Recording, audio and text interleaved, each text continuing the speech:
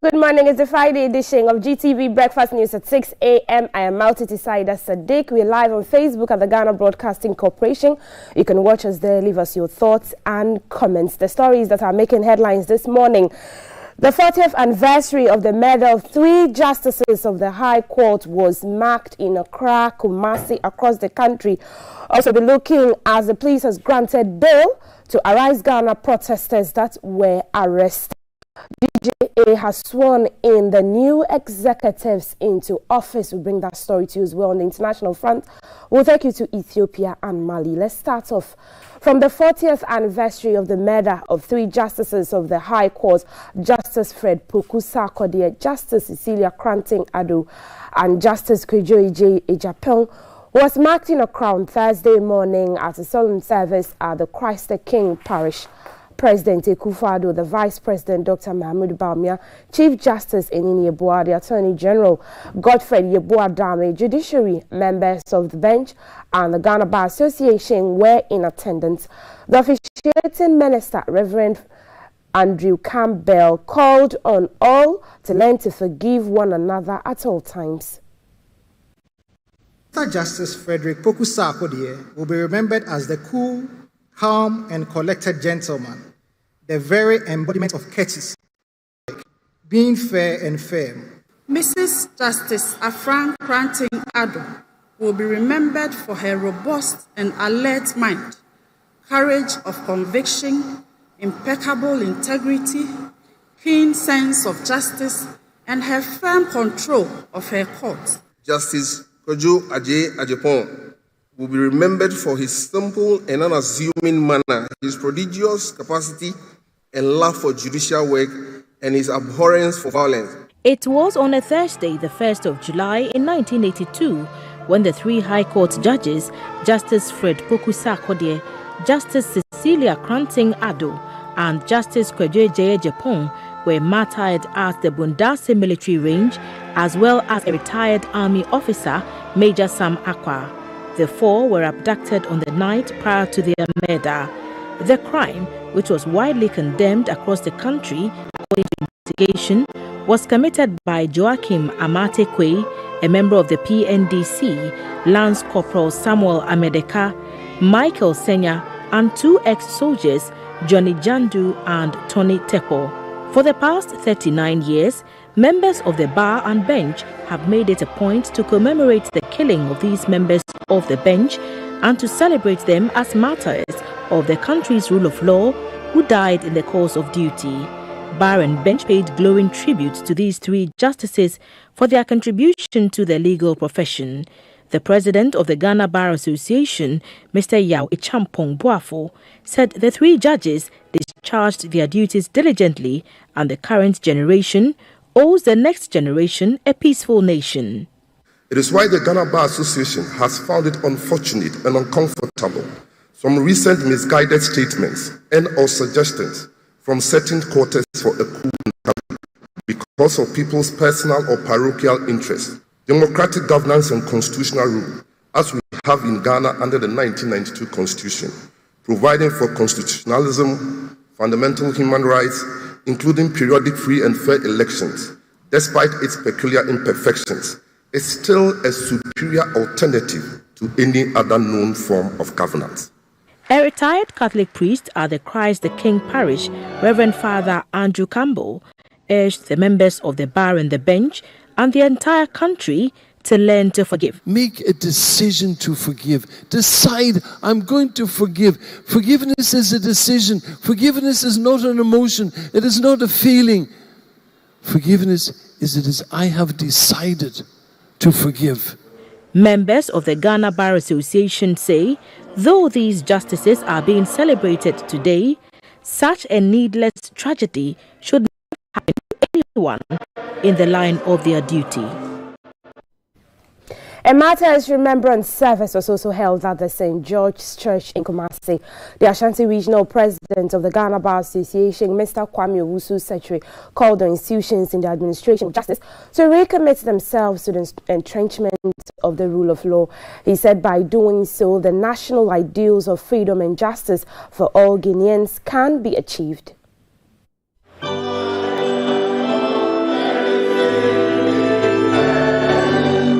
The biographies of the deceased justices were read by head of the Attorney General's Department in Kumasi, Mr. Ernest Anye, Justice Mrs. Hannah Taylor, a High Court Justice, and Mr. Joshua Yayuni Dikan, a private legal practitioner.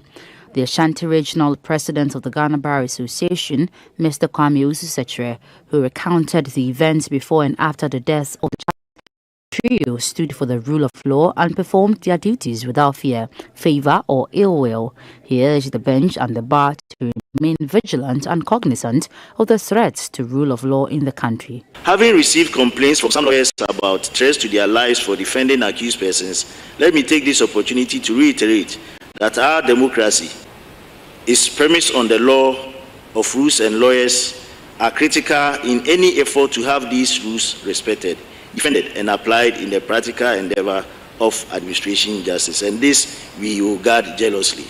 Retired Minister of the Ghana Baptist Convention, Reverend Dr. Steve Asante, who delivered a sermon on the theme, "Be Careful in Life, God Remembers," reminded members of the bench and the bar that the occasion should not be observed as an annual ritual, but a reflection of the values that the three eminent judges lived and died for. One of the sad episodes in the life of our dear nation being remembered today.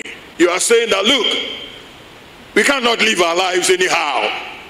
Those who committed this heinous crime, we may never know them all, but Jehovah knows every one of them. He remembers them. And if they fail to repent, they will face him in the great judgment awaiting all of us one day.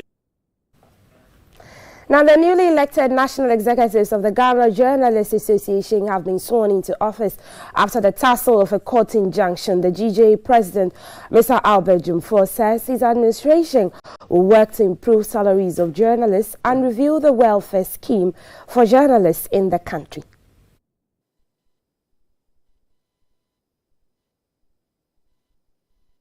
After 2 years of legal internal rulings, the Ghana Journalists Association GJA on 24th June 2022 went to the polls to elect new executives. Though the election had its own confrontations and obstructions during and even after the elections, on Thursday 30th June 2022, the newly elected executives were sworn into office to steer the affairs of the association for the next 3 years. At a brief ceremony in Accra, a justice of an appeal court, Justice George Kingsley Kumson, administered the oath of office. In the discharge of my official duties, or as may be specially permitted. The GJA president, Mr. Albert Jinapor, said his administration will commit itself to the goodwill of journalists in the country. He promised a transparent and open leadership for all. I pledge to dedicate myself to the service of all journalists. In recent times, the GJA appears to have fallen out of favor with some journalists and members of the public. They are not happy about the fact that the association has been inactive and the lack of urgency in addressing the needs of members and the general public. Today marks the dawn of a new era in the life of the GJA. This is an era that offers hope and promises genuine solidarity with all journalists in Ghana. The Director General of the Ghana Broadcasting Corporation, GBC, Professor Amin Al-Hassan, called for a proactive administration that is characterized by peace and unity amongst all members. We'll give you our support to deliver on those issues. Key amongst them is the unionization drive that would lead to at least minimum wage for journalists. If you have any experience doing research on salaries and remunerations of media personnel, you will ask yourself why. And your plan to train, offer professional development, and secure the economic base of journalists is something that has resonated so powerfully with all of us here, our hearts and minds. The new executives of the GJA include Mrs. Linda Santia J as Vice President, Mrs. Audrey Dekalu, Treasurer, Mr. Kofi Yeboah as Secretary, Ms. Rebecca Ekpe, Public Affairs Officer, and Mr. Dominic Noji as Organizing Secretary. Let's just stay in Accra, where former President John Dramani Mahama says he supports calls for the president to urgently bring Ghanaians up to speed with the economic challenges facing the country, while rallying their support for new economic policies at the launch of a not-for-profit think tank, Think Progress Ghana. Mr. John Mahama said the major shake-up in the government is necessary to revitalize the economy and alleviate the plight of Ghanaians. The government has so far failed to demonstrate that it has a plan to resolve the economic crisis and has not heeded suggestions made in that regard. The policy intransigence has proven very costly and has spawned a significant deterioration in the already terrible economic situation of Ghanaians in the intervening weeks. At the macro level, almost all the key indices like inflation, debt levels, debt to GDP ratio, exchange rate, fiscal deficit, primary balance, gross financing needs, gross and net international reserves, amongst others, have all worsened, sending the economy in tailspin. Food prices have shot up astronomically and our people cannot afford 3 square meals a day. Fuel prices remain at their highest level ever amid nearly weekly increases in the price of the commodity. In turn, transport operators continue to slap increments on transport costs, and this continues to affect the price of items on a daily basis. Government itself is struggling to meet its financial commitments in all sectors of the economy. At the center of this problem is the debt burden. The debt position and the debt servicing obligations arising from same are literally draining the very lifeblood of our economy and have formed a powerful vortex into which virtually all our revenues are being sucked. Still in Accra, all 29 suspects were arrested for rioting during the Arise Ghana demonstration on Monday, June 28, 2022. Have been granted police inquiry bail. 26 of them who have met the bail conditions have been released.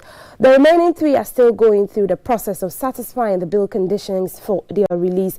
The Matthias Day celebration made it difficult for the suspects to be arraigned before court. Therefore, in line with the constitutional provision of not keeping suspects beyond 48 hours, they were granted bail and will be arraigned on Monday, the 4th of July, 2022. The peaceful march amid service security presence started from the Waxport Stadium through to the ministries. They presented their petition to the Deputy Minister for Finance, Madam Abena Osei Asare. Among other things, their petition called for the scrapping of the e-levy, the astronomical hikes in fuel prices, a full-scale and bipartisan parliamentary probe into COVID-19 expenditures, the increased rates of police brutalities, and a total cancellation of the Ijapa deal, among others. The Deputy Finance Minister, Madam Abena Osei Asare, gave the assurance that government is already working to address the concerns raised in the petition.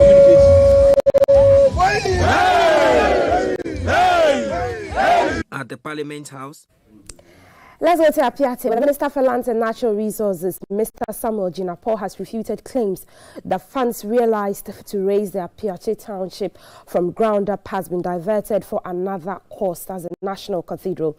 He assured that the sword will soon be cut for work to begin on the model community with 124 housing units. Mr. Jinapor visited Apiate ahead of the formal event. Units will consist of 1 to 7 bedrooms, all to be completed within a year. With the designs, survey works and plotting of the sites complete, actual construction begins in July. Also, a master plan for the reconstruction. Symbolically, Tents which hitherto housed affected persons were decommissioned to end that era and mark the beginning of another phase. The reconstruction team says basic amenities such as water, electricity and others will soon be functional. The Minister for Lands and Natural Resources, Mr. Samuel Jinapor, entreated the people to support government and the working team to deliver. And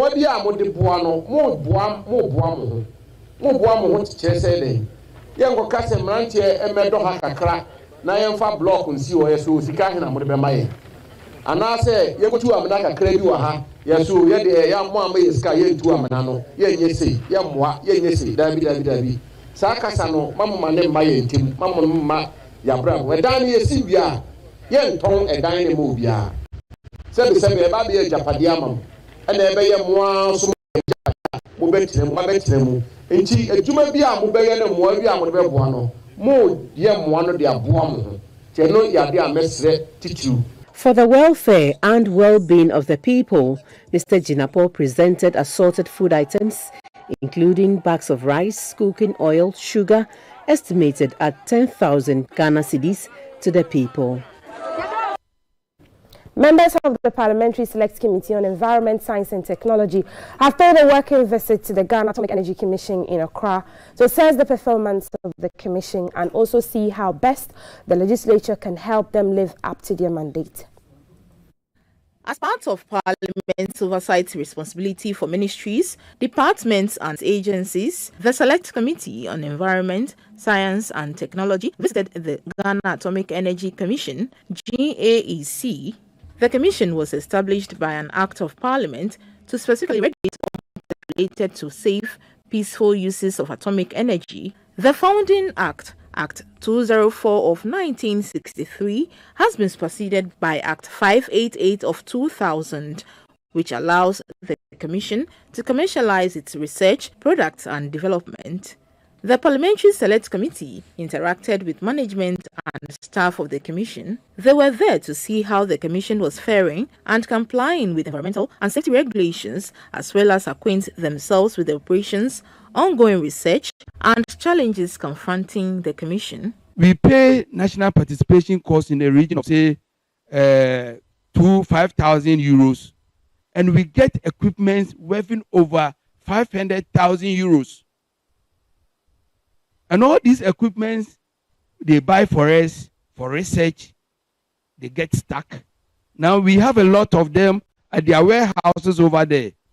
Because of these issues, they are not able to. The budget given to Ghana Atomic Energy Commission has been slashed. So there's no way we can go and make justification that our budget can contain. The chairperson of the Select Committee, Mr. Emmanuel Mafo, assured the Commission of Parliament's support. I would like us to have a copy of the standard agreement, and then we can look into the law and see where the conflict arises, and then maybe we can put up an urgent question and ask the Minister for Finance to come, or Minister of Environment to come and answer some questions. Perhaps we should have exempted some sectors of the economy from this long process. Later, members of the committee inspected some of the Commission's facilities. Let's go to the north now, where Tola Basic School in the Talensi district of the Upper East region is appealing for help after it was left without a roof after a rainstorm. Pupils and teachers of the school have since deserted the building for fear of their lives. Our news team in Bogotanga visited the school and has more in this report. 300 pupils at the Tola Basic School and 9 teaching staff. When GBC News visited the school, the authorities said no academic activity had taken place since 14th of June 2022, and there was neither a pupil nor a teacher present. The classrooms were completely bare with animal droppings all around the entire building.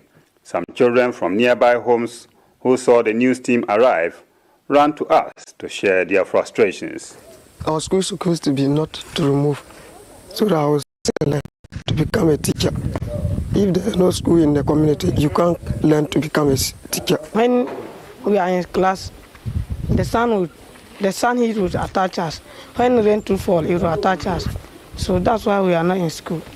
Just after some 20 minutes of GBC News' presence in the school, some children started coming around, either in their uniform or home clothes, perhaps because they have had enough of staying at home while school was supposed to be in session. Assembly member of the Datoko electoral area, Mr. Elijah Bawol Major, called on the government through the district assembly and other benevolent organizations to come to the aid of the school. This is the time we have DC candidates among them. As of now, they are not in school. So how are they going to learn? I reported this to NATMO officials, the district assembly, and nothing has been done. So I'm appealing to the government authorities that concern to come to the aid of Tola Basic School. Community members at the Chief's Palace were not happy about the situation at the school. They said the damaged roof by the rainstorm should be repaired for their children to return to school. All the children, they are roaming up and down, and we'll tell them to go to school. They are saying that the school has been destroyed, so due to that, they could not go. These are the few children who ran to me when the GBC team got to the school premises. It's been a very worrisome situation, and the earlier authorities do something about it, the better for Mother Ghana. Peter Agengre, reporting for GBC News. Away from those sad circumstances, let's go to the international front, where the gold-crowned tooth of Democratic Republic of Congo independence hero Patrice Lumumba has been buried more than 60 years after he was assassinated. It's the only part of his body that exists after his remains were dissolved in acid.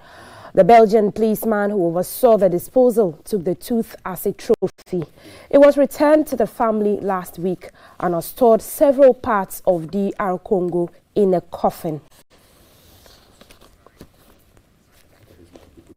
Let's go to Mali, where Mali says it will defy a United Nations Security Council call for it to allow freedom of movement for peacekeepers to investigate human rights abuses. The council extended a 9-year-old UN peacekeeping operation known as MINUSMA for another 12 months on Wednesday with 13 votes in favor, while Russia and China objected to the rights mandate of the mission and abstained. Let's take you to Ethiopia, where the Ethiopian government-appointed human rights watchdog has called for the immediate release of thousands of Tigrayans who are being held in 2 detention camps in the region of Afar. The Ethiopian Human Rights Commission described their detention as illegal. It says around 9,000 Tigrayans have been held there since December last year. They were from areas bordering Tigray, where there has been a civil war. The Addis Ababa government has said the detainees were being held for their own safety and also to allow screening to find criminals, including people linked to the fighting. Some of the detainees have previously said the lack of medical help in the camps was causing outbreaks of disease, something the Rights Commission has also said. Earlier this week, the government announced a negotiating team in a bid to end the war in Tigray. Let's speak to Felicity Ahafionyo, who is the head of Central Analysis and Forecasting from the Ghana Meteo Agency, and know how today, Friday, Saturday, Sunday will look like with regards to the weather. Good morning, Felicity. Hello, Felicity. Good morning. Good morning, Multitude. I hope you're well. Yes, by the grace of God. Right. I'm sure people are eager to know how the weather will be because there's a lot of activities, during the weekend. So what are we expecting? Yes, this morning we have a rainstorm engulf the eastern flank, but then it's very weak. It's going to reactivate over us and then produce rain and thunder over Tamale Yendi this morning. And then later on over the other parts of the country, those over Savannah, those over Ashanti region, eastern part of Volta region, then parts of northeast, upper east, upper west, and then the Ahafo, Bono east, and then Bono regions later in the afternoon. Temperatures for today is expected to be as high as 30 over the coast, 30 over the transition. The north will have temperatures around 33 degrees Celsius. The state of the sea is still expected to remain rough, but then we are having just patches of rain clouds. It's much better today than yesterday. So fishermen can go onto the sea for fishing activities, but they just have to be careful. The Volta Lake this morning is not good for any fishing activities because of the storm that is pushing through.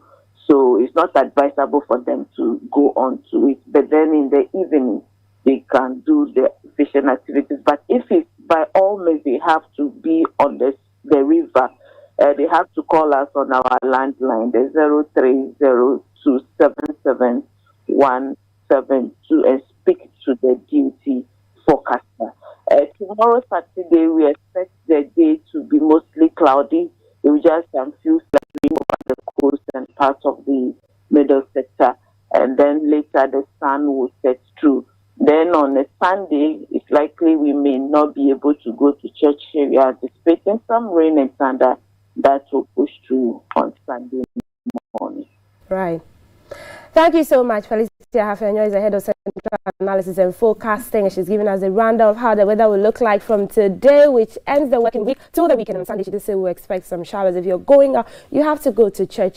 Take your umbrella and be safe out there. Fisher folk as well when they go to cast their nets on the sea and the Volta Lake. Well, that's it for GTV Breakfast News with me, Maltiti Saida Sadiq. There's a lot. The show is packed. We have our tech session, which is coming up next with Kafui and the tech experts, after which we'll bring to you our politics segments, where it's an all-female panel today. They're going to be talking all the issues on the front of the newspapers and on news portals. We're still live on Facebook at the Ghana Broadcasting Corporation. Maltiti Saida Sadiq, stay with us. Come on.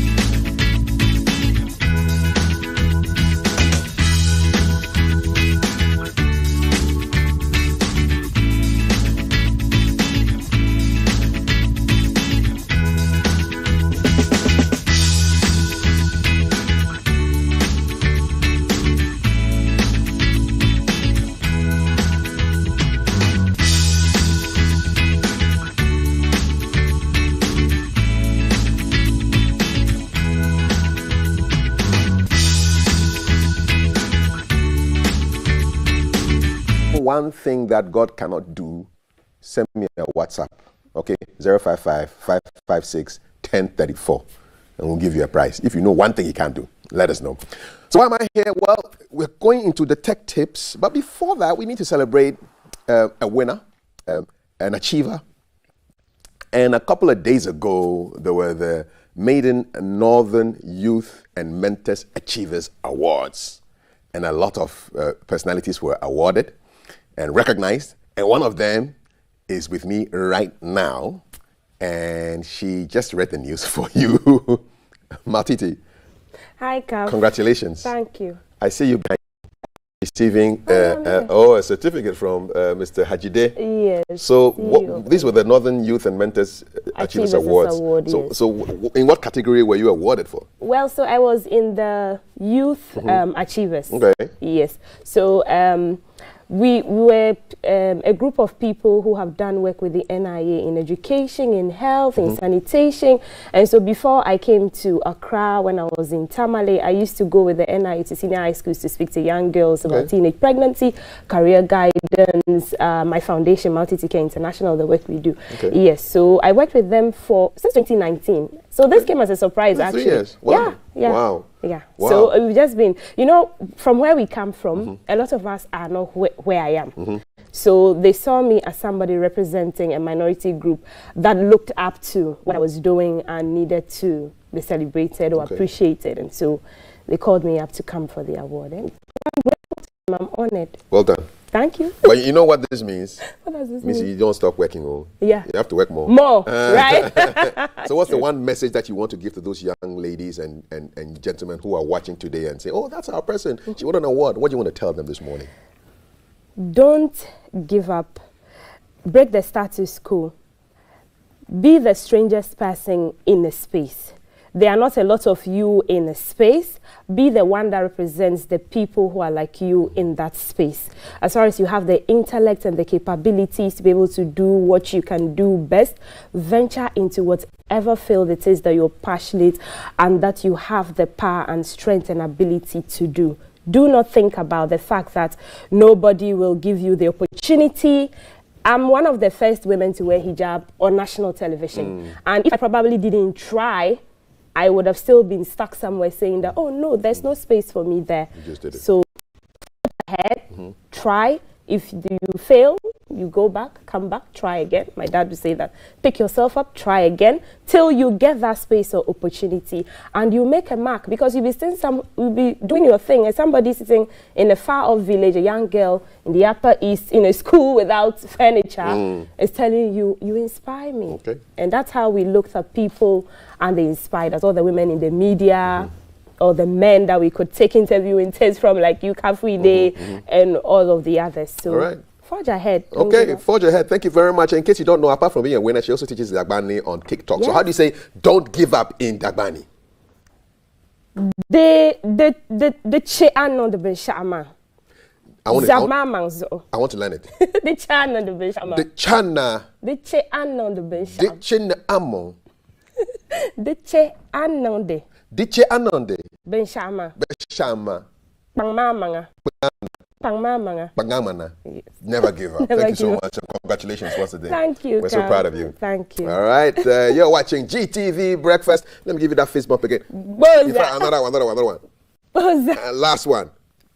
All right. We've got more coming up on the show. She mentioned teenage pregnancy and stuff like that. That's what Thelma will be taking care of in the next hour, where candlesticks, currency, and big bellies are causing problems in the central region. But for now, I'm going to show you how to get scholarships online with my man, David Jedu, DK Cyber GH. Look at do seed and come. You can see me for there. Take care.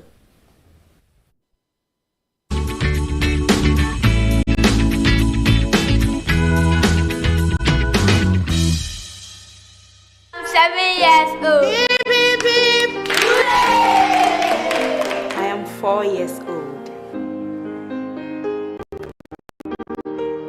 We are 12 years old. It's been 1 year since I started my antiretroviral treatment. You can live a long, productive life with antiretroviral treatment. With antiretroviral treatment, HIV-positive expectant mothers can have healthy HIV-negative babies. Go to the nearest health center, test and know your HIV status. If you are positive, ask about antiretroviral treatment and you will receive help. Antiretroviral treatment is your only option for a long and fulfilling life. This advert is brought to you by the Ghana AIDS Commission and Ghana Health Service.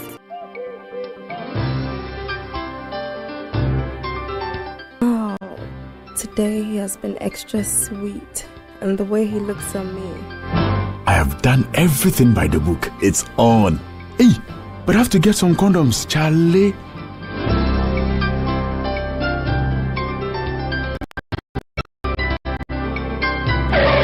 Using a condom will protect you and your partner from HIV, STIs, and unplanned pregnancy. Condoms are an effective way for protection against HIV infection. Don't take risks. Use a condom every time.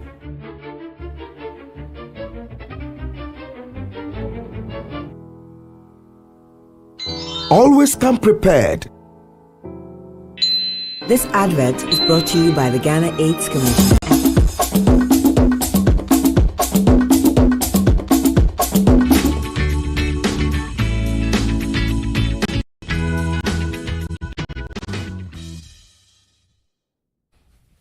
So 62 years ago, today, July 1st, Republic Day. So we salute everybody who made it happen. And we keep forging on in freedom and justice. It's not time to do justice to opportunity that are available that you didn't even know about. Okay, so we're looking on tech tips. We blow your mind with things that you can use to make your life better through tech. And our tech doctor, the consultant, is David Jedu of DK Cyber GH. David, you also deserve one. All right. What's up? So today we're looking at education. Yes, please. Which is key to the progress of everybody. Yes. And there are opportunities online if you know where to look for them, right? Yeah. Okay, hey, let's dive straight into the business. Talk to me about it. All right, so Kav, you're looking at online opportunities or scholarships online, right? As you rightly said, for the development of every country or every individual, you need to develop yourself, get some skills. And now, you know, we have challenges. So sometimes people want to get access to education online for free. So that's why we are here to look for some opportunities online and some scholarship packages for us online. Whether you stay in your own home and access these things, or you can even travel to dive into it. So the very first platform I'm going to talk about is one good platform that I normally use, Kav. This is my friend. It's called Digital Defend. Right. So here I'll come to university courses, right? Now here university courses, right? If I'm more into IT, so I'm looking at MIT, right? You can go to Harvard University, you can go to Stanford University, right? What are we going to do here? So let's go to MIT here. You click on MIT. Right, it loads for you here. Now you see 150 best and free MIT courses certificate for 2022 June. 150, yes. Wow. For MIT. All right, so Kav, let's come down here. Now, these are the courses. Now you see some, they are paid. So for instance, you see this one, it's paid. So for someone like me, coming from Bontoise, I won't go for this one. I'm looking for the free one, Kav. So I'm looking for cybersecurity for critical urban infrastructure. Okay. Right, I'll click on it here. Now it will load for me. So it will load for you. Now you see here. You have your courses. You have your courses. Free. Free, Kav. And this is online for us, and we don't know. Quality courses. Quality courses, right? Okay. From where established. What you will learn. I love this. Questions you need to ask to prepare vulnerability assessment. Ways to interact with public agency staff who might feel it's wrong to reveal, you know. So these are it, Kav. So this is just one of the 150 courses. Yes. So this about IT, right? So I can come back again here. I'm talking about university, well-known universities, Harvard University. I come here, right? Now, I have 250 free Harvard University courses for 2022 June. So we are not talking about 2021. It's current. It's fresh. It's fresh and it's still going, right? So let's look at some of the topics that we can get for free. Official free Harvard course. So we see here, we have computer science for lawyers, right? We have introduction to artificial intelligence with Python, which is one of the leading languages, and it has more demand. Let me look for this, right? Click on it. You see, I have it here. And it's a free course? It's a free course. Okay. It starts from where?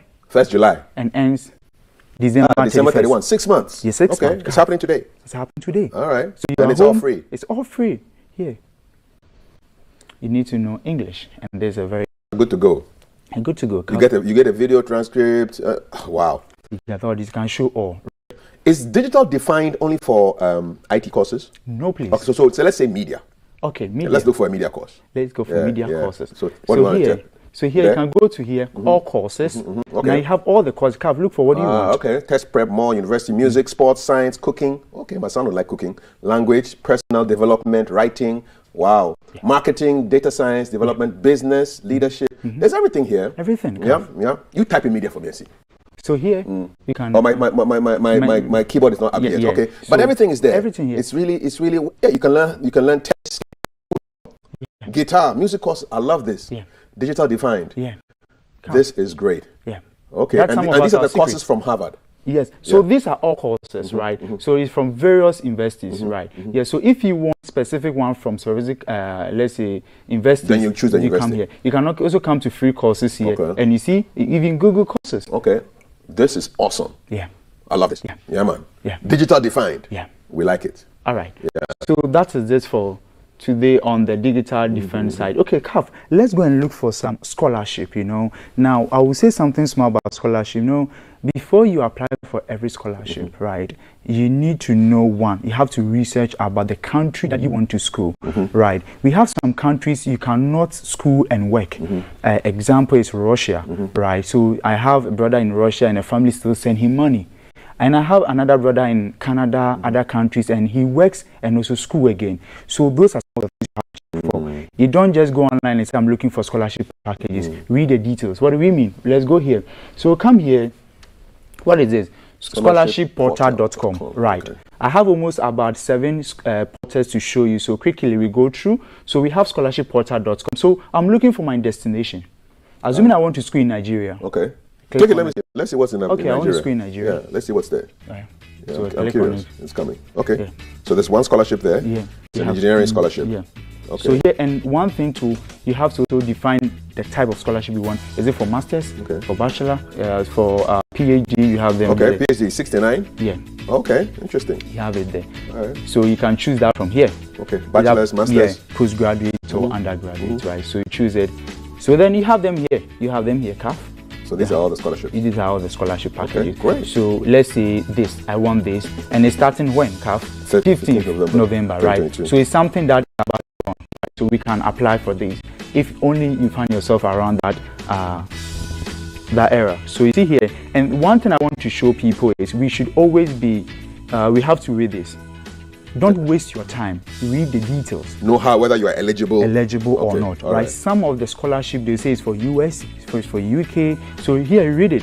You read the eligibility. If you are eligible, then you go ahead. Then what? You apply. You apply for it, right? So that is this platform for you, scholarshipportal.com, right? Now let's go to this my favorite platform here, oyap.com, right? Now we are looking for here. We can. Yeah. So we have here, we have academic conferences, we have conferences. That's very... Let's look at the categories again. There's a lot, There's Model United Nations, internships, competitions and awards, exchange programs, scholarships and fellowships, academic conferences, study at home. Study at home. Okay. So here, let's go to my favorite here. So you see, we have... Let's go down here. We should have... Here you see, academic conferences. So sometimes you are in a field, so sometimes the IT field mostly you can, so let me come to here, you should have computing here. So there was a conference. So if you're an IT guy, you're a tech guy, and you're looking for opportunities to travel, you can take advantage in the conferences that they do. This one you can apply for it. So here, conference on communication and signal processing, right? So we have the World Congress, so you can click on it and look at what it is here. So let's close this advert here, right? You see here? It's in Barbados. Yeah. So here, this is passed. This one has passed. Yeah. Okay. So you look at the date. Okay. So you don't waste your time to go and apply. You get the point here. All right. So you can go to scholarships and fellowships. Yeah, okay. So here. So all regions. Yeah. So funding. I can define it.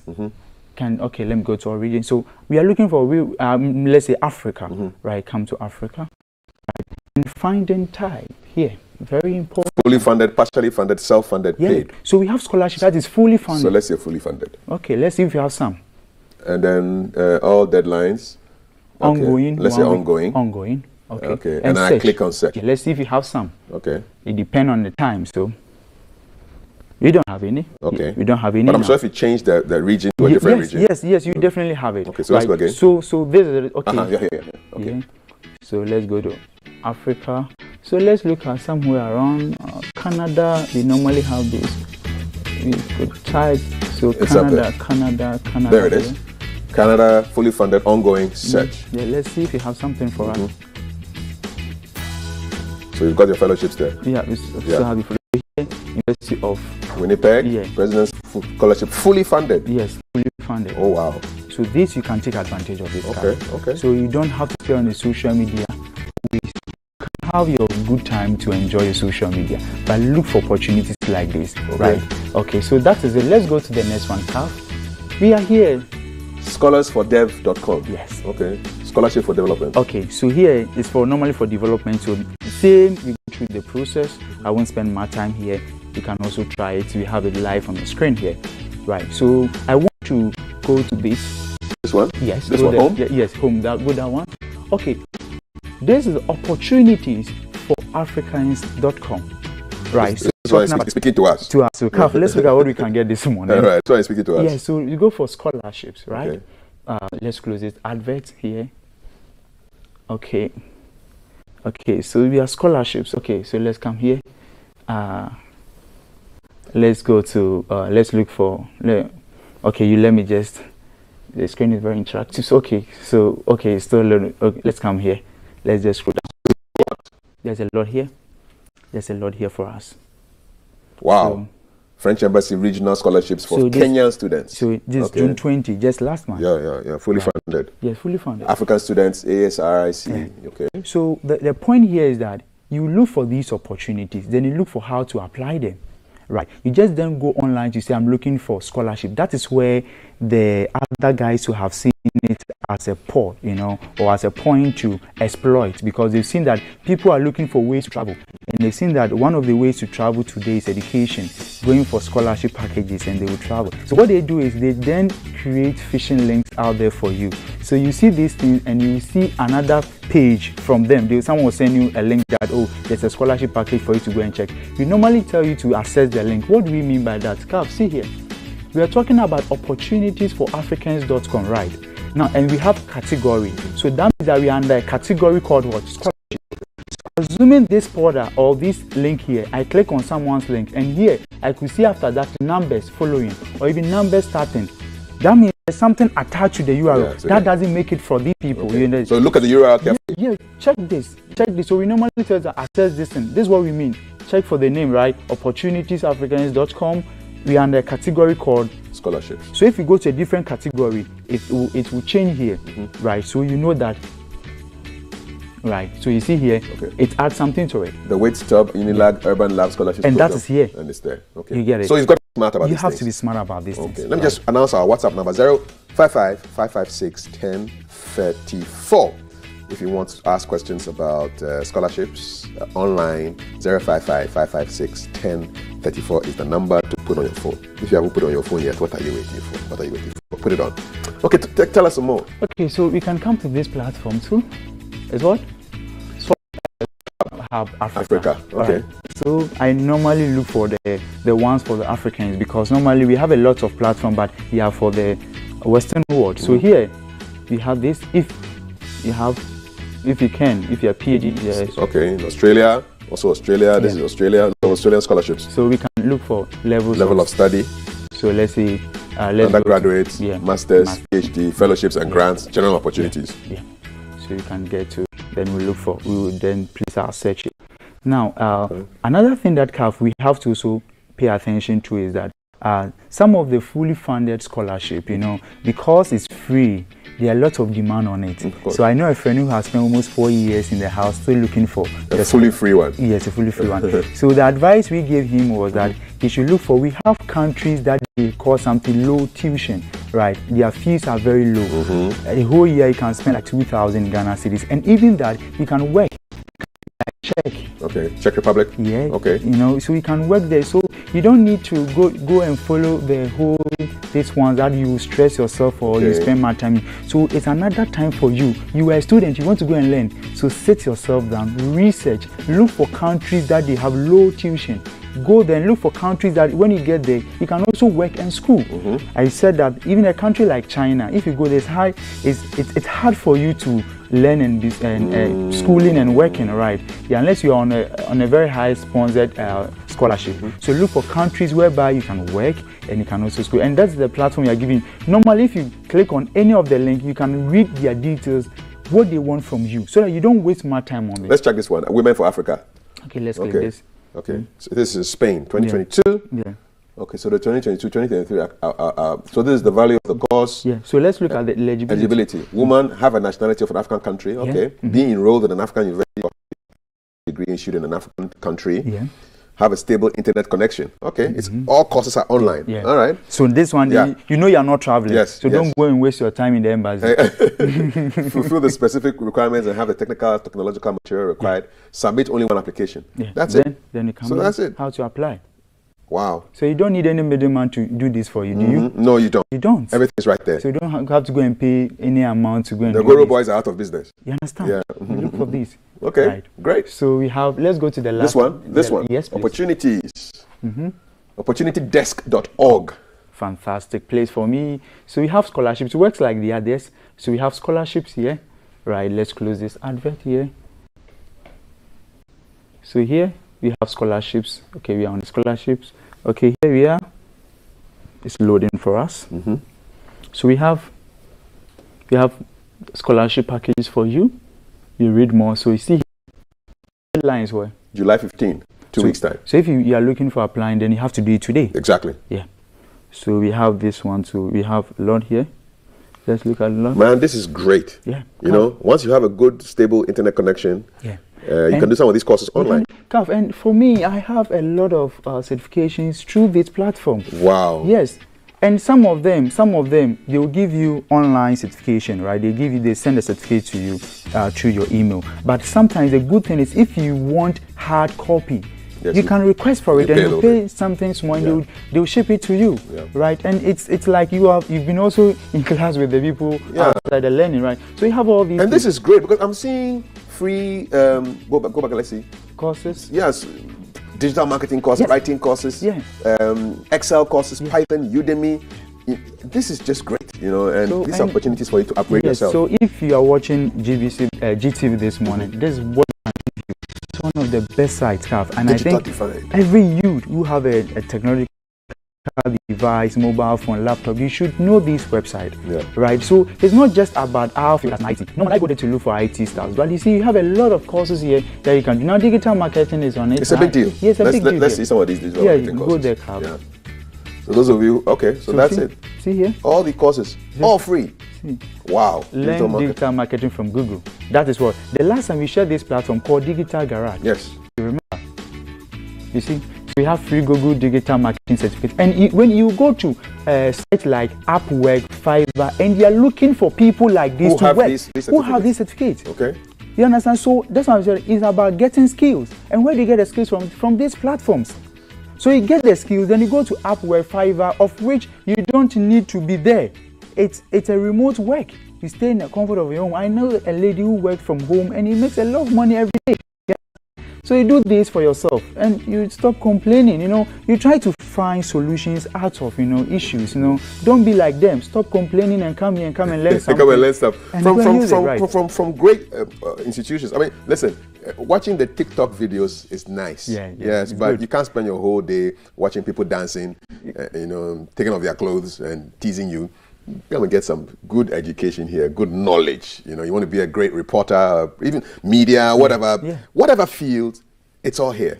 And it's just for the cost of your data, Great stuff. And now we buy data, so we are not even much concerned about the data anymore. Because however you buy data. Talk to me about just making sure that the site you are going on to is a secure one. Because I'm sure people will want to take advantage of this. Yeah. The bad boys, the Yahoo boys. So all right. So safety. The first thing is just go to Google, right? Then you search for digital defense. Now, how do you confirm that this is secure or safe, right? Because you see something here. The lock. Yeah. Okay, we see a lock sign. So what do you see? Connection is secure. Right. Okay. So if here was insecure, that means it's running a protocol called HTTP. Okay. That's the hypertext transfer protocol.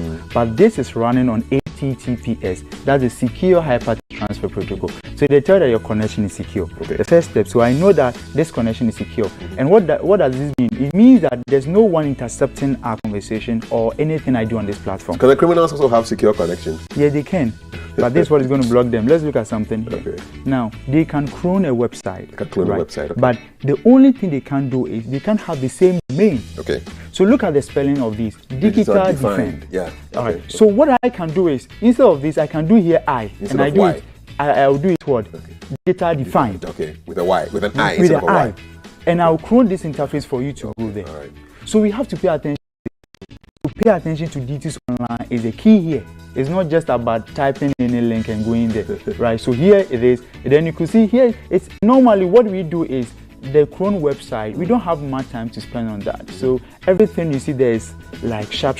You see sometimes you see even grammatic error on the platforms. You see like even some of the sites, they're not well organized. You can see this site is well organized, right? You come here, all courses, you have them here like that. You know, the hackers won't spend time doing this. Okay. Right. Okay, interesting. I like something. Okay, so this side is off now. Off. Okay, yeah. All right. So that is it. Some of the site, they are working on it or they worked on it. So Stanford University, you can go and look for it. Okay. Some of their courses. Look on. Free. This is some of the words, one of the best four-letter words in the world. Free, right? Yes. F-R-E-E. And what about paid? Paid to is paid to is also a good for, but this one is stronger than this one. I'm telling you. Free is stronger than paid. Okay. Well. What do you want to leave people with? We're wrapping this up right now. How can people get more information? All right, so with all these things, having able to, because if you want to apply for the scholarship, you have to write essays, you have to go through some process. And the good news is on my network, there are people helping people to get these things done. So you can call me on +233 552 37 3603, +233 552 37 3603, or you can just go to any of the social media platform, BK Cyber, the Cyber Zone. We are live there, right? So you come and I'll link you up to the guys who are, they will show you even the countries that you can get scholarship, cheap tuition and all those. They have done all the research for you, right? So you can do that. And the advice I'll give you is, yes, indeed, you need a scholarship, but you need to pay attention to details. You need to research, right? There's nothing so easy there for you like that. If you don't know, because I know, that's why I'm able to share. What did I do? I researched, right? So you have to also learn to research to get platforms like this, then you use them, right? So that is it.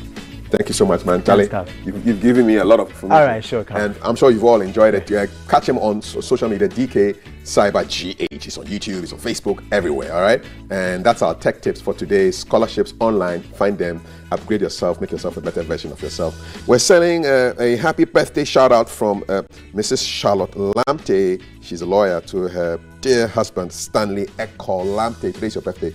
God bless. Happy birthday to you. Today is also the birthday of our republic. So the first republic was birthed this day in 1960. And I just want to read the last paragraph of Kwame Nkrumah's speech that day. Beautiful words. I wish every one of you great happiness in the years that lie ahead, and trust that together we shall go forward to our destiny and build a majestic monument to the name of the republic.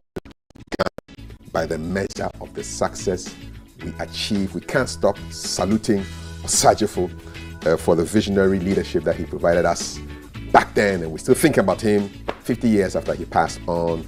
Happy Republic Day, 1st July, and this is GTV Breakfast. We're going for sports with Maltiti Saida Sadiq, the award winner, and then the female panel will kick off at 7:20. Candles, currencies, and conceptions.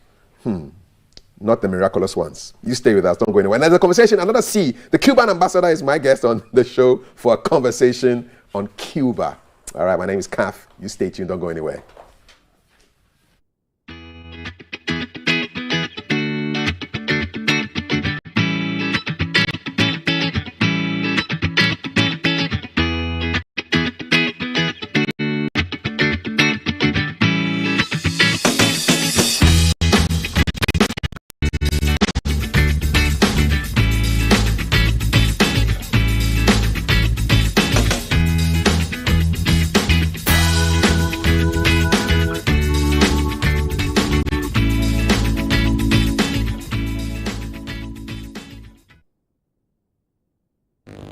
Thank you for joining us on this side. It's GTV Breakfast Sports. It's time for all that's happening in your world of football, boxing, tennis. What have you? Let's see what's happening in the trends and what's topical in the sporting world. We'll be looking at the CAF Awards. We'll look at Anthony Joshua. Looking forward to that bout with Alexander Usyk, and he's ready. He says he just wants to hurt him and win that bout. We'll look at some transfer news as well. We'll do some tennis. Let's start off with the CAF, the Africa Women's AFCON in Morocco, which kicks off tomorrow. Now, the 14th edition 2022 Africa Women Cup of Nations, officially known as the Total Energies Women's Africa Cup, begins tomorrow. That's July 2nd to 23rd July 2022. Ghana missed out on qualification to the tournament in a controversial circumstance at the Accra Sports Stadium. I can smell the tension everywhere. Everybody wants to win. Everybody wants to go to the World Cup. So this is an opportunity for everyone to showcase what they can do, and hopefully things will go well as planned. So Ghana not in the competition. How do you feel? I kind of feel a little bit sad for them because Ghanaians have been coming to this competition all the time. Not seeing them here, kind of feel weird a little bit for me. So I would have wished for them to come around. Amanda Dlamini is former South African soccer player, and she's been speaking about Ghana's failure to be at the tournament. Let's go listen to that. Come back and give you more. Ghana's absence at the AFCON event this time. Yeah, my expectations for the competition, I think it's going to be a very competitive competition this year. I think just looking at the exports into European clubs overseas, we have best quality African football players this year. But also first time for a lot of nations joining us at the WAFCON. I think the experience, but also the unexpected sort of results that we're going to see, because no one can really write off any nation at this point. So I think though to kick us off the Nigeria versus South Africa game, that too a lot of people are talking about it because we know how closely contested that match was in 2018. So I'm just expecting fireworks, but obviously we can't talk about WAFCON without mentioning, Ghana. Let's look at boxing in Ghana. And President of the Ghana Boxing Authority, Nikwe, has bemoaned the attitude of some boxers refusing to pay the boxers' development fee mandated for them to honor in the authority's regulations. Clause 18 of the GBA rules and regulations indicates that boxers licensed by the Ghana Boxers Association and fighting under the flag of Ghana or not are expected to remit a percentage sum to the authority. Such percentage amount will be determined from time to time by the Ghana Boxing Authority with effect from January 1, 1996. The GBA too, in a bid, bind boxers to honor the clauses demanded signatures for an undertaking, but a number of the boxers have refused. Commenting on the recent tussle between the authority and Ikote over his boxer Samuel Jinapor, the GBA president confirmed some boxers are beginning to comply with the authorities' order. Keep poison at a time a champion is a percentage for the country, and also even borrow this money to solve some issues, you understand? So it tells you that people like DK Poison, they pay, and someone else pay, and some few others pay, you understand? So it's not a general something that boxers don't want to pay. let me tell you, all the boxers, with the exception of 2 or 3 who happens to fight in America, but all boxers who fight in UK, Russia, and other places will come to pay. You understand? So it's only 2, 3 out of the boxers that we have in the country that are saying they are not going to pay. Sanctions if you don't pay, you are banned, or your fights are not approved? What exactly are the sanctions? It's not just we banning you. We are not interested in if you don't pay then we ban. We will talk to you, we advise you, because you can't fight anywhere in the world apart from US. Any world in the world, before you fight there, you need a release letter from the Ghana Boxing Authority. So if today you have the chance to fight in America and they say you won't pay, and tomorrow you have a fight in UK, what happens? Then you can't go and fight. So this is an education we are giving to the young ones. Let's look at appreciation for hardworking sportsmen and women, and Ghanaian youngster Kamaldeen Sulemana has been shortlisted in the CAF Young Player of the Year award as the men category. Sulemana was for the 2021 Africa Cup of Nations in Cameroon, his first senior tournament with the national team. Now, he played in all 3 group stage games where Ghana failed to qualify to the round of 16 after losing to Comoros. He missed out of Ghana's World Cup playoff against Nigeria in March due to injury. The 20-year-old joined Stade Rennais last summer for 20 million euros, that's excluding bonuses, from FC Nordsjælland, that's in Denmark. Now, the Stade Rennais wingers made it to the 10 players shortlisted to compete for the award. We wish him the best and congratulations. Now let's look at transfer news. Calvin Phillips is set to undergo a medical at Manchester City today on his transfer from Leeds moves closer. Last week, Manchester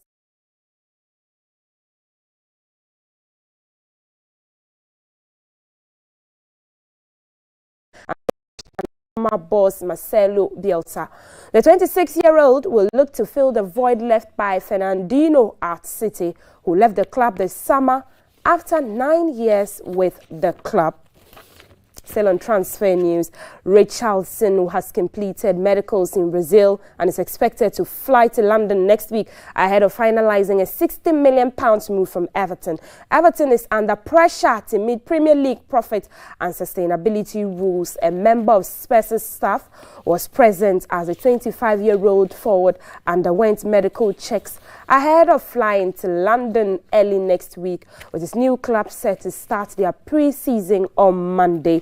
Spurs are also in advanced talks to sign Middlesbrough's Jet Spence for £15 million.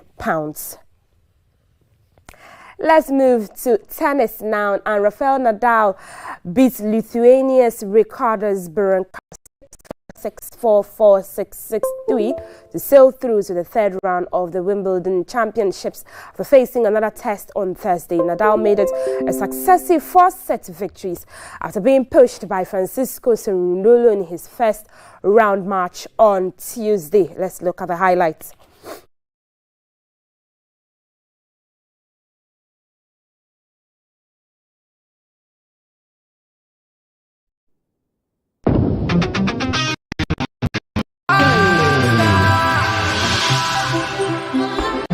And they call me UJ.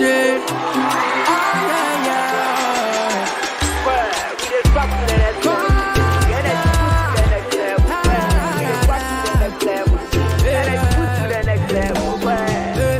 When you need a shoulder to cry, run on my pumpy, so we try our suicide.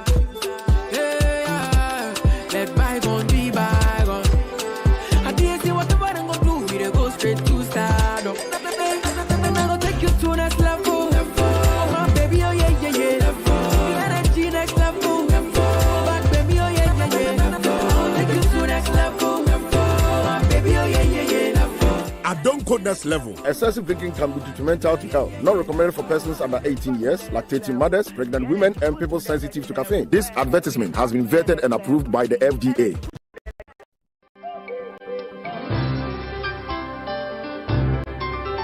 Oh, today he has been extra sweet, and the way he looks at me. I have done everything by the book. It's on. Hey, but I have to get some condoms, Charlie.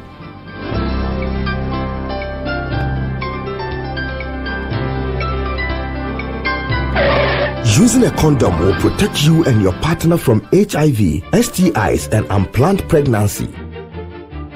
Condoms are an effective way for protection against HIV infection.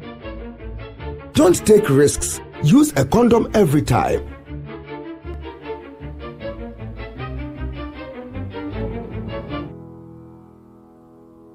Always come prepared.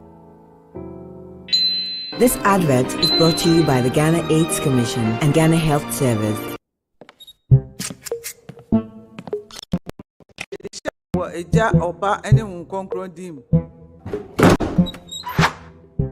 The groom is sick. What? Malaria. Malaria.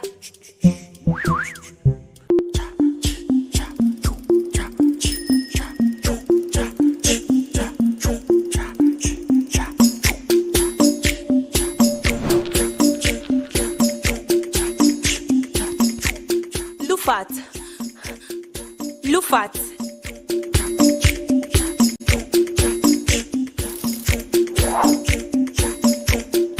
Indeed, woman malaria and kawon to them.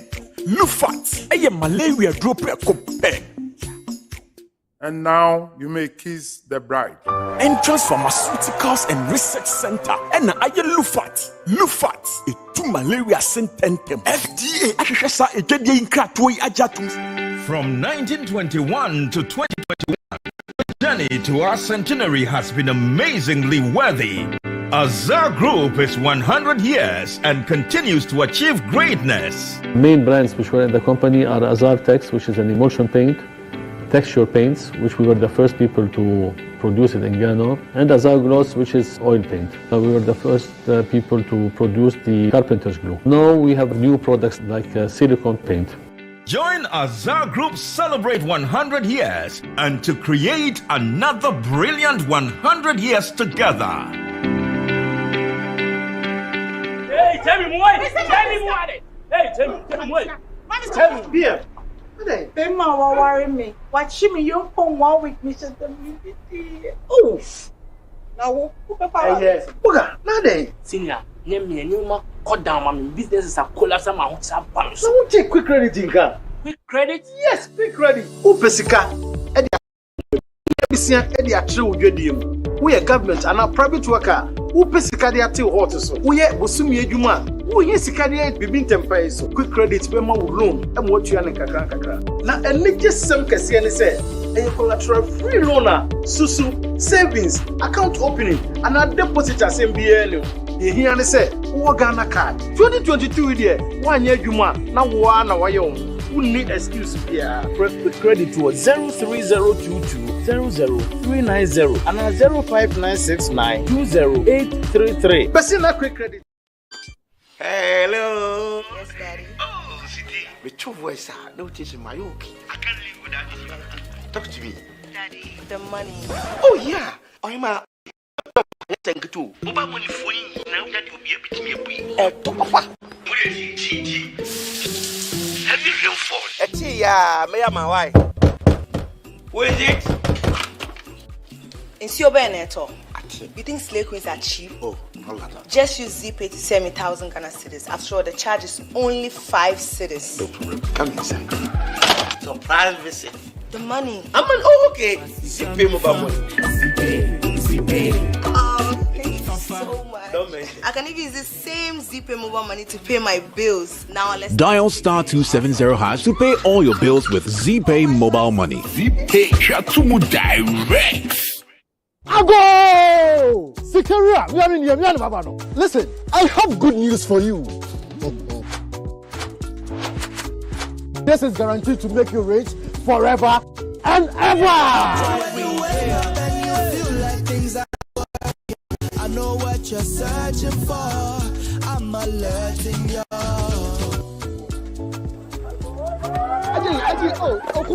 Ajay, madam, please. QNet does not make false promises. What did Mama tell you? Report suspicious activities at 0256 630 From the capital, this is the Breakfast Show.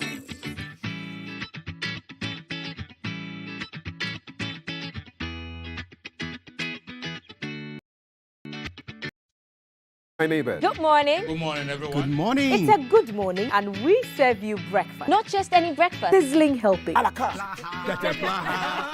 all the time. Okay, let's take a peek. I brought my spine. There are certain things that we do to help the children with their brushing. And there's much more on offer on GTV Breakfast. You want it served buffet style? On-site restaurant. Complimentary breakfast? Off of your plate should be vegetables. So in my lifetime, I haven't seen Ghana Black Stars win an African Cup. Can I show what is written on the back? Yes, definitely. Where's the camera? Just stand and turn. So what's your pleasure than Votras, yeah? At that time of the morning.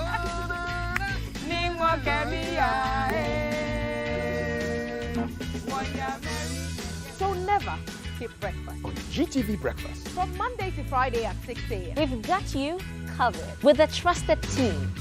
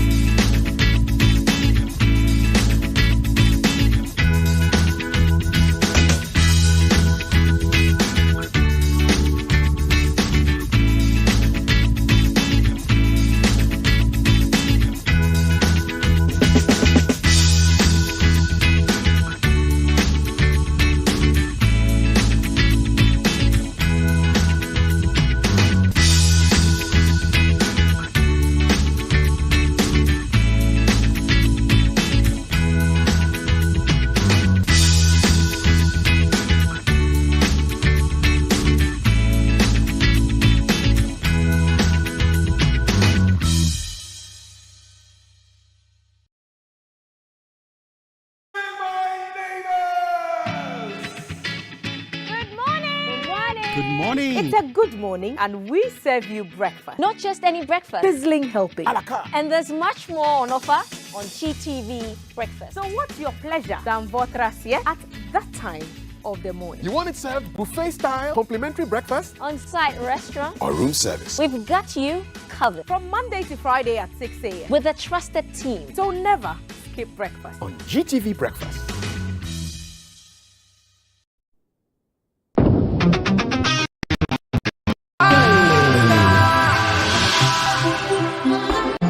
And they call me UJ.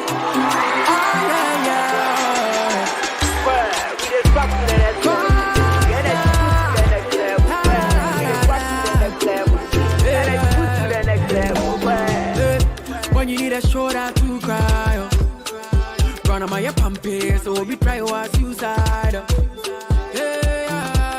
Let bygone be bygone. I didn't see what the bottom go do, we go straight to stardom.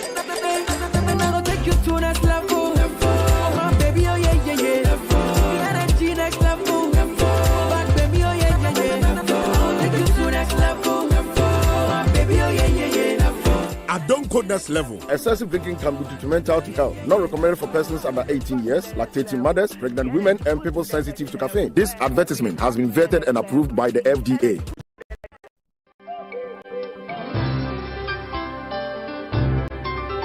Oh, today he has been extra sweet, and the way he looks at me.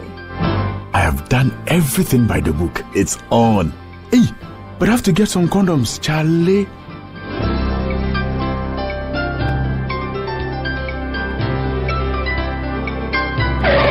Using a condom will protect you and your partner from HIV, STIs, and unplanned pregnancy. Condoms are an effective way for protection against HIV infection. Don't take risks. Use a condom every time.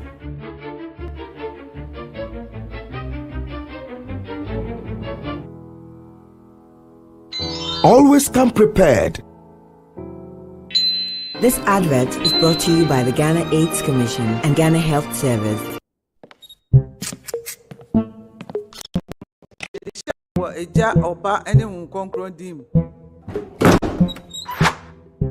The groom is sick. What? Malaria. Malaria.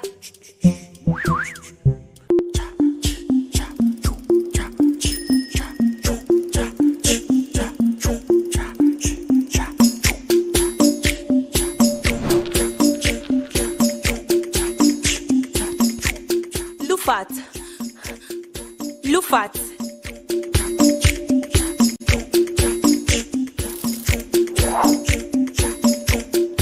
In Jija, woman malaria and kawon to them.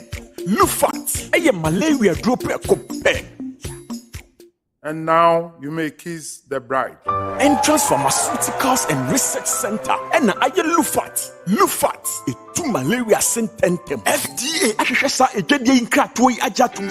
From 1921 to 2021, the journey to our centenary has been amazingly worthy. Azar Group is 100 years and continues to achieve greatness. Main brands which were in the company are Azar Tex, which is an emulsion paint, texture paints, which we were the first people to produce it in Ghana, and Azar Gloss, which is oil paint. We were the first people to produce the carpenter's glue. Now we have new products like silicone paint. Join Azar Group celebrate 100 years and to create another brilliant 100 years together. Hey, tell me more. Tell me more. Hey, tell me more. Tell me. Beer. They ma worry me. Watch me you come 1 week, Mr. WBT. Oh. Now who yes. Buga, nade. Senior, name me new cut down my business is a collapse my house. So won't take quick credit in Ghana. Quick credit? Yes, quick credit. Who pesika? Thanks for staying on. It's still Breakfast Live on GTV. Good morning. Thank you for choosing us. Today is the 1st of July, 2022.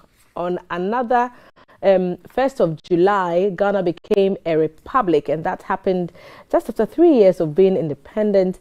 And our first Prime Minister, Osajifo Dr. Kwame Nkrumah, became Ghana's first president at the start of the First Republic in 1960. So we've done 62 years of Republican status. We've gone through 4 republics. This is where we are now, and today we are remembering a piece of our history which tells us to be proud of our journey. Would have been a holiday, but it's not. But it's Friday, which is sort of like a mini holiday. So let's roll with the punches. Let's get on with it. And this is the headline segment. I'm sitting down with the ladies to look at what's trending in the newspapers. What are people talking about on online platforms? And we'll bring you all the details in this half of the show. I'll go straight to the newspapers and introduce you to the stories that made it to the front pages of the dailies. We start off with the Daily Graphic, giving pride of place to comments by the Ochehene to African leaders, and he's saying don't place premium on private gains. The Osajifo Amoeto for opinion making that claim there, pictured with the story on the front page of the Daily Graphic. Graphic is also happy that the weedy medians are being cleared at last.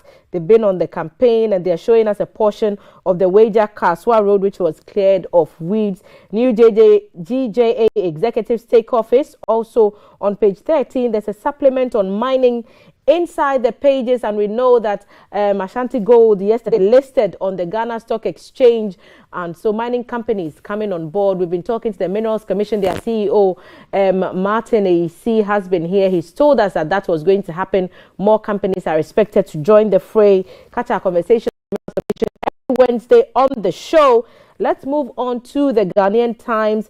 And they concentrate on the mad rush for Ghana card as today marks start of the BOG directive to use ID card only for all bank transactions. So NIA officials having a hard time dealing with numbers on the story from the Ghanaian Times. We'll get into the details a bit later. 2,000 Adam Kwame residents set to benefit from community mining scheme.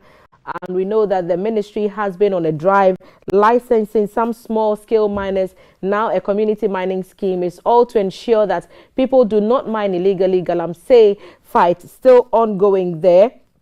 We also know Ghanaian Times and the group of companies are all increasing prices. The graphic earlier in the week also hinted at increasing prices. That's also there. So it's serving as a reminder from the New Times Corporation that prices of their paper will go up. 4 armed robbers on Bekwai Fomina Highway. Worrying story there with the police taking on the armed robbers. 4 of them gunned down. We'll get the details on page 3 of the Ghanaian Times. The Finder newspaper focuses on the 29 routers to face court on Monday as police commit to arrest all other perpetrators. You remember the Arise Ghana demonstration and the chaos that broke down on the first day of the protest. Day 2 went pretty smoothly. They were able to submit their petition to the Ministry of Finance and also to leadership of Parliament. So 29 routers will be facing the law court on their involvement in those scenes that we saw during the week in Accra.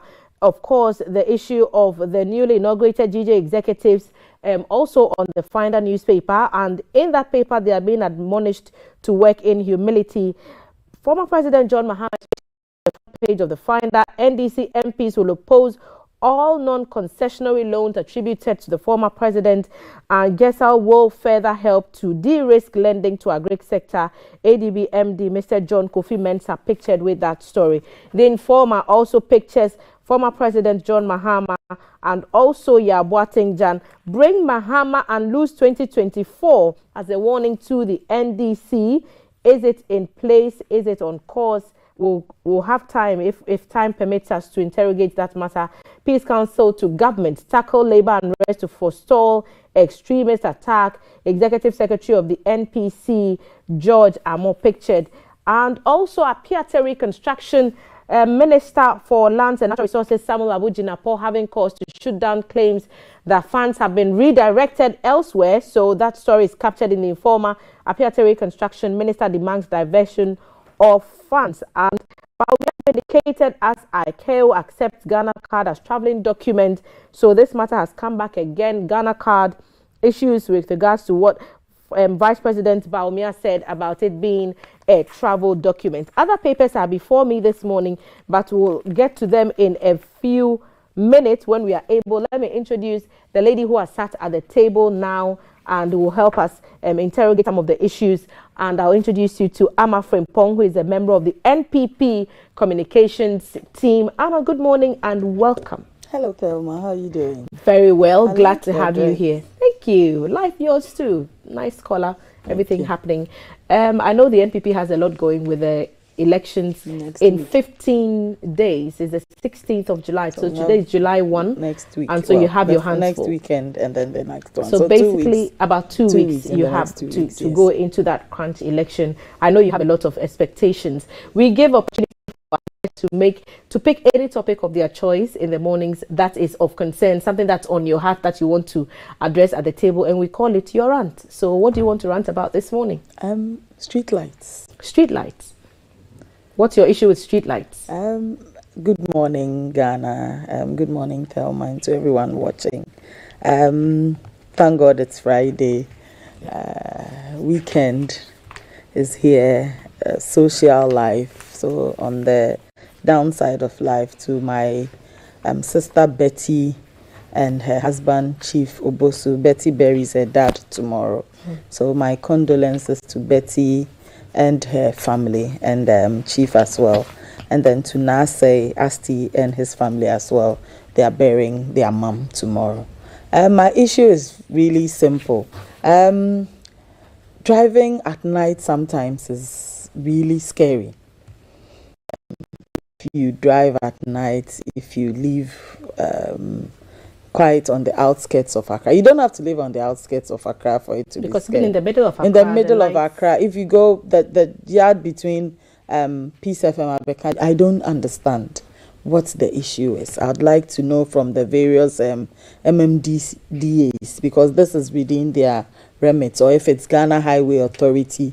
Most times you ask someone and they say, we don't want to go and do it because it's not within our remit. That's not the work of us. This is, I mean, last week or 2 weeks ago when the rains came up, the Weja Kaswa stretch, there was a radio station, I think one of the radio stations had called the MP for the area, and the MP said this issue has been going on for a long time. There's a hassle between the municipal assembly and the highway authority. But that's not what the citizens want to hear, because they were stuck in traffic.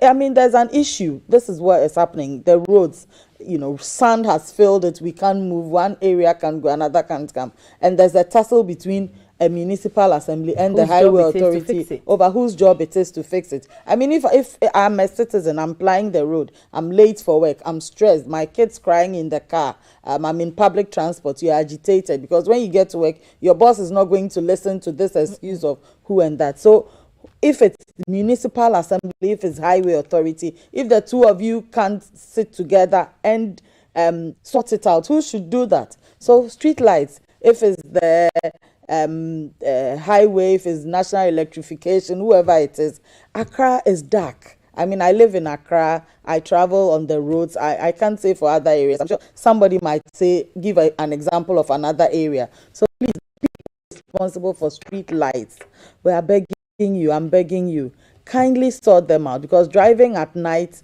sometimes to big trucks, I live on the Amasaman stretch, and if you travel on that road, all the big trucks vying to Kumasi, Burkina and beyond, you get to a point and it's not working. The trucks develop the fault. They are bang in the middle of the road. They put a small sign, or even that chalk, you know, the things they used to chalk it, or a tree branch, or a tree branch, or a yellow gallon, or there's someone standing there in the dark waving. I mean, that's life at risk. Somebody, you know, goes in and hits this person and it causes a whole lot of issues. So whoever is responsible for street lights, this is my little rant. Kindly help us. Kindly do it. Kindly sort it out, because driving at night is very, very risky. Thank you. Street lights needing attention in Accra. So if the capital is dark, I wonder what's happening in other regions. What's the situation with where you live with your street lights? Tell us what the situation is. Our WhatsApp number is 05555 We've been on a traffic lights campaign for a while, asking that the traffic lights be fixed. So many of them within the capital were not working. Some of them are up and going now, so some work being done. But now we are going to start another campaign on the street lights. In fact, we'll add that to the traffic light campaign and just light up Accra. Perhaps the hashtag should be let there be light in Accra. And we'll follow that up. Thank you, Amma, for that rant. We'll be joined very shortly by the member of the NDC communication team, Beatrice Annan, and she's taking her seat now. I wonder if Beatrice, welcome to the table, first and foremost, and thank you for joining us. I wonder if you would have a rant. Amma is concerned that traffic lights are not working. And so she's made the call to the powers that be to make sure that they light up the streets so that security even will improve. What's your rant? What's on your heart this morning that you want to get off your chest? Oh, good morning to your lovely viewers. This morning, what's on my heart was something I posted yesterday, because I was told that the e-levy, we've had about 60 million receipts by way of the taxes we've been able to raise. And yet, if you look at presidential travels in 2019 alone, it was 62.5 million. And so for all the efforts and for all the taxes that we've paid as Ghanaians, it will not even be enough to fund the president's travel by way of hiring presidential private jets. But the government never said e-levy would be used to fund or finance. But it's the same taxes. It goes into the consolidated. It's the same taxes that are being used to run government expenditure. And as a young person, I was worried that if you look at the high rate of unemployment and the economic hardship, and if that was even for just 9 months, it wasn't even up to a year. That was in 2019. And so if you take 2020, 2021, 2022, it looks like too much waste in the system. And when that happens, resources are not channeled into making the lives of the citizens better. And I think that devoid of partisanship is a very worrying situation that responsible leaders must check, because it's most unconscionable that the collective taxes of our people will be used in the manner in which it's been used, especially when we have a presidential private jet. Nobody's asking the president to pick commercial.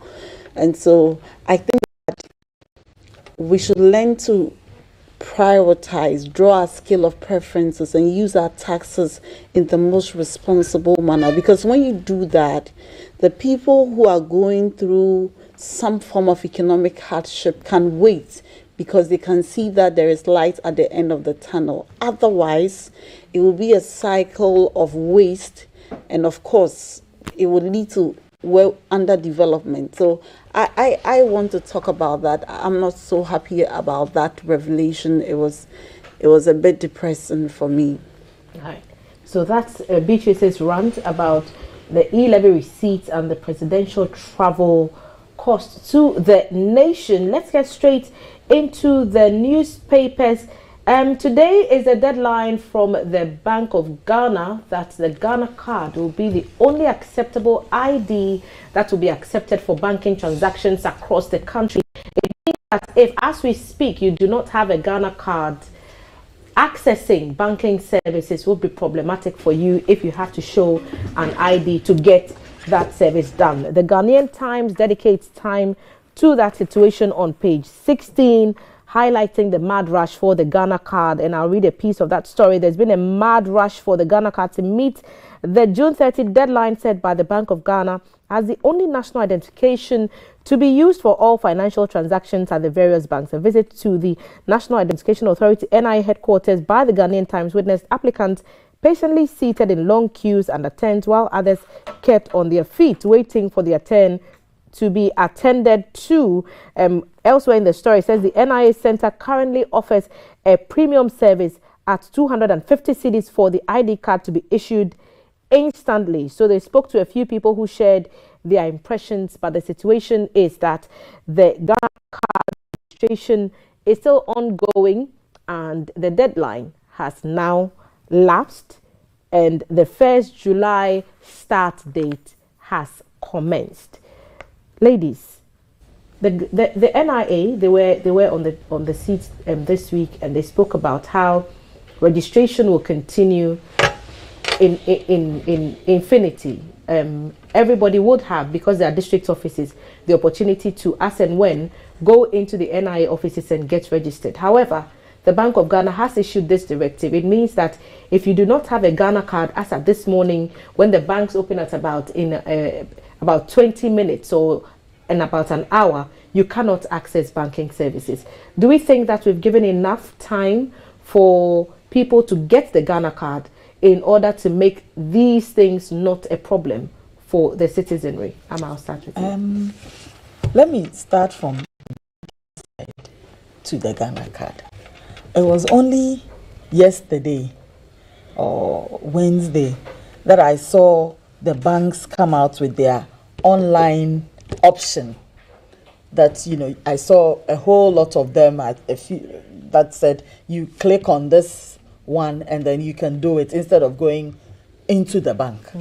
I walked into a branch of my bank to link the Ghana card. And you had to join a long queue. Well, the strange part of it was that I actually thought they were going to do like a biometric or something to link it. You fill paper. The gentleman took it. This one I didn't even fill. The gentleman took the card, went onto his screen, put in something, told me, I'm going to do a photocopy of your card, and then he brought the card back to me. And I asked him, is that all?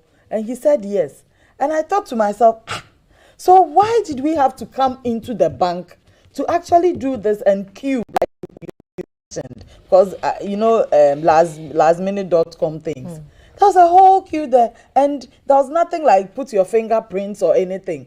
As I came out, funny enough, as I came out and I looked on WhatsApp, then I saw someone sharing that you could go onto your... These are people who were looking to register their bank that we charged card. So the banks, if you knew that we didn't have to come into your branches and do it because there was nothing like your eye needed to be no verification or anything, why didn't you just tell us? And a lot of people are doing transactions or doing it with the same details of the Ghana card. So it means you have them on your system already using the bank card. So what was that duplication? That whole thing, I mean, I don't get it. Then the Ghana card. I think for Ghana card, I can safely say that there's been ample time. But true to nature of the Ghanaian, we like being last minute. Oh, I'll do it tomorrow. Oh, I have time. Oh, I have time. Because for as long as I've known at the Accra Sports Stadium, this is Accra because there's always people there from NIA registering the cards. Accra Sports Stadium. Could it be that the timing has not favored formal workers? Because if you have to be at work at a certain time and close at a certain time, which almost so they do it within the working hours, the same hours as the NIA registration people there, then chances are you may not have found time so within that I'll space. play the devil's advocate here. Yes, they do it between, let's say, 8 a.m. and 5 p.m., which is working time. I'm so certain that if you went to your boss and you said to your boss, I'm at work, but I'm taking maybe the next 30 minutes. It might be maybe more than that. You won't get your card in 30 minutes. You won't get the card, but then service, which is even same day. But the ones that you register, when you go, they always give you a date to come back. So you might do all the registration. But you have to queue first to get to the desk. The other thing too is, I don't know if the machines are somehow sensitive. After a while, it stops. So people, the network challenges and all that. So people go today, they finish everything, but they're not able to get the card. Come tomorrow. It's an inconvenience. But right now we are there. This is what the law is saying to us. Get the Ghana card. It might not be favorable to you at the time, but it's an inconvenience that you have to bear and get the card, because now the banks have also issued the deadline that from 1st July. I think they gave a whole lot of information, reminders, kept reminding. My only challenge was that if we could do it online, if we could do it without going to the bank, why did they wait till the last day to tell us all this? Because a lot of people spent time. People were in the banking halls, and then the bank, the security guys kept telling us that, right now, because COVID is back again, can you hold on? They were actually getting people to wait and then getting them to come in. Unfortunately for them too, they didn't make any arrangements for those who were outside to have a seat or something like that. And we are impatient by nature as well. So now I've seen there are links as well. If you are sitting in the comfort of your office or your smartphone, you can actually go and use the link to do this linking or whatever. I don't know what they did, whether they updated or all that, but it could have saved us a whole lot of time as well. My little rant on that is to the banks. But for the Ghana card registration started even before 2020, somewhere in 2020, where they had them go around to every community, every district, every region. They were at our doorsteps. Then it came to district offices and all that. So we've had time to get our Ghana cards. You agree with what my sentiments are this morning, that the banks should have given us the opportunity to link up virtually pretty early, and it would have saved people a lot of hassle? Well, you see that planning is a very essential part of any decision making, so that if you don't plan well, especially when there are different arms of government or state institutions involved, you have the chaos we are experiencing. And I think that this government, because they don't listen, they haven't learned. The NIA told us that they haven't had, so they've registered a number of people and they've used a number of cards. And so not all the people whose data have been captured have been issued cards. About 1.2 million people who Yes. have registered have not received their cards, according to the NIA when they sat here. And with that, without proper coordination with the NIA, the Ministry of Communication, as of that, I don't know whether it was, I mean, it was just speaking for the sake of it, issued a directive and said that you should use the Ghana card to register your SIM card or re-registration of SIM card, and then link it. So even if the rationale behind the policy is good, very, very poor implementation.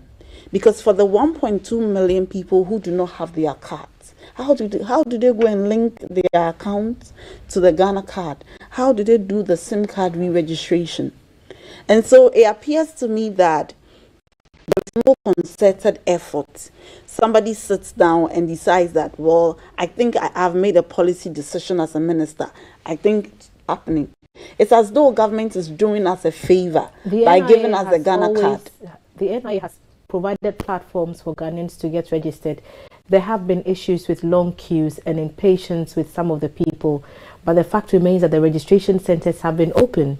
And Yes, at some the point, registration the people centers were sitting there virtually doing nothing. No, I have spoken to some of the coordinating people, but they've not been able to release the card. Yeah, so the people you see queuing, some of them, their data have been captured. All right, they've come to join the queue, they've gone through the process, but they don't have the card. And if they don't have the card, how do they go and do all these regularization? And so there is an issue of poor implementation of what would appear to be a very good policy. And I think that not everything should be politics as usual. Not everything should be what is always done. We need to move ahead. We are in 2022. We should not be seeing the mess that we are seeing when it comes to the Ghana card. It's not very pleasant. It's not a very pleasant thing. Okay, so those are your thoughts on the Ghana card and the registration issues. I want to bring something to your attention, which our Central Regional team reported to GBC News. So there's a story that I'd like you to watch. We're about to do that now. And then I'll be back to pick your thoughts on it. And we want to bring to the attention of the general public information from the Commander Idina Igwafebrim Municipal Health Directorate that they've issued an embarrassing report to parents about the shameful practice identified as a major cause of teenage pregnancy and child marriage in the central region, particularly in the municipality. The abominable practice is called Sheleche. Sheleche is a practice where a boy offers between 5 and 10 Ghana cedis and a candle to a girl partner in exchange for sex. Per the contract, the candle is lit as the sex act begins, and until the candle wax is completely waned, the act continues. Here's the report. Can you repeat? Services 2020 reports indicate that almost 110,000 adolescent pregnancies were recorded in the country. The Central Region placed third after Ashanti and Eastern regions with over 10,000 pregnancies. In the Commander Edina Igwafebrim municipality, there is a practice called Bokomodo Awar, which has led to teenage pregnancies in the area. Usually, when a teenager gets pregnant, she is pushed by her family to go and live with the man or boy responsible for the pregnancy. Now, the latest practice is Sheleche.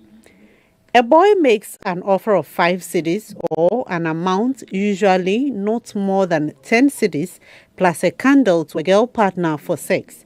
The candle lighted during the sexual intercourse has to be exhausted before the contract ends. In the event when the girl begins to feel tired before the candle is melted completely, the sex act is suspended and continued at a later time. In the case where it is the boy that gets tired before the candle melts completely, another or other friends of his could continue for him till the candle is down. To find a lasting solution to this, the Ghana Health Service, with support from International Needs Ghana, held the consultative meeting at Cape Coast with parents, traditional and community leaders, religious leaders, and assemblymen. The forum was held under the NGO's project called Promoting Adolescent Girls Safe Spaces (PASS), which is being implemented together with the UNFPA and UNICEF through the global program to end child marriage. The People and Culture Manager of International Needs Ghana, Mr. Fred Harley, spoke about the project and some findings. Basically, we are trying to create safe spaces for adolescent girls where they will be empowered with education and knowledge on issues that border on adolescent pregnancy, adolescent marriage, and more importantly, sexual and gender-based violence identified within these communities. A senior health officer at the Commander Municipal Health Directorate, Madame Belinda Salasi Agbuga, threw more light on the shameful practice and how it is affecting the future of children. I have a lot of cases of teenage pregnancy in the schools and the communities as well, but now it's going down because a lot of education is going on through the discussions we have at the PASS project. Our Central Regional Correspondent Kingsley Nanabwedu filed that report for GBC News. Worrying trend there in Cape Coast. I am completely blown away. And I wonder what you think, ladies, Amma and Beatrice. So this is the plan. If a boy and a girl come to the agreement, the boy gives the girl 5 cedis or 10 cedis and the candle. They agree that they are going to have the sexual encounter and the candle on, and this has nothing to do, and I've heard people say, oh, it's candlelight sex. No, having sex with candles. These are teenagers and they light the candle, ladies, and they put it there, begin the act and continue until the candle burns out. If it doesn't, if the girl gets tired, that's another twist to this. If the girl gets tired, they continue another time. But if the boy gets tired, he is free to pass on the baton to his friends to continue the encounter with the same girl until the candle is out.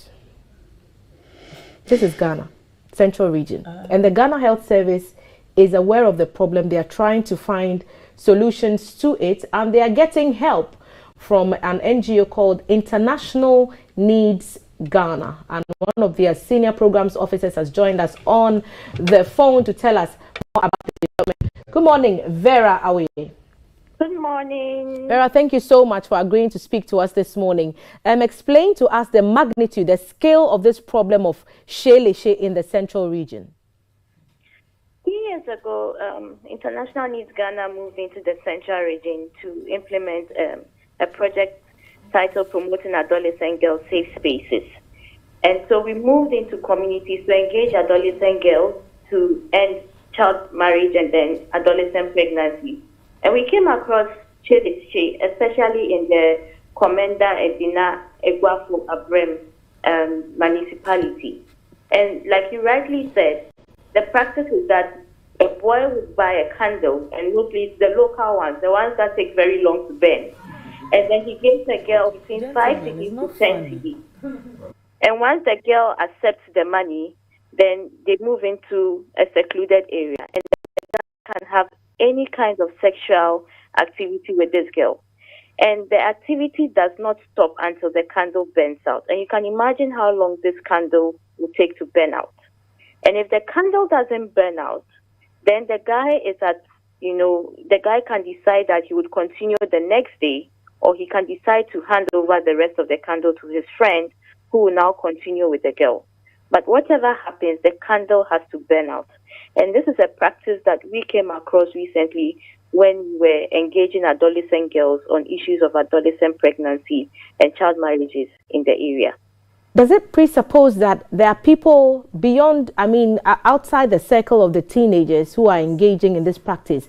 Is the broader community aware? Are the parents aware? Are the traditional authorities aware of the problem?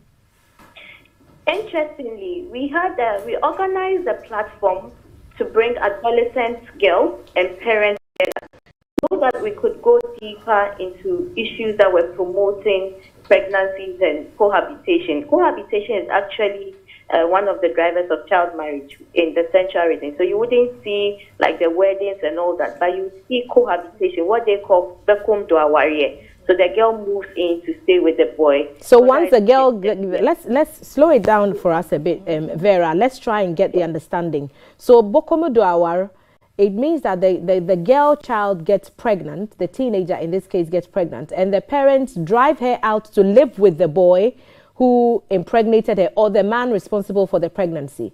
And that's what the locals called bokomu do awar. Exactly. Or and cohabitation. Yes, which is prevalent in the central region when, in terms of when we talk about child marriage. So we have this Bekom Dawariye, and so we created a platform because we realized there was a disconnect between parenting and the adolescent we're going through. And that disconnect was creating a lot of child protection or adolescent protection violations in the community, and also in the upbringing of the girls. And so the platform, whilst we were engaging, the girls brought up the issue of sheleshi. And a lot of the parents were shocked. They hadn't heard about this. They didn't know some of their girls were practicing it. And so the district institutions, Ghana Health Service, DOPSU, Ghana Education Service, who were also hearing it for the first time, also just went into work mode and trying to engage. I know the municipal director has heard about this and he's asked for investigations into this practice. And it's spreading because the young men have access to some cash because they claim they do by-day jobs. And so these by-day jobs give them about 20 cedis or 30 cedis a day.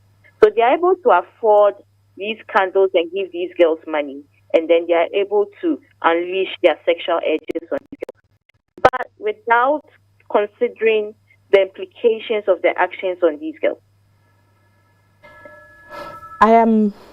I'm struggling to put my thoughts together, Vera. I just want to find out, when you spoke to the girls who have engaged in this sheleshi practice, are they doing this because of poverty? Is it for the 5 cedis or the 10 cedis that these boys are giving them that they have to endure? We've just done a check now, and a 7 to 9 inch candle will take 7 to 9 hours to burn. Every hour, the candle burns 1 inch. So if the candle is 10 inches long, that's a 10-hour sexual encounter with a teenager because of 5 to 10 cedis. Yes. Are they doing this for the money? Not necessarily. So they are enjoying the experience? Well, the first thing that comes to a lot of people is the money. But it's not just about the money. The adolescent phase is a very critical stage in every human being's life. And if you take your mind back to when you were an adolescent, you know that you really wanted to explore, you were curious, and especially when you live in rural communities where, you know, poverty is also prevalent, you know that for economic reasons, adolescent girls also get into some of these issues. There are lots of things driving these things. It's not just the issue of, you know, money, but the issue of sex education, which is more of a taboo in our areas. We are not talking about it. So we have adolescents who are having indiscriminate sex, unprotected sex, and early sex because they are curious. They want to know how it feels. They are watching TV. They are seeing all kinds of things on TV and on the internet. And of course, for some people, it's also for the economic gain as well. But these are things that are being driven because we don't want to face the reality of talking about sex to adolescents who are in that phase of curiosity. There are also issues of gender inequalities in our communities where girls, especially in the central region, interestingly, when a woman gives birth to a girl, they ask, a woman gives birth to a child, they ask, oh, Jane, if you say you gave birth to a boy, then you've given birth to a human being. Oh, but if you give birth to a girl, then you know the other one. I don't want to say. Exactly. Same communities, you hear women and men calling adolescent girls Saji.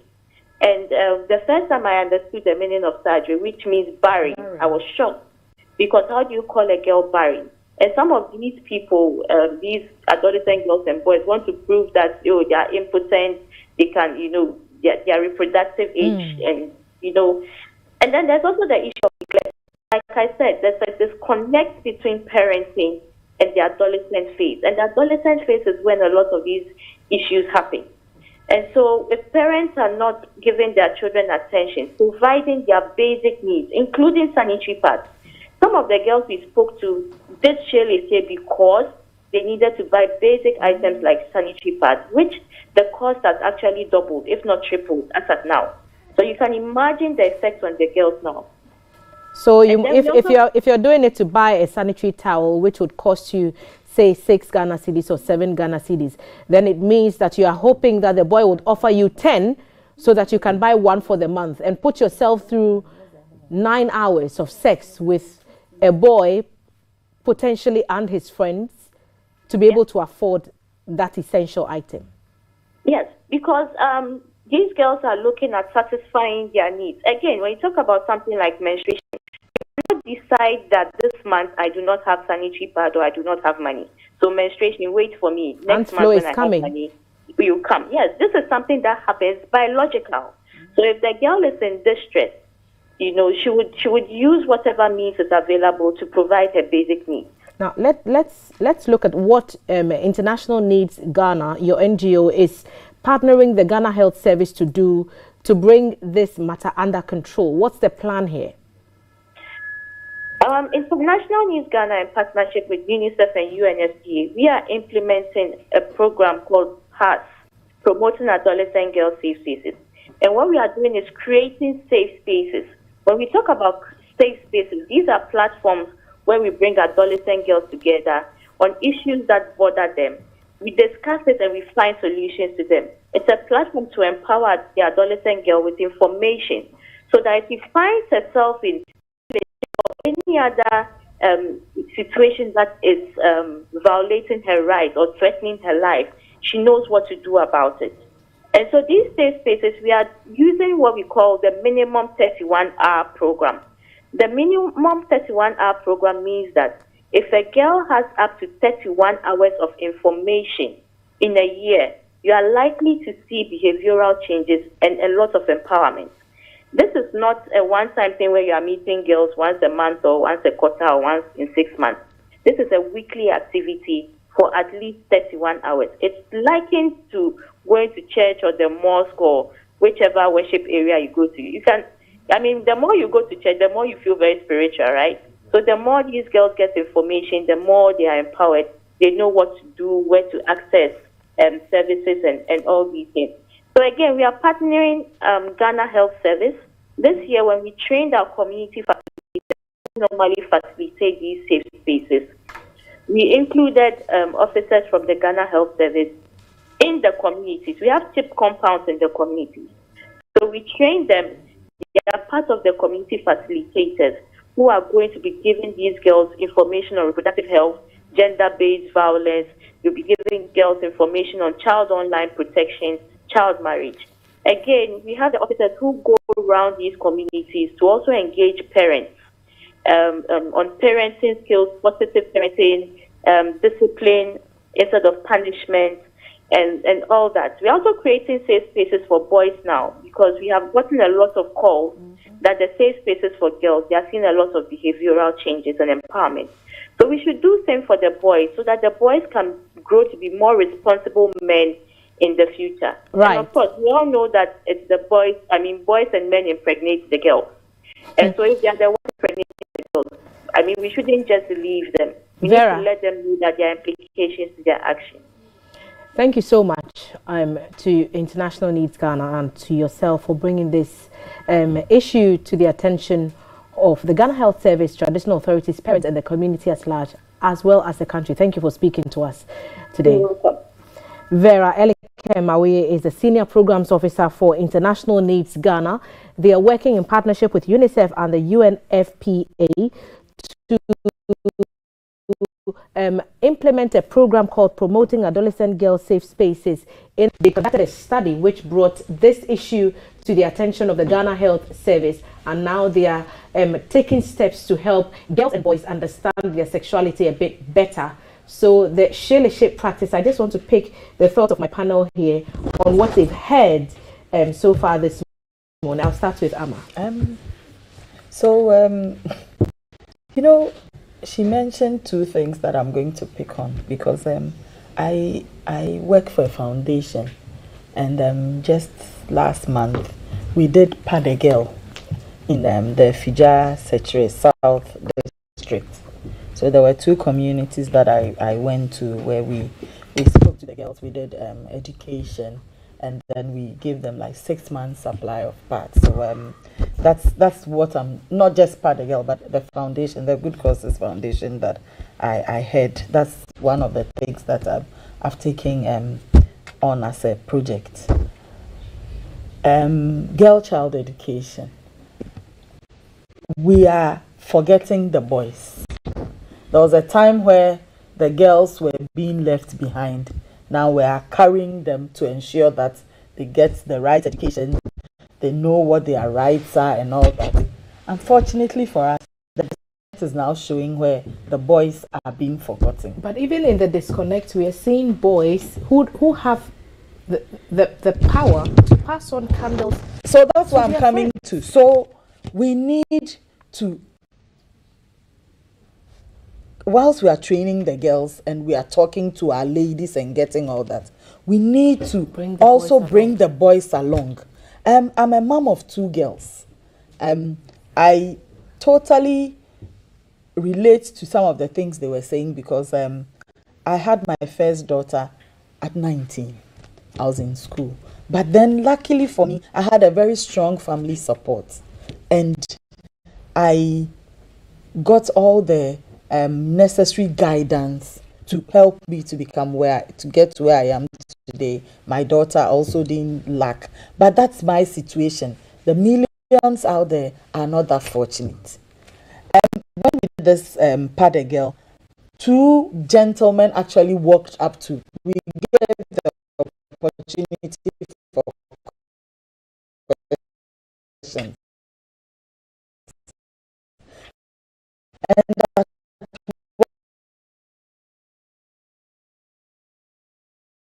one place, I realized that the girls were rather shy. And the gentlemen were asking the questions. And then the teachers started saying to the girls, stop telling the boys. You should start asking the train boys. I know it's easier said than done. And life happens. Situations are there. This menace that's going on.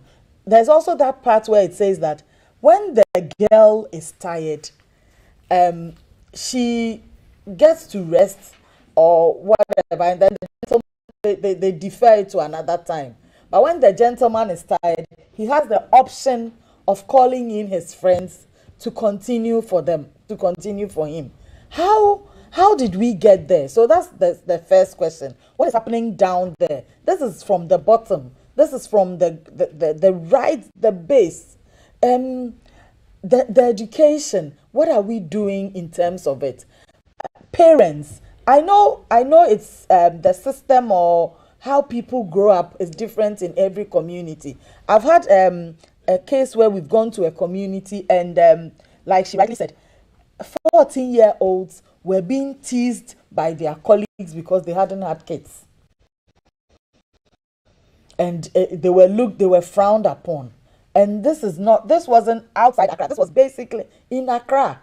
So you can imagine what goes on there. I can sit here and empathize and feel shock and surprise and all that. But that's not what needs to be happening. The education, even if we can't talk about it, I mean, they are watching TV, they are getting internet, the exposure is all there. So why are we also shying away from it? Churches, opinion leaders, elders in the community. Maybe it's time the civic education that used to go on when we were growing up is back into the community field. If an elder can organize, or the traditional leaders can organize moonlight discussions where the children are called in and Nana Brewa sits them down. It doesn't have to be just the parents. If parents are negating on their duties, if the communities come together, luckily Ghana Health Service is aware of it now, so it's gotten to a level. GBC, you've raised it now. So not just probably comment it could be other areas that haven't been talked about too. We need it's okay. We just have to try more. We just have to try harder. People that are in charge, reproductive health division, they have all these in the agencies, Ghana Education Service and all that. How can they come together with the communities as well to find a lasting solution to it and minimize it, you know, and eradicate it as we go along? Teenage pregnancy is a huge issue in the central region. And International Needs is telling us that child marriage is also facilitated by this concept of cohabitation with Bokomodrawar. And they're telling us that there's a disconnect between the parents and the children when it comes to even what the parents think children know against what the children actually know. Because kids children are having kids. Children are having children. Yes. The taboo of talking about sex with your parents. I don't know how many of you discussed around our age, so maybe in the 40 or so bracket, we're able to speak to our parents about our sexual experiences. But it seems that 30, 40 years down the line, despite all the information at our disposal, that disconnect still exists. Who can we blame for this? These are children. Yeah, I am as much shocked but not too surprised about the report that we've all been exposed to. I keep saying that the difference between those of us here and them is just a matter of opportunity. And when I was growing up, I don't know, but my mother was like a woman. You dare not even have a boyfriend. I remember the first day. These are not their boyfriends, so it's Shirley. The person is not your boy or your girlfriend. I remember the first day I was going to tell my mother that I was going to get married. I was shivering. But it shows my background. I didn't have the privilege of even having a boyfriend. I couldn't have thought about it. And also because I was ambitious. I wanted to be a lawyer and nothing else. And I didn't want any guy to come and mess up the dream for me. So I was a bit rigid. Sometimes I have regret that I didn't live my life. But you didn't do Shirley. I didn't do Shirley. If you had the opportunity, would you have? Because this is I wouldn't. A 7 to 9, sometimes 12-hour. Yeah, I wouldn't, because I had my mother who was like a role model to me. I wanted to be like her. My mother is one of the most industrious women you can ever find, and I wanted to be like her. I wanted to have whatever she had. I wanted to build the houses that she's been able to build, and so my focus was just on what my mother was, and she was also a wild woman. So How can we fix this? How can we fix this? The challenge is that it's a mixture of failure from society and parenting. Because I was using my mother's example because I couldn't see how I would do Shele. If you gave me a pen, I couldn't bring the pen home if I couldn't justify it. Where you got it? If you gave me a book as a gift, and my mother would say that do not accept gift from anybody, so you had no justification. So that parenting served as a check. But you see, now it looks like we all don't have time. Every father is on the run, mother is on the run. We don't even know the capabilities of our children. And at the stage when the child is adolescent, and the media is also not helping, because sometimes at 7 p.m. you see, in fact, not even 7 p.m. after news, telenovela, after telenovela, news, after the next news, telenovela, after the next telenovela, some local show, and the whole media is sexualizing women. Women have been objectified, and even the narrative about women's successes have some way been linked to some sexual favors.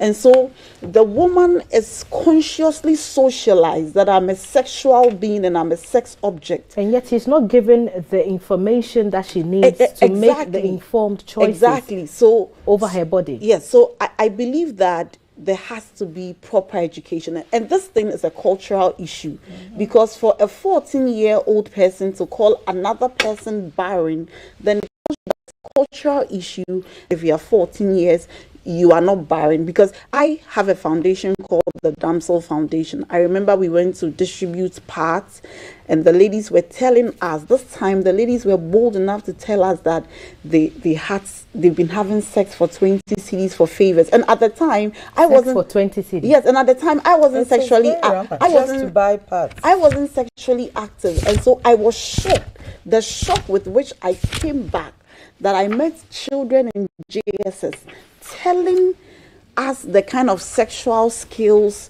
and the kind of things they did. We have a situation on our hands. I don't agree that the woman have been empowered over the man. I believe that even when it comes to women empowerment, we have a long way to go, because as long as we continue to objectify women, as long as we continue to do gender role and stereotyping, as long as we continue to make the narrative look like if you're a woman, your successes are tied to a man, as long as we don't change the narrative and project positive image, and we keep showing telenovelas where even in gospel music you will see that a man has taken the woman's bag, has thrown it away, and the woman gets something and God has done something. The narrative is a social phenomenon that if we don't change, the children will move from shele to another thing, because for them it is what defines their very makeup as women. The ladies have had their pick on this phenomenon brought to the attention of the Commander, Municipal Health Directorate, shele. So speak to your children. If you are in the central region and you know of this practice, reach out to us. Our WhatsApp number is 055-5561-034. Do you know of the practice? Do you know of someone who has engaged the services of a girl for shele reasons? First we say shege reasons, now it's shele reasons. Share your thoughts and opinions with us. We'll pick your comments on the matter in just a few minutes. There are other topics that have dominated in the newspapers this morning. Of course, the Arise Ghana demonstration in the papers. The GJ executives sworn in yesterday, also in the papers, swearing in going ahead despite an injunction placed by one of the GJA's own members, and that matter is in court, but the swearing in has gone ahead as promised. The lands minister has promised responsible small-scale mining, also captured in the custodian. Of course, the Ochehene is telling African leaders not to place premium on private games. All these are topics that are trending on in the newspapers and on online portals, and we'll take your messages now. Remember, these views expressed by members of our panel, people who message us, they are their views. We give them a platform. They assume responsibility. You assume responsibility for your comments. And these are your messages. Cap is at the screen. Hello, ladies. How you doing? Hi. All right. So this is a good morning, team. Very thoughtful discussion on child marriage. Let's incorporate this in our national school curriculum. One done. Okay. Thank you so much. Abdul Razak Golden. Poor parenting is the key to the high risky sexual lifestyle and other issues such as abuse of drugs, etc. Parents these days focus on their jobs, worship, and outings to the detriment of having enough time to understand the biological and psychological needs of teenagers. Parents, focus on your children and they shall grow healthy and responsibly, says Zach from Tema. Ankuma Foster, you're talking IMF. You think it can't bounce our economic things back. Okay, good. Thank you very much for your IMF comments. Clifford, please, shele is not a traditional practice in Central Region. Get your facts well. I call on Ghana Police to investigate this. Clifford from Australia. Did anyone say it was a cultural practice? Well, what is culture? Culture is a way of life.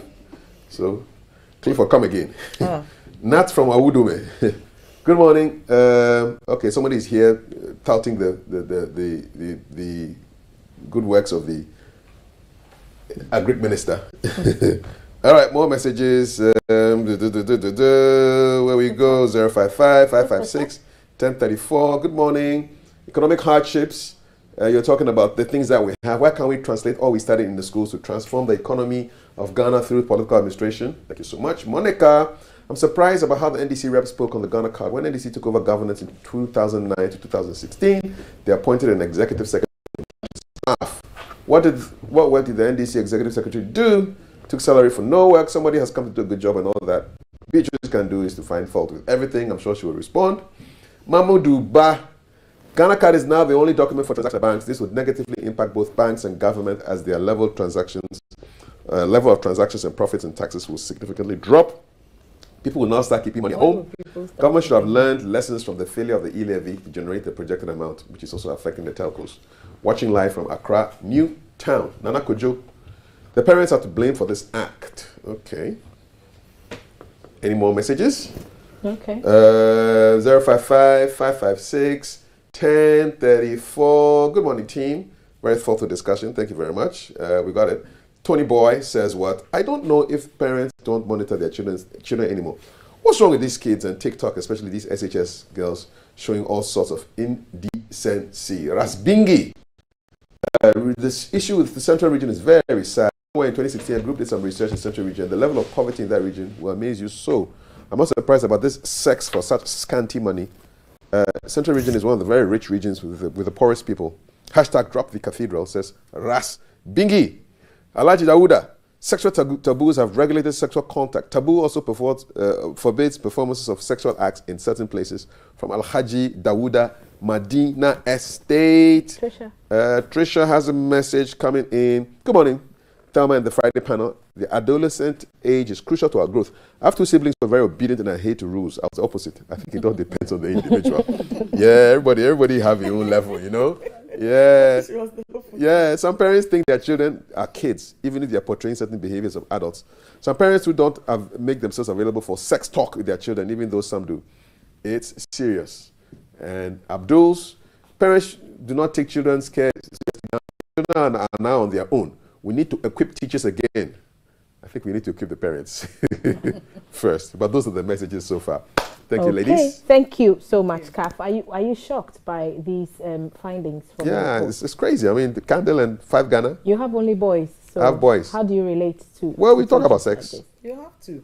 Let's talk about sex, baby. Okay, Kaf, you'll be back to introduce us to your conversation with the Cuban ambassador. Yes. So it's something we'll look forward to. Thank you very much. To, and we'll see you. About. Okay, you can.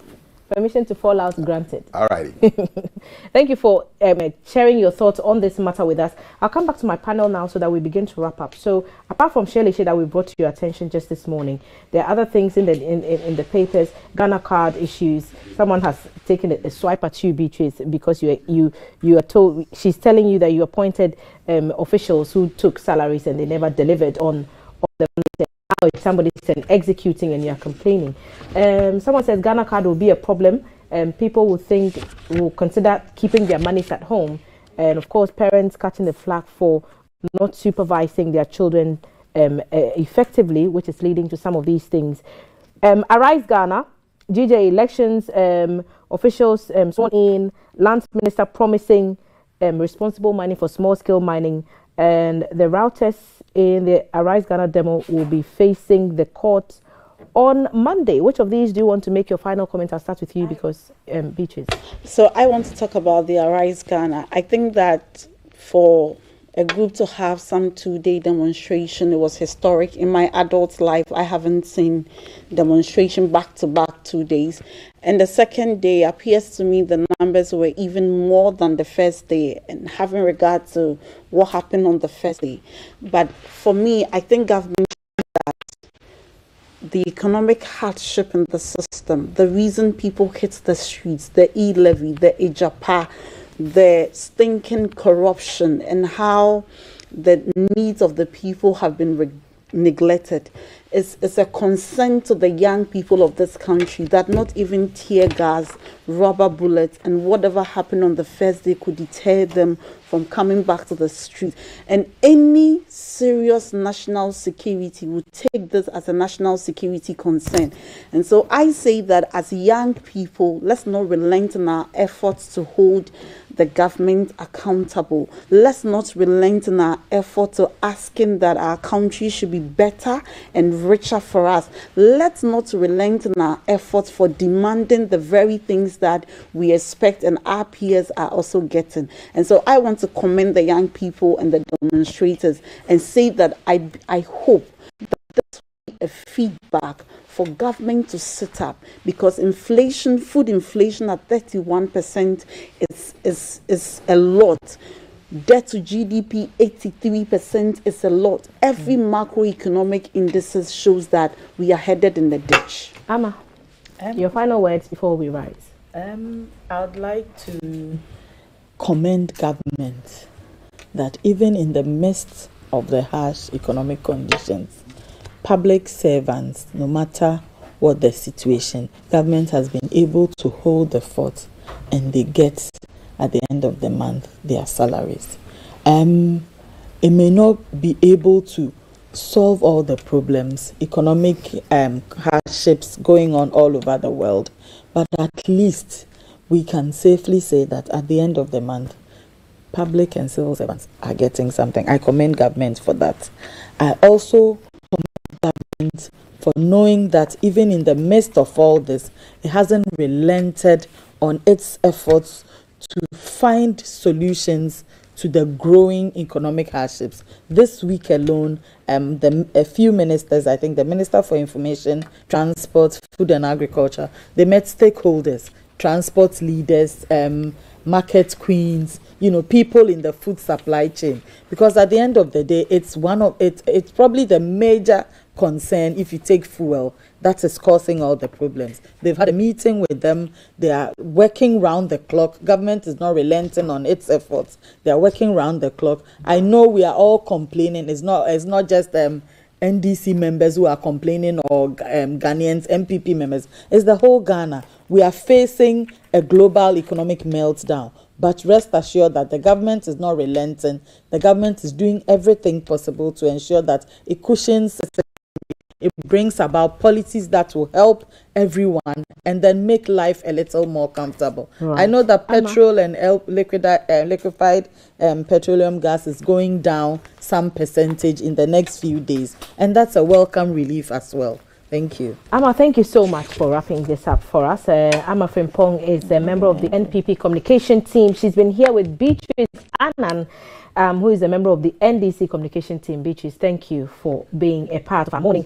And thank you also for being a part of this conversation. Shele in the Central Region, what are your thoughts? We'll seek your opinions on our Facebook page, Ghana Broadcasting Corporation. Go there and leave your thoughts with us. Do you know someone, any experiences to share? We would like to know. We'll pass it on to the relevant authorities so that they can be dealt with swiftly. Next, coming up in the next segment, all right, after this short break, another member of the NPP vying for the top post of the National Council will be at the table. Stephen Asamoah Boateng, number 7 on the ballot, will be making a case for why he should get your vote if you're a delegate of the NPP. Next, we'll be back.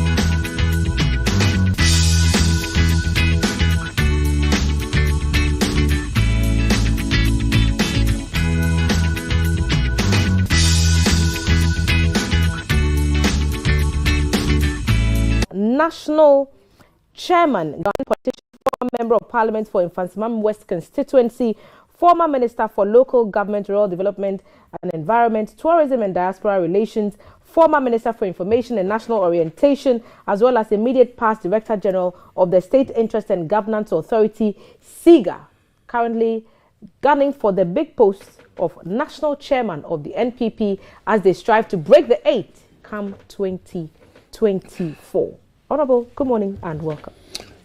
Good morning, Thelma. You've been up very early. You woke me up early, but you forgot I was also a special assistant to the then Chief of Staff, Jake Otranka Obechebi. Oh no, but if we want to name all the positions you've held, it's not. We'll need the 30 minutes Well, put it go through this way. I am not gunning for a position. I don't go for positions. I go for service. Okay. I go to work and make sure what we have set up as a party to achieve it. That's my mission, is service. Do you have an issue with the current chairman? No, he's my brother. Why? He's not standing, so I don't have an issue. And there's so a gap. There's a gap. Has he handed over to you behind the scenes? Well, he doesn't. Go and finish your question. You heard my question. Behind the scenes, has he given you his blessing? You want to tell people what has been going on behind the scenes? Yes. That remains behind the scenes. Why are you asking for the mandate to lead in this position of service, as you call it? Thank you very much, and hello to your viewers and MPP people and Ghanaians. Indeed, the politics of our country requires good leadership that have a purpose and begins to work out the solutions to our problems. And start with the political parties. We've established 2 political parties in Ghana, NPP and DC, and it's becoming like every 2 terms, one is sent packing. And if you look at the NPP has a track record of managing the economy better. Even when we are hit by the COVID, we still recover. Of course, it set us back, so we have to move faster. But compared to our colleagues in the NDC, we're better. So now there's an election coming, which we all know that if you're not careful, the 2 terms happens. That's why we say, well, we can manage it better, so let's go beyond that. When we say that, it means we're looking for leadership that can, first of all, marshal all of us together and be able to solve our internal problems, which every party has, and especially when they're going for a second term. Those who haven't had anything think that, hey, the usual thing is that you might be going, what about me? So agitations will start. So you need to calm nerves. You also need to be able to assure them that we are one unit and we have a structure that works. We should stick to it. And then when you've done that, then you have the open face. And so you need the character of somebody who can be assertive and confident enough to go to battle. And so really, it is the time that you need to find the quality in a leader that can take the truth, or what we call the party forward. And so that is what I've come forward, is to make the MPP the preferred party of choice by Ghanaians. And meaning we need to do things that endures to the Ghanaian people and begin to go and do what we're doing better. And we've done fantastic well, even in the midst of COVID. Yes, there's issues of a bit of, as you saw on your KEA matter, which I somehow picked it up, but I didn't know it was that rampant. But it hasn't extended to my one, which is in fact, although we also had teenage pregnancies in the past. We've started tackling it, but it looks like it's a problem that we need to parenting looked at again. But it's also come to poverty. It's simple as that. So as a state, we need to find the policies that deal with that, and the party that can handle that, as I said, with social interventions that deals with that. If there are gaps, and those gaps must be filled, especially with COVID, food must be put on the table quickly.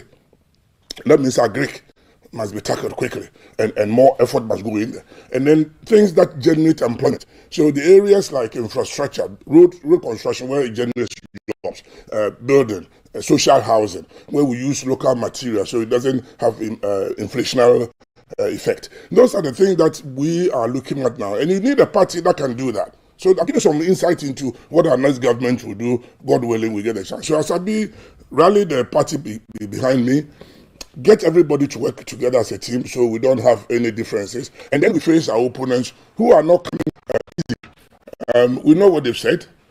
Do or die. This is no do or die business. It is an election which we believe will win. We have the numbers, but we need to resolve our house. Look at the grassroots. So we marshal everybody together and go and beat them. We beat them mercilessly. I want to touch a bit on your service. Yeah. And before you let the official or the formal space to get into formal politics, you were in charge of the State Interest and Governance Authority in a capacity of service to the nation and not the party NPP. You made the choice to leave service to the nation, some would say, to focus on service to the party. Why? Simple. I've served my time for the nation for a long time. And as I said to you, we are better managers of the economy. And we also know that it comes to a second term, that I go. So having realized that, and I think the party needs to continue, why am I still there? There are people who can do the job. Indeed, when I left, my successor is doing a fantastic job. So we have the people who can do the job. So why would they? So now the focus is the party that can cross it. And I have the capacity and I believe so. So it's prioritizing. This is the stage for it. Of course, once we cross it, my job may be finished. I don't know. I may decide not to go for a full term. But if I do, at least I consolidate the gain and then we move on. So I have to prioritize my time. So there's nothing wrong about that. Okay. Time to serve the country, which I've done, and I've done my part. But even serving my party is also serving the country. It's a political activity. The party's activity must be known by all of us. Because they will enter government, and if you don't know, and they come in with dubious characters and dubious activity, it affects all of us. So I need to go there, shape it properly. My party, especially the grassroots people, the base, the polling stations people, the coordinators and the constituency, and then the region. That is where votes are garnered and fought for. So it is an activity which I'm suited for. That's why I left. I looked at it. I also prayed about it. And you may well know that there are certain signals, spiritual signals running through my campaign. I'll let you know later on. I want to know it now, because what signals are you picking up? If you look into this crystal ball, what do you see? I see God's hand in my work, from the day I was born even to today. Indeed, my parents named me Stephen Asamoah Boateng. In fact, the name is Stephen Boateng Asamoah. I swapped it. It's a long story, so I won't go there now. Later on, look for me and I'll tell you how that Asamoah came in the middle and the Boateng came to the end. I did it myself. That's a sabi for you. I don't conform totally. I change things to suit the occasion. You're not a conformist. Well, I am calm and understand what I'm doing. I am also mature enough, and of course I've been trained, so I know when to do that. But when it gets something to be done quickly in action, I go for it. I just need about 85% surety, and I move. The 15% I can handle it. You're sure you're winning this? I'm certainly sure. You're running against other people who are your good friends. I'll come to that. You think you have the edge So I was over them? named Stephen Asamoah, but it's the same. Stephen is 7 characters, Boateng is 7 characters, Asamoah is 7 characters. My mother gave birth to me, not myself. She gave birth to me on the 18th of August 1958. That's, if you add 18 plus 8 plus 1 plus 9 plus 5 plus 8, it's 49. 49 divided by 7 is 7. When I went for my vetting, I was the number 6. Somehow, last people in front of me, and I was on the what's my turn. They said, wait. So I waited, and then they came to call me on the 7th as the 7th person. Then we went for the balloting. I wasn't there. I was in Sabzabigu Tatali. Somebody went to pick for me, and I picked 7, or they picked 7 for me. And today is we've entered the 7th month. So you see all these as signals pointing to your coming victory. And I have done my part. My background and everything has done the 7th, I've done my part. The 7th month is Tetelesta. It's finished. I've finished. I've done my part. It is up to, it's complete. It's something that I'm expecting those who are left, like my constituency executives and the party generally, to also do their part. It's a bargain. So that we go as a team with Asabi leading the party, and then we back up the government. It's our government. Our job is to make sure it's solid so we can cross that 8. Tell your delegates, Asabi, what you have over your other contenders. Why would they choose you over any other name in the hat for chairman? I know they are all very good friends. In fact, they're like brothers. But I stand tall amongst them. Stand tall. You mentioned I have the experience of local government, a minister who is on the ground, and we are looking to mobilize the grassroots. So I stand tall. I know how to handle MMDCs and get them to work with the party base. I'm also Minister for Information. So in terms of articulation and communication, when our opponent says something, I have the capacity to respond and to be able to be assertive. I also was I'm a village boy. So I'm not the cratchy, you know. So sometimes I'll be gentle and nice. That is what I've been trained to. But my natural default position is to be able to be assertive and take what I want, what I have. That is my own. So that's my character, and I'm bringing that to bear. But most importantly, I've accomplished a lot that I believe the party people would reward me for, and then also make sure that I was part of the formation of this party. When there was no party activity, I started the whole formation in UK when I went into exile. Indeed, I fought Jerry John Rawlings, you know that, as a young 22-year-old, and I was exiled. And when I was exiled, I didn't lie down. I started forming it. And then we bought J.H. Mensah and Kojom Pieni and S.K. Boafu and Amprechum Sapon and Dan Boche, and we worked. So we knew democracy would come, but we had to get together. And so I've never abandoned my vision for a party that is strong. And so I've that. My colleagues, yes, they've done some, but ask them to come in. I told them a challenge. Sometimes I want them to challenge me. Let's come on the set. I sit here, my colleague, and then let's talk. Who can articulate the party's position better? It's a challenge I throw to them. Let them take it up. If they want to battle, let's have a battle inside 9. Then we have the best to go out there. Because the battle ahead is not going to be easy. Is the NPP a family? Because when we talk to some of the other aspirants in other categories of the election, we get the sense that there's a lot of anger and a feeling of being left behind by the party members. Do you get the same feeling, or do you get the same feel when you go around campaigning? And what's the plan to address these things if they exist? Certainly there is some despondency. There is some feeling of neglect. There is some feeling that they've been abandoned. There's a feeling that there's a gap between those in government and those at the grassroots. And they're looking for a spokesperson. They're looking for a character that can say it as it is, and a character that can lead the party, and they have the assurance that you are speaking on our behalf. But I explained to them that, yes, I know all that. In fact, that's why I could have continued and asked for extension of my contract and all that, but I understood. What it is that you need to bridge that gap. And that gap needs somebody who understands the workings of government. And as I said, the reason I brought in Otanka Obechebi is the presidency. I've been there. I know what goes on there. I know how to relate.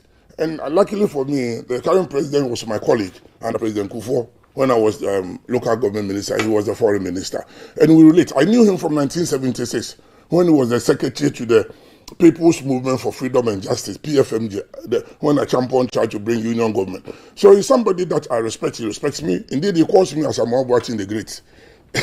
So you need to engage him and his team and positively relate to the party people if it needs communicating and explaining. Because sometimes they tell me, when I go there, I say, Stephen, but what you are saying is true, but nobody has told us. We don't see our leadership. I said, don't worry, that's why I'm coming in. Leadership too much, because sometimes there's a need to rise to the next level, and that's where we're going. And so I'm offering that level. And so, yes, there's despondency, but there's hope. The hope that you can bind them together. You're talking about a family. We are a family. We are the elephant family.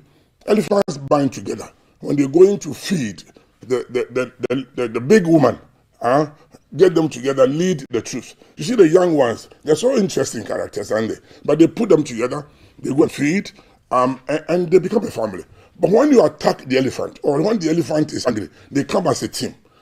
And when the elephants are moving with their ears like this, they clear the way. So I'm going to lead an elephant that binds us together, that works with the government. And that's why I brought in the 60-40. We've noticed something, that they are there, they appoint ministers, but not just this government, almost every government. They do ministerial appointments or chief executives, and it's like those who go for the votes, the constituency level, are not consulted. So it's like when they come in, hey, I'm doing government business, which is true, but so are MPP people. They are Ghanaians. So why? We go and put you there, but you forgot about us. So what I'm saying is that in the end, we need to bring in a policy which I've started saying 60-40. Whoever becomes a flag bearer and the president has 60% of appointment. But the 40%, the party has control over that. But of course, that means that we have to help him to run the campaign. So you don't expect him to go and sell his house property, and then you come and ask him for 40%. So the divide 60-40 is going between, to and work. I've asked other candidates this, the divide between the NPP as a party and NPP as a government, it begs the question, is the party rewarding its members, or is it appointing people to serve the nation? And should we really use government positions to reward party members?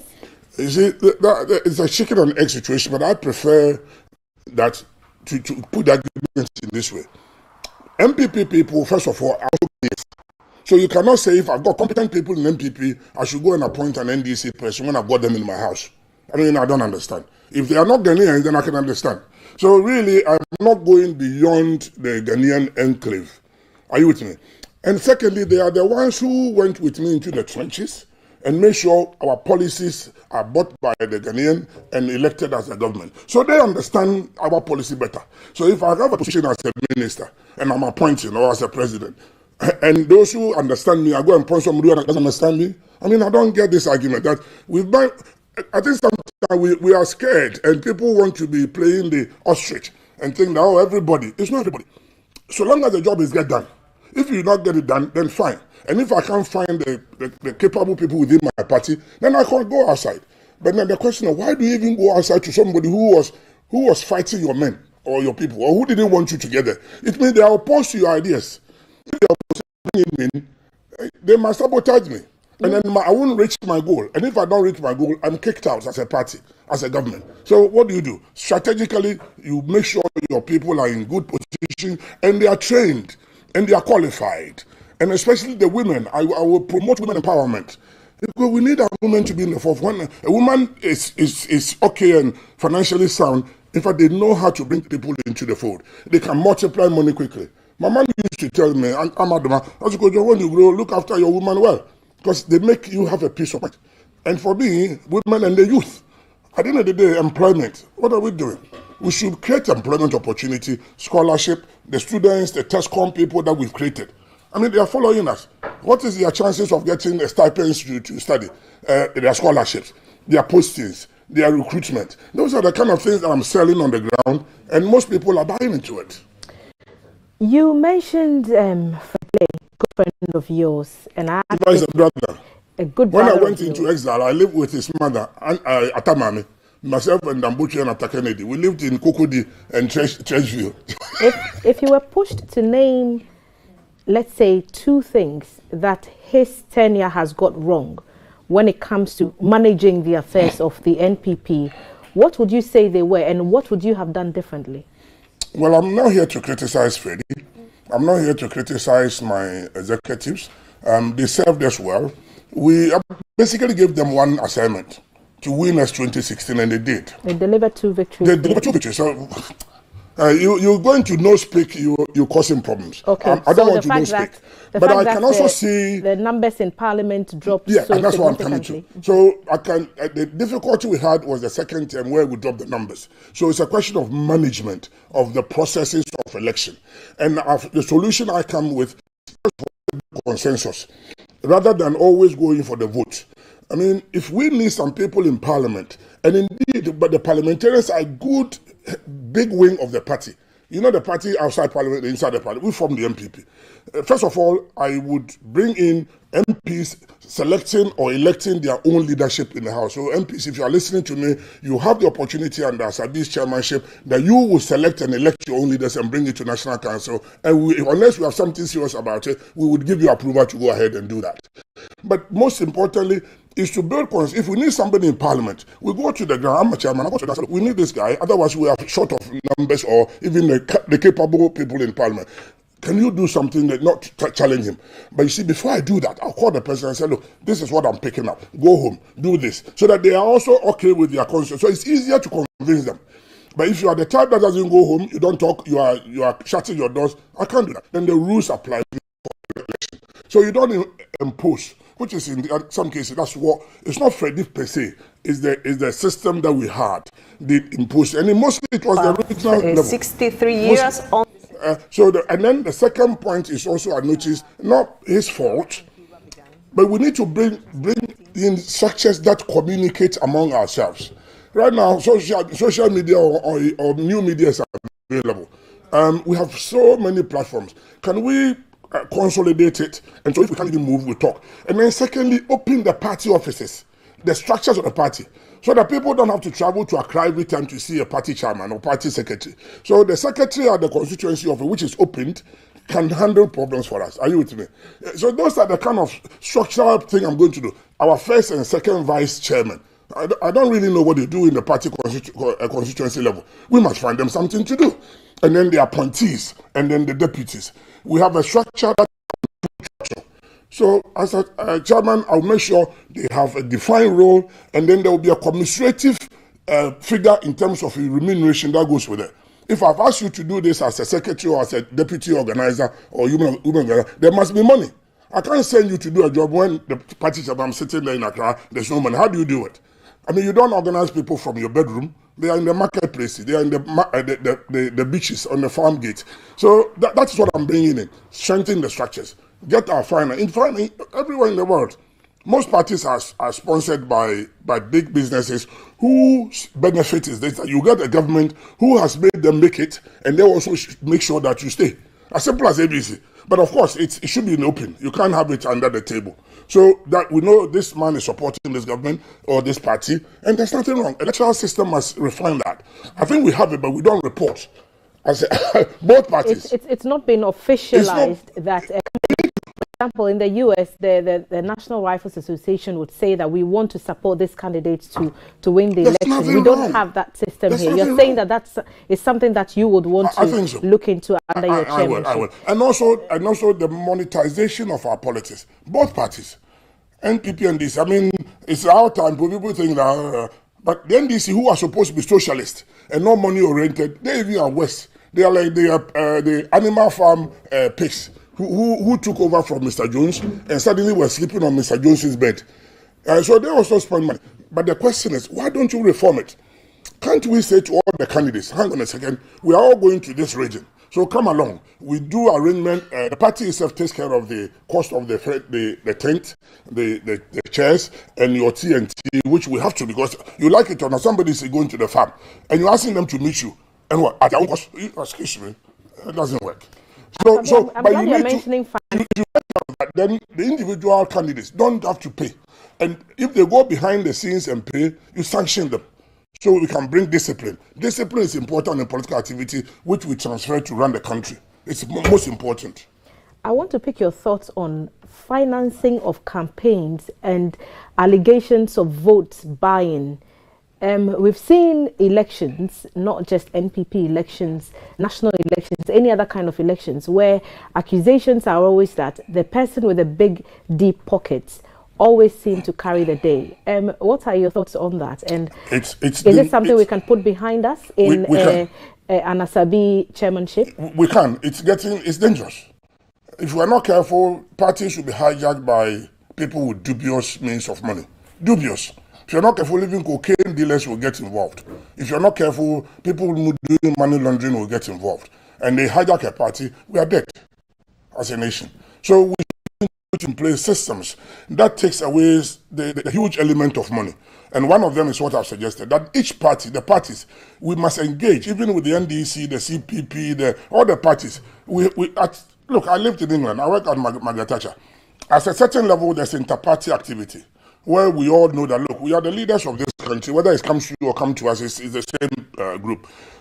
Let's sanitize the system.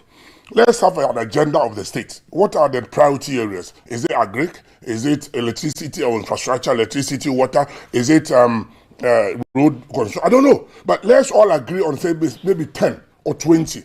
So if you are party elected, And you obviously you will play with those these figures, the agenda. But when you come, your priority may be the number 19th, or the number 7, or the number 8. Then the other party come, they tackle number 1. So you see that when in England the Conservatives create wealth, but the Labour Party talks about sharing the wealth. Because sometimes you create wealth, it's skewed into some few pockets, and then others at the base doesn't get it. So they come in and say, okay, we know. So we do the NHS and all that. It is something we need to do. So we take away the monetary. Then, as I said, the parties must try and organize these primaries as a party or these contests. So we don't individually go giving highest money and getting them influence. So the party takes of the TNT and everything, and as a party chairman, that's what I'm going to propose. So that those who go in don't have to give money. They go and give their vision. And the party itself sort of finances some of the activities yes. of I mean, if we go to the church hall, we pay. I mean, I go there sometimes, they say we came to rent here. Let's focus a bit on the delegates, and I'm going to go to the screen and pick a few questions. Yeah. But there's always the question of delegates making or breaking a candidate. When you speak to the people, when you go on your rounds, do you get a sense that Asabi is there already? Should the other candidates just I came in late, so there was one particular candidate who was way ahead. Indeed, until I came in, I myself even told him earlier that this one, he may get it. But when I came in, scared you a little bit. I've broken through. What are you getting from the delegates? Oh, they see in a real person who is not afraid to speak the truth, or who is bold enough to confront the issues. And to confront the issues is make sure we pay people that we're supposed to pay. We're supposed to settle employment matters. We're supposed to be able to do the rules. Because they tell me, have you seen the road you came by? So somehow I pick up the phone and I call the minister responsible. So what's going on? The minister will give me a rundown. So I'll go and explain that, oh, the minister said ABCD. So then they see that Asabi can relate. And he's talking. In fact, there was one incident where I called the CEO in front of them. There was an issue which I won't go into and I won't tell you, but I'll tell you. I addressed it. Immediately they said, so things can be done so quickly. I said, yeah, this is manageable. Some of them take a while. Call from someone. So there's a need for communication and bridging that gap. That's what I'm coming with. Let's get to the screen. Good morning, Thelma. I need clarification. So, Honorable Asabi, just make a note of some of these things so that when we come to you, I need clarification. Is it Asabi's philosophy that if you are not with us, you are against us and will be a saboteur in his government, is what Francis is asking? So is it an us and a them? Good morning, Honorable Asabi. We are voting for you because with you, NDC is nothing before us. Kwejo Tufo is sending us that message. So these are the thoughts and opinions of those who are sending them, and not that of GDC. It's not us against them. Okay. But you opposed me when I wanted to be in government. And you want me to serve you first against those who put me there. I don't get it. Are they not Ghanaians? Okay. Good morning. I've enjoyed every bit of the show. I've admired Honorable Asabi since my infancy, and I still do. I'm so passionate about you. I wish I could test in the elections. I'd like to get in touch with you, though, and know you more. Thanks. Ernest Fumboating from Mile 7. Breman says, Asabi is making a lot of sense. I'm operations officer of TESCON ATU, and it is worrying how you have to toil before we get scholarship for some members. Derek or Kaikwe Central. One Dawn says, good morning, Chairman. I'm watching you live at Kataman. So thanks, GTV, for your breakfast show. Trisha joins the conversation. Says, on a lighter note, the NPP beauty tournament is still ongoing. May the extensively beautiful soul win the competition. Good luck to Asabi. Asabi is making so much connotation. I'm beginning to like him. Trisha sends that message. My question, this is Alhaji Dawda speaking. Will you establish a party institute for knowledge sharing on political parties' code of conduct? And your wife has a background in media, so we are going personal now. Okay, Alhaji, slow down. What role are you giving her in your campaign now? Alhaji Dawda is asking if there will be room for Mrs. Asabi at the table. David from Kwando, I want to tell Asabi that he stands tall among all the contestants because of his 60-40 policy. So more messages coming in. Let me see what this one is saying. I am in for him. He has proven he's ready for the job. Just a few weeks, he gave free training to some unemployed people in some parts of Fante. I want to advise him to hold on to this even after the election. It will help train more unemployed people who don't have any skills. So here is another one. Is he not the minister who said Ghanaians who cannot pay for water bills during President Kufuor's time can go and drink water from the gutter? He should give us a break. Eche Nyamede is saying this. So these are opinions of those who are sending them, not that of GBC. My brother, I can tell you that the NPP will win 2024, God willing, with John Boydu. Asamoah Boateng is a nice man, but he will not win. I think you have your wires crossed here, but your opinions. Kafui, someone is asking for a we'll get to that. Let me get straight to the top. I'll pick a few more and then I'll take my seat. My advice to Honorable is to focus on doing things consciously when chosen to lead the NPP as chairman rather than making promises, because whatever we perceive is always changing. And this is a UK number, so I presume you're watching us live on our Facebook page. Keep doing that.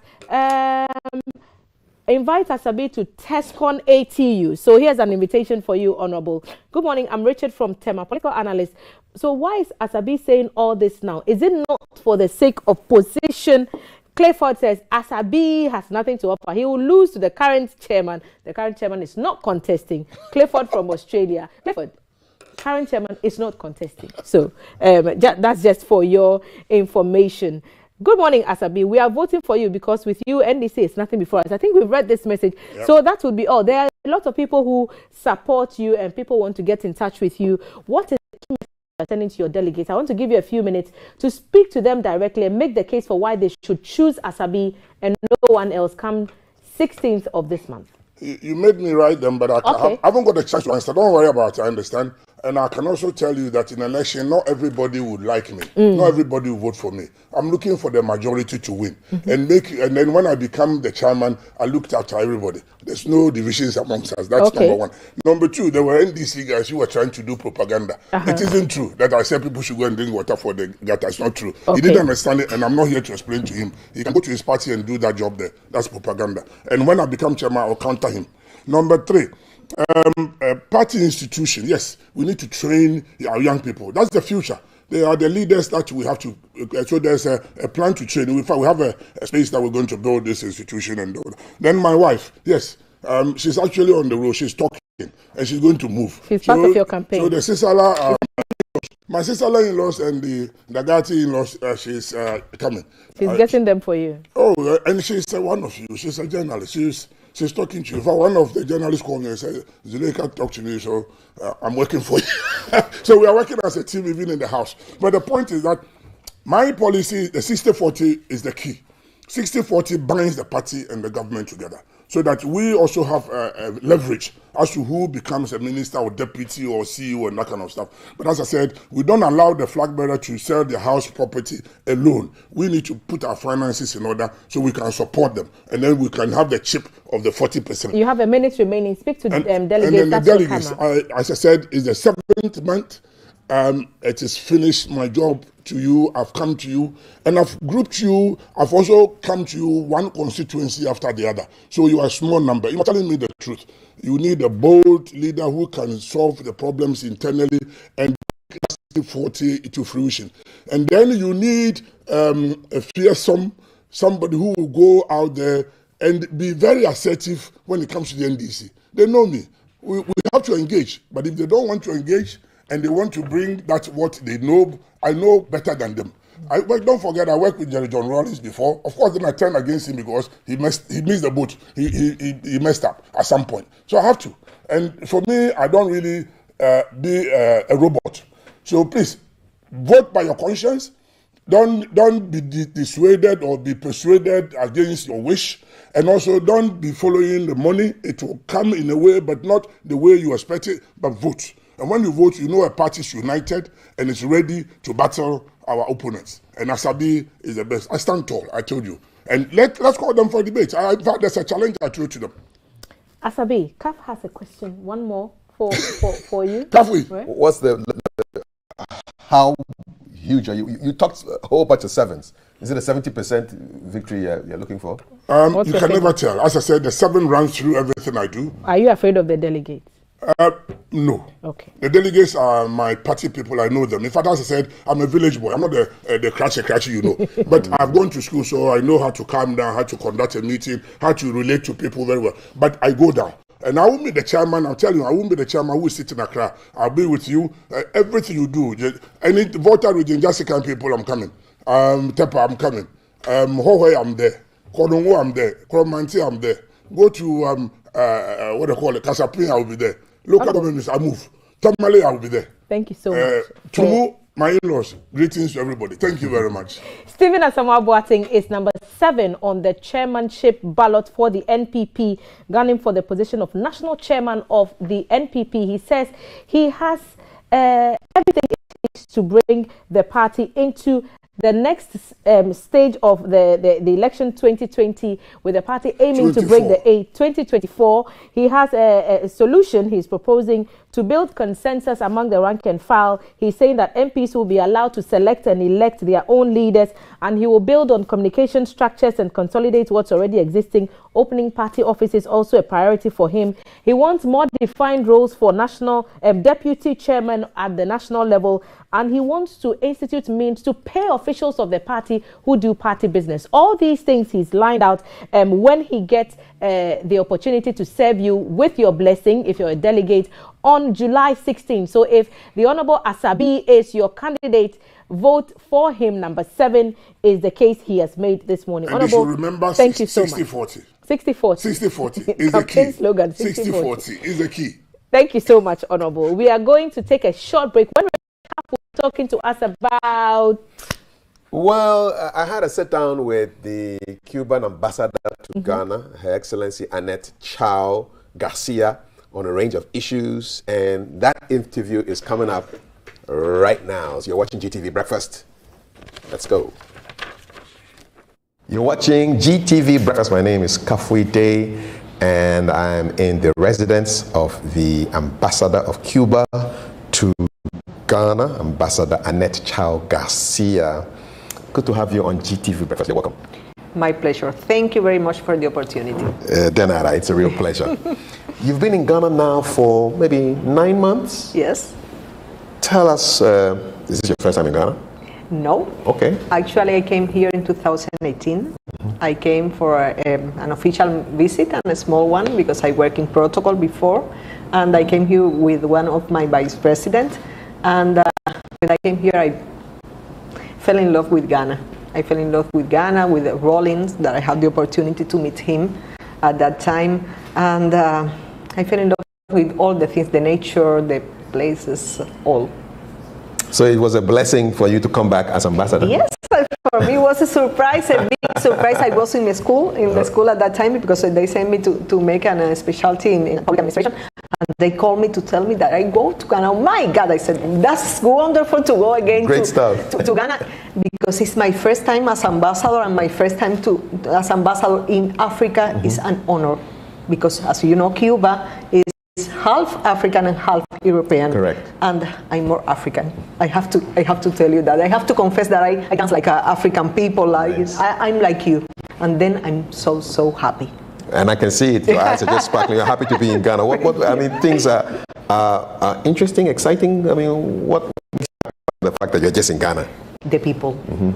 Because for the Cuban people, the Cuban revolutionary people, the most important thing is the human being.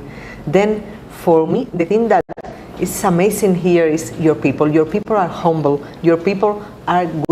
They are always helping. Normally, I go to the embassy walking. I don't like to drive. I don't like it. I do it when I have to do it, but I don't like to drive. And I prefer to go walking. And I talk to all the people in the street. I said them, good morning. And normally they surprised, but they come to me, good morning, how are you? Yeah, They are my friends for a long time. That's great. Then Ghana is beautiful, not only because of the nature, because of the people. And the day that you will have the tourism developed, you will have more achievement because of your people. Because of the people. Yes. And the friendship is not just on the personal level, but it's also on country level, because Ghana and Cuba have been friends for so many years now. We will have 63 years on December 23rd, because Ghana and Cuba began the relations in 1959, when very close to the triumph of the revolution. As you know, Nkrumah and Fidel Castro, they had a big meeting in Hotel Teresa in the United States at that time. And our relations had different moments, but right now they are very, very deep, and we are trying to make them bigger and diverse and better every day.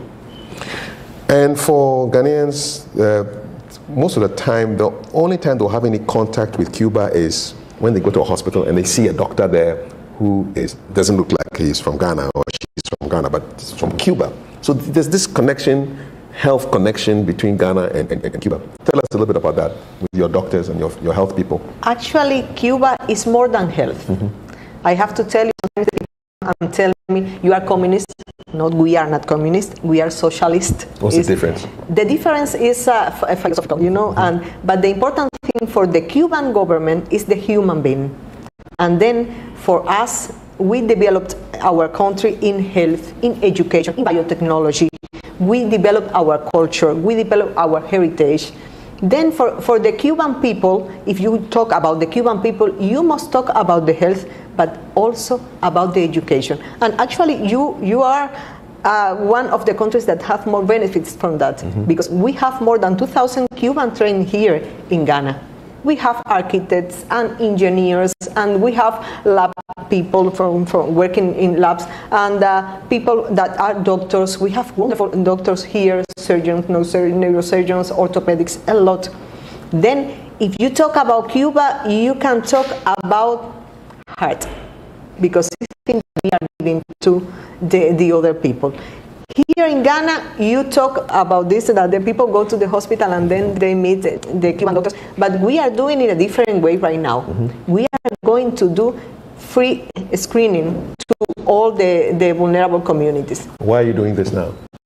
Because as I told you, we are here by heart. Our doctors are in the hospitals right now. We have only 29 doctors, and we have very good doctors here, very, very good. And they are working for the government, for the Ghanaian government, but they try to help. And the moment they help is going to these vulnerable communities just to give the people free health care. And we are planning to do more things. We are planning to have a TV program to educate the people in health, just them to know how to prevent, to take care of their health.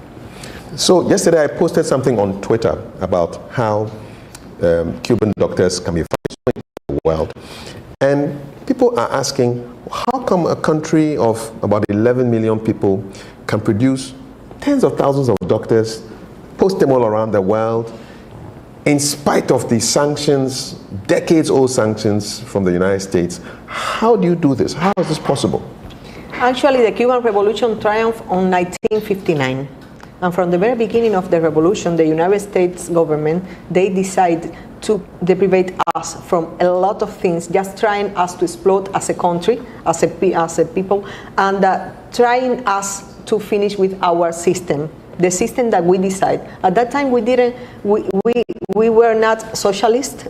Actually, we just came out from their chains. And they decided to do it from the beginning, trying us to return to the capitalism. Then we lost a lot of doctors at that time, and our commander-in-chief decided to work on the human capital, and he did.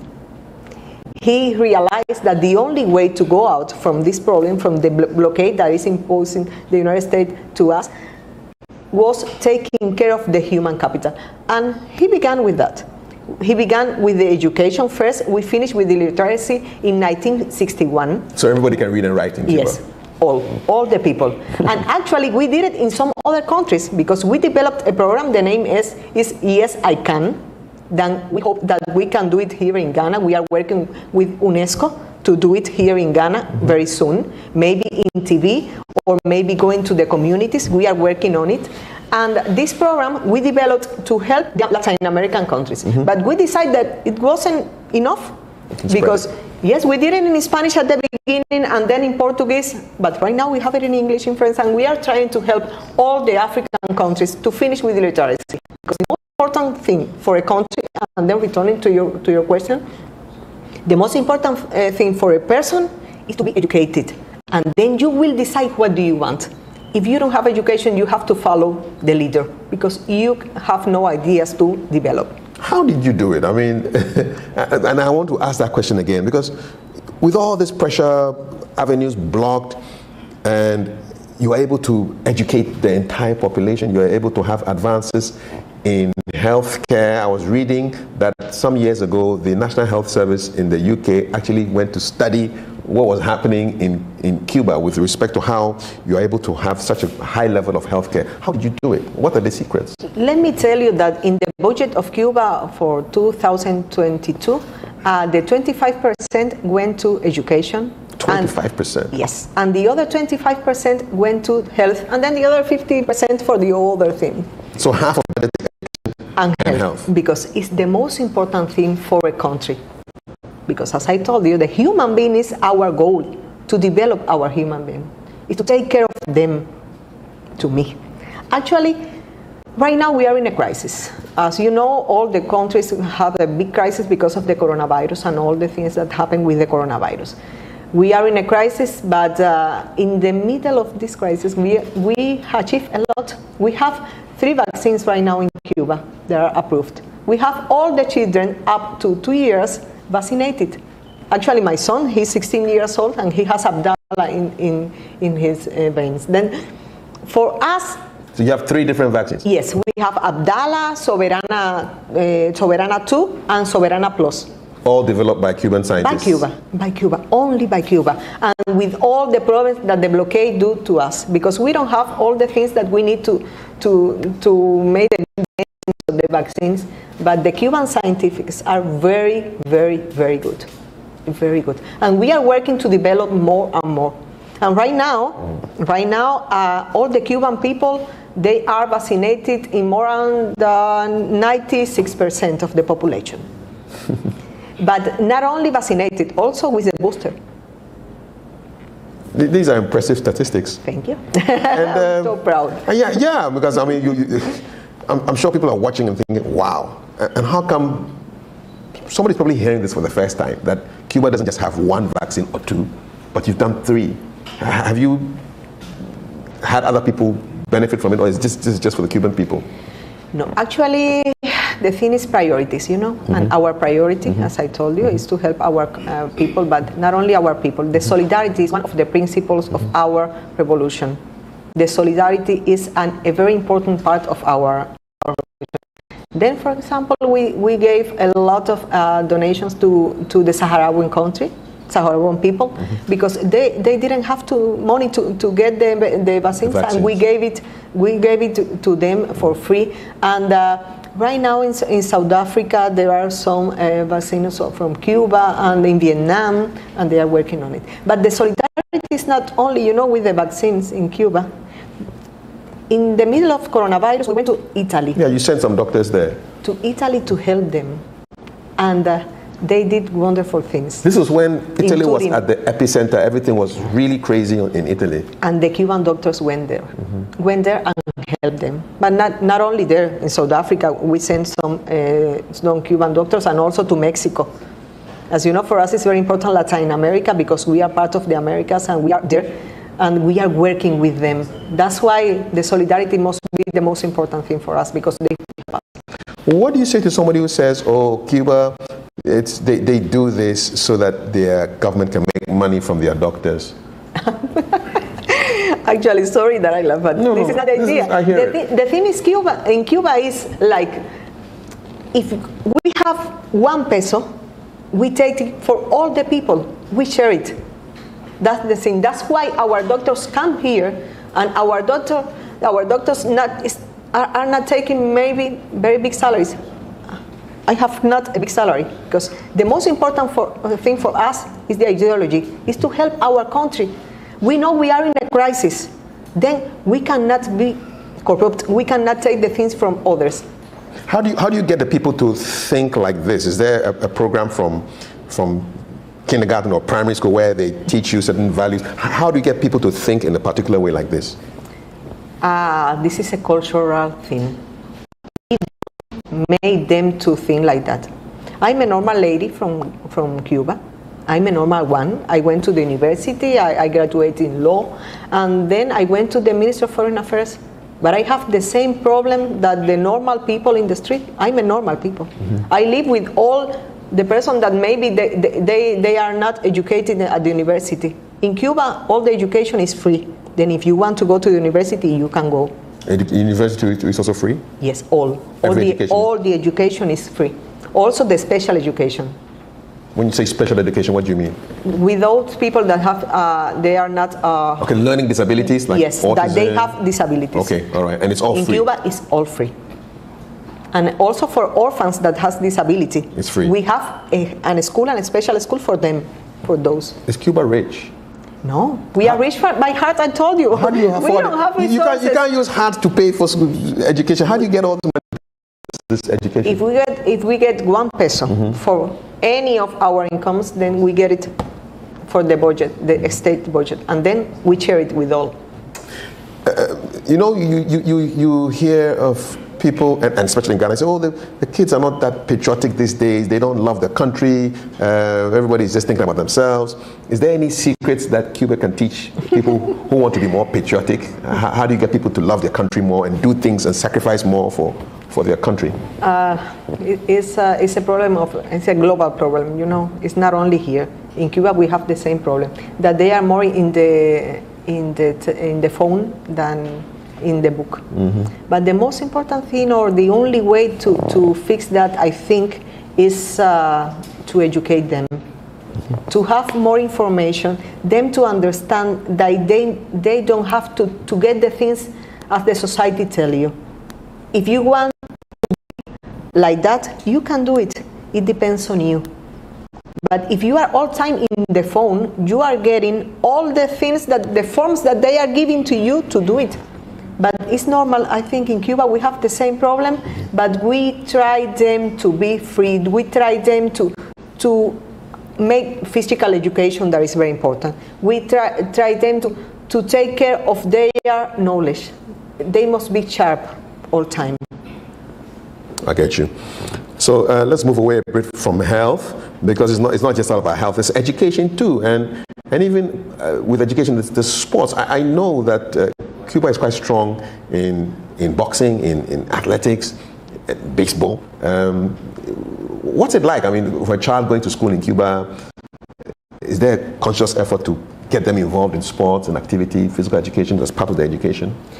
In Cuba, the physical education is a duty for the people. They must go to this to physical education in all the levels. What did you do? Also in university, I was very bad in physical education, but I studied ballet. Okay, so you danced. Yes, I danced a lot. I studied in the National School of Ballet in Cuba. That is also free. Okay. And also the sports. What do you guys pay for? What do you guys pay for? Everything is free. For a lot of things, we have to pay the medicines, but they have subside because as the health is important. Okay, so the subsidies are there. Yes. Okay. But then the thing is, in Cuba, in the school, they take care of the talents. If they see that you have a talent, they take it to a free school, and then they teach you how to be a sportsman. And we are good, I think, because we come from Africa, and then you are very, very strong, and we took that from you. So it's a big deal. You said earlier, a lot of Ghanaians probably have gone to Cuba to learn so many things, and they've come back and they are now in big positions. We have MPs, we have doctors, we have various people. And what does Cuba think about this relationship where we have Ghanaians going over there to go and study and come back? I don't think they are Ghanaians now. They are Cuban, but they don't know. They are Cuban. It's very funny when they come here to eat. They feel like they are in Cuba, and they close their eyes. All them, when I cook for them, they close their eyes, feeling that they are in our country. Actually, I feel them like Cubans, and when they talk to me, they are like my friend in the street, my friend, my neighbor, like the normal Cuban. In there. It's terrible that most of them, they didn't return to Cuba. After they left, yes.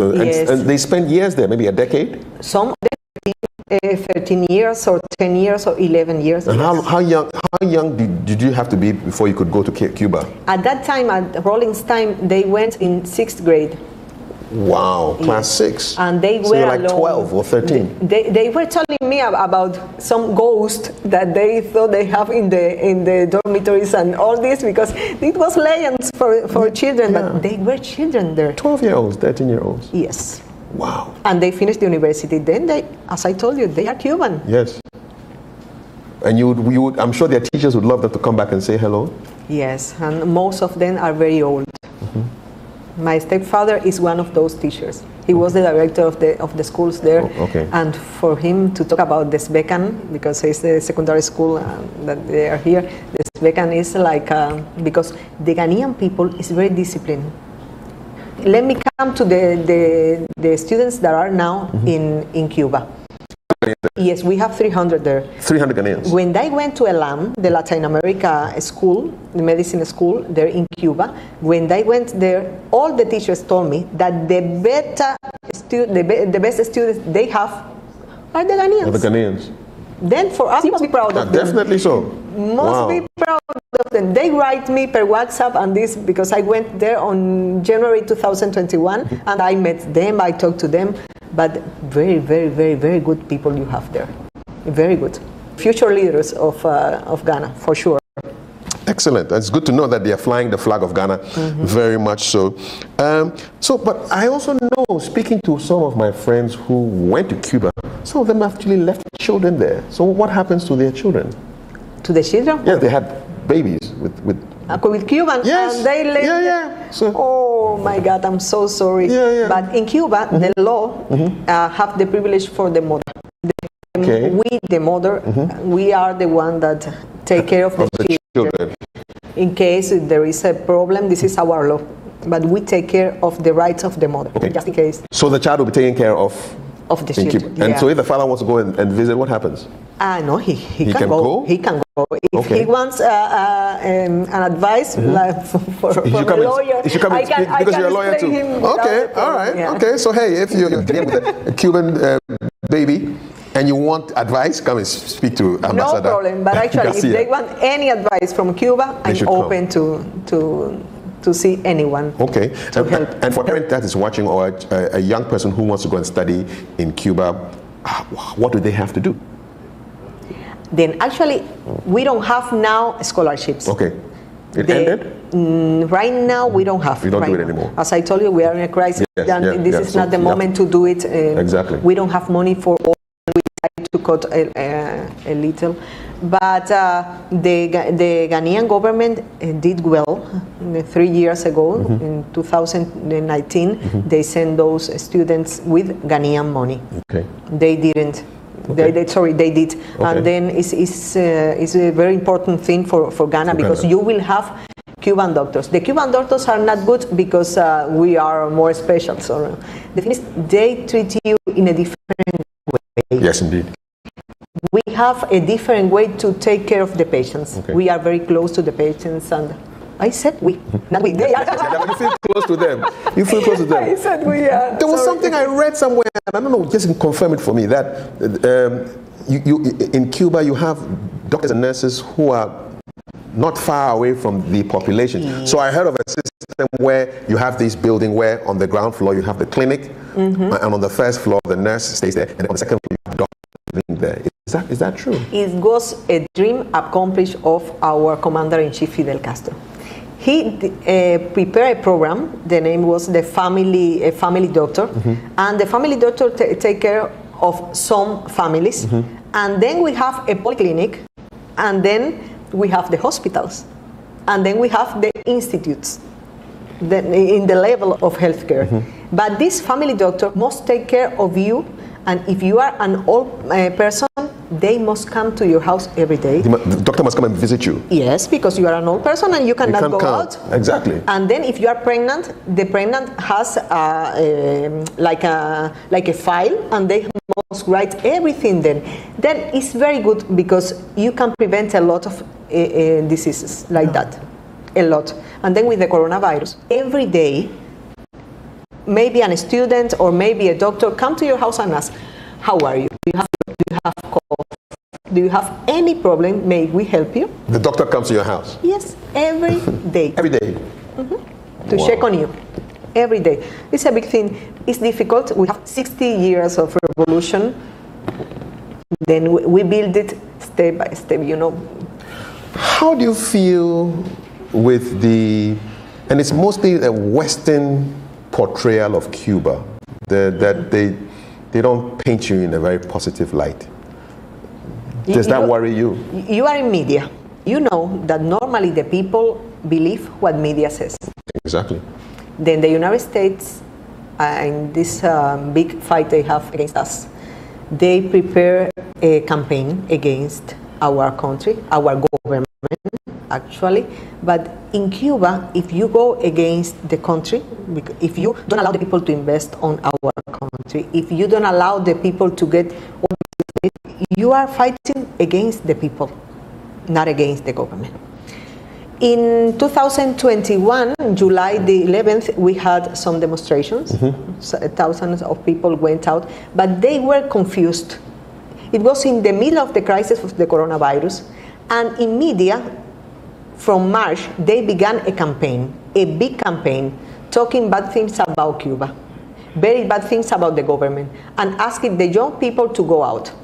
But in the middle of those demonstrations, they came some criminals to come and broke the shops and did a lot of things against the police stations and burned some cars in the street.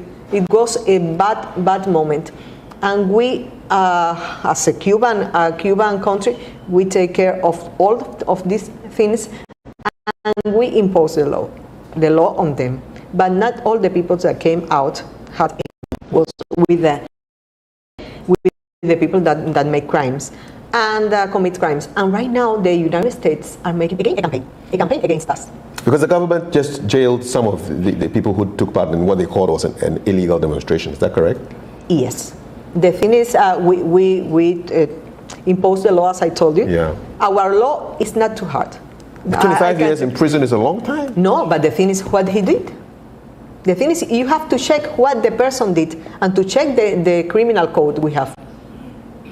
The thing is to check that what happened that day. They were a policeman that died. They were a lot of them taking stones into a police station and broken a lot of shops in the street. And it was only one day of demonstration. So can you understand when somebody says 25 years in prison for an illegal demonstration?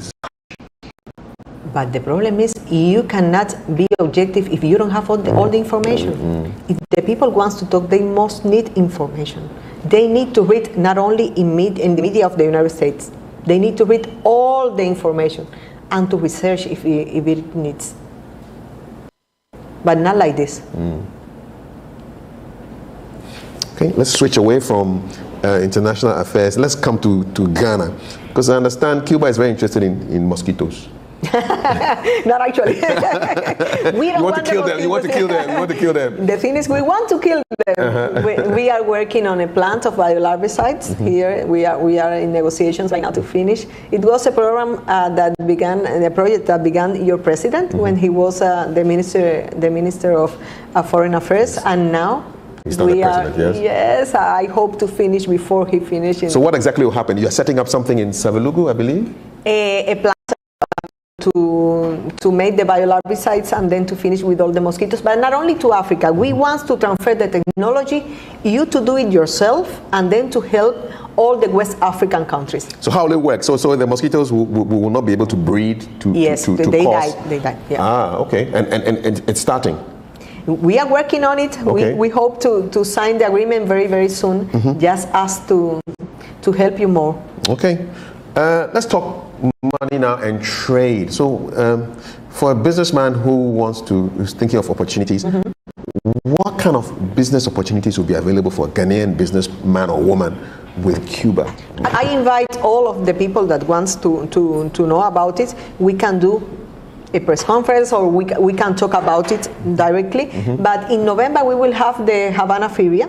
It's a big feria. We do it to explain to people what is happening in Cuba. Okay. And then the companies can come and show other companies companies, what are they doing? And it's a very good moment to negotiate there and to talk directly with some companies from different places. So this fair is Cuba. happening. It's happening in Cuba. In Cuba. In November. In November. Okay. Every year we do it. Okay. So were you there last year? Sorry? Were you in Cuba for that fair last year? Yes. You went there. So what can a business person expect when it comes to the Havana Feria? This is a big feria, very, very, very big, in a big places to do feria. And there you can find any company, but I have to tell you that sometimes I finish tired because you have to walk a lot and to talk to a lot of people. But it's a moment to learn about some other companies, not only about Cuba, as I told you. A lot of European companies come, and a lot of Latin American companies come to the feria. You know, if you ask any Ghanaian kid, okay, so what is Ghana known for? They'll say, okay, cocoa, gold, maybe tourism. These are our main exports. I mean, for Cuba, what do you deal in? First, biotechnology. Biotechnology. As I told you, the health we developed not only in human capital, also in biotechnology. Because we have not only the vaccines, we have a lot of vaccines, not those. But we have medicines. We have Pro-P, for example. Pro-P is a medicine to take care of the people that have diabetes, not to cut their legs. Okay. Because here you have a lot of persons. Yes. So you prevent them from getting their limbs we have cut. a medicine. It's the only one in the world. The only one in the world. Yes. I'm proud. Nice one, Cuba. And we have some other medicines against hepatitis and all this. And this is in biotechnology. But also in Cuba, you can learn a lot about the tourism in Cuba, because we developed our heritage sites. And you have a lot of heritage sites here. And maybe you can go, the Minister of Tourism here, the Arts, Culture and Tourism, he was very open to come to Cuba to learn from us. And I think you can do it very well.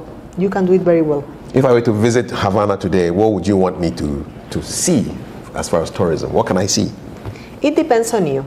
Okay. Because if you like arts, we have I like music. We have a wonderful national ballet. Okay. We have very good jazz places.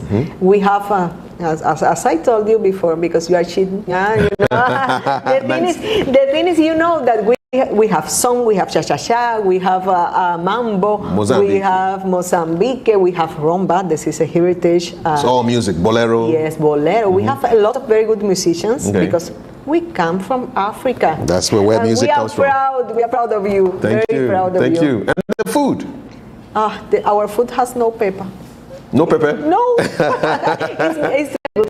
Okay. The Cuban food is good. It has a lot of flavors. Okay. Because we got some from Spain, some of the food from Spain, and some from Africa. But it's not. Sorry, and it's not spicy. No, don't worry. Not all Ghanaians like spicy food. But you can go to dance also. Okay. Because the Cuban music, all this Cuban music, really good music. To dance, yes. Awesome. But I'm sure you don't know how to dance like us. No, maybe when we finish, you can teach me a few steps. Bolero, cha-cha-cha. We can make a Cuban dance school, yeah? Here. Yeah, that would not be a bad idea. So that should be something for businessmen to try and get to in November, the Havana Feria. Will be very good. Okay. Will be very good because they can know also about our cocoa. We have cocoa. They're not a lot like you. Okay. You do have cocoa. Yeah. Okay. In the eastern part of the country. Yes. No, I didn't know that. Yes. Okay, so you make some chocolates and things in Cuba? Yes. Okay. It's very good, but it's a small plantation. Yes, please. Okay. That's something that is really, really interesting for me to know. Back to Ghana. And I remember interviewing Okujeto Ablakwa, the MP, Northong, and I was asking him, saying, how was your weekend? And then he was just waxing lyrical about some health screening with the Cuban doctors, and he was just so excited. Is that something that is going to be happening quite often? Let me tell you that this moment from my friend, the MP, Samuel Okujeto Ablakwa, was amazing. More than 1,600 people, and I got only 15 doctors. They were busy.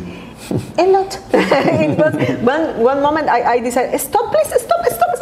And then, because normally I help them with the lines and this. Wait a minute, because we will die here. The thing is, we do it every month, once every month. And we are planning to do on July the 8th in Volta region. And with a traditional leader there in Akosombo. And we are planning to do it here in Aventa in July 23rd. Because on July 26th, we will have the Rebellion Day for Cuba. And then on the occasion of the Rebellion Day, we will do it here in Aventa on July 23rd. What is a Rebellion Day? In Cuba, in 1953, Fidel Castro and some other revolutionary guys went to a castle there in Cuba against the tyranny that we have at that time. And they were in prison. They were in prison and they went out from Cuba. But it was the motor that began the revolution, the real revolution. Okay. And then this is the most important day in this part of the year because we have this one and we have January the 1st, that it was a triumph of the revolution. Right. And we will make a big activity to remember the July 26th. Yeah. Your commander-in-chief, Fidel Castro, really is so important to the history of your country. How are the Cuban people keeping his memory alive? I can tell you that for me it's difficult to talk about him. He died in 2016 on November 25th. I was in Germany at that time, posted as chief of the diplomatic office, and I remember that all my body pain, it was a big shot. I'm telling you literally, all my body pain. It was like I cannot move freely because I feel so stressed because of like a broke heart. The commander-in-chief Fidel Castro was a big leader, but a big man. He was the man that showed us how to go and develop our country without resources. It was a man that worked every day till very, very, very late in the night and wake up very early in the morning just to help us, to take care of the children, to take care of the country. He was the one who developed this concept of solidarity, revolution. Then for us, he's a big man. If you see the video that they made, I wasn't in Cuba at that time, but if you see the video that they make of the farewell of Fidel Castro, you can see people suffering because of the disease of Elita. They really loved him. Yes. We really love him. Did he pass on whatever he had to the next generation? Yes, he did. The thing is, Fidel Castro was a teacher more than other things. He teach us how to survive in difficult situations. Because as I told you, the United States imposed us a blockade, and it's difficult to live like that. It's difficult to live in crisis, but we will survive. We will do it because we are strong. We come from you and we learn from you. What's the biggest lesson that you think the life of Fidel Castro can teach leaders and people all around the world? As I told you from the beginning, the most important thing is the human being. And we learn it from him. If you take care of the human being, you don't care about the borders. You don't care about the war. Because the human being must be in the top of everything. And it's important to share all the human beings. We need to share. We need to practice the solidarity. We need to do it. And this is the most important lesson from Fidel Castro. With all this pressure, the blockade from USA, do Cubans feel scared that one day you will lose the fight? No. We are confident. And if anything happens, we will fight till the end. For sure. Because we defend a big thing. And I want my son to be free. I want the son of my son to be free. Then I will fight till the end, and I'm sure that all the Cuban people with principle will do it. Till the end. Ambassador, gracias. Muchas gracias a ti. Thank you. Ambassador Annette Chow Garcia, Cuba's ambassador to Ghana. And that's our conversation on GTV Breakfast. Stick around. We have more for you. Don't go anywhere.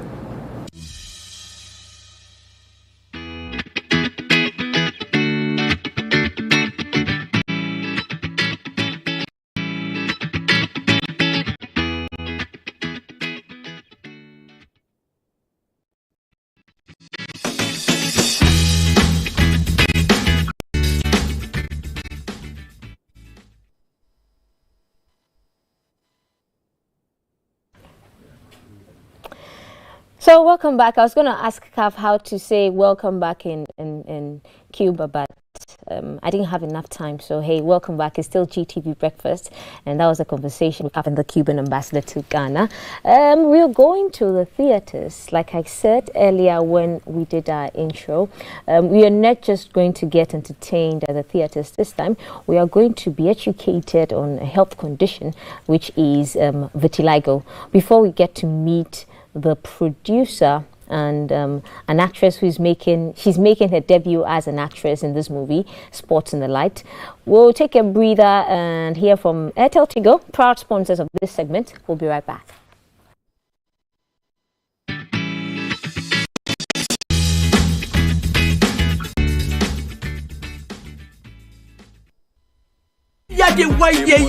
Star 500 hash and arrow for Airtel Tigo money. And your transaction now. You to the more, Casa more, not browse the more. What to be in your quenya? 18 kunim. I want to go Mr. Reloaded. Me the 18 one and Luna 8.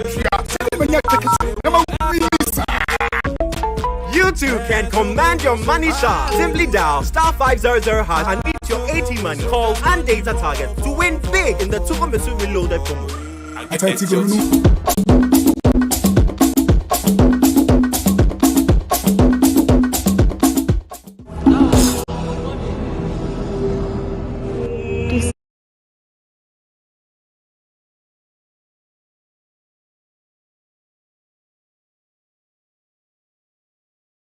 Honya, Chifat Lipo, Habiba Sinai, Edna Atachi, Akofa, William Ado Akpache. Shown at the ultra modern Hall opposite Airtel Tigo head office, Accra. Date 2nd July 2022. First show starts at 6 p.m. and the second show starts at 9 p.m. Rate 60 Ghana cedis for regular and 100 cedis for VIP. Dial star 447 star 2203 hash to purchase your tickets on all networks. For enquiries, dial 0506 78. Righties, and we are going to meet the man who's making this movie possible and the lady who is at the center of it all, Enam Honya and William Keme. Welcome, ladies and gentlemen. Thank you so much for having us. I want to start with you first, William, and ask that as a movie producer, this is your second movie. That's correct. Why would you choose to go on the tangent of health and not any other topic, maybe a social issue? Well, I think this particular one has some element of social issue as well when the stigmatization comes in. There are a lot of health issues around, but this particular condition, you don't hear much about it. So that actually inspired me to embark on this journey. Right. So I'm dying to speak with you, and how did it begin for you? I saw photos on your IG page, and you were dark skinned. Very dark. I was having the normal dark complexion, if I should say. Yeah, growing up, and then I had my first patch when I was 7 years old. And then it came just as a surprise to the family. All along, we thought it was a birthmark. But growing up, where was the first patch? Which part of your body? Just on my arm. Just on my arm. Okay. Yes, and then it kept spreading over the years, and here I am. I couldn't even believe my eyes. You know, there was a particular time that I have a uniform face. Anytime I go down on my nail and pray, I said, Lord, I just want to see how I'm going to look, have a uniform face.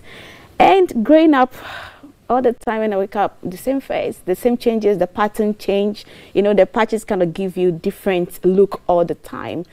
And there I was one day and I realized, whoa, the latest patch has disappeared.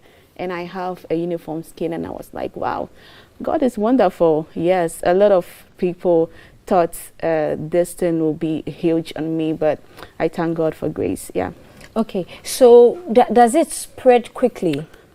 Well, we have different types of vitiligo actually. My vitiligo is the universal type of vitiligo, which affects almost all the body parts. So when that happens, the patch kind of become uniform. So it's makes it kind of creates a uniform look. For others, they have focal vitiligo, acrofacial vitiligo, which tends to affect the hands and the feet. That one does not spread much. We can have a mucosal vitiligo just on the lips or any other mucous membrane. So for those types, the spread is not that much in individuals who have the skin condition. Yeah.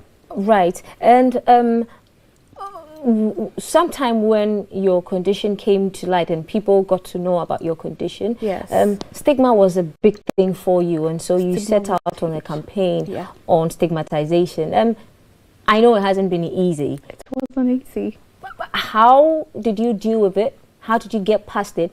Is the stigma totally gone? Are people accepting you now?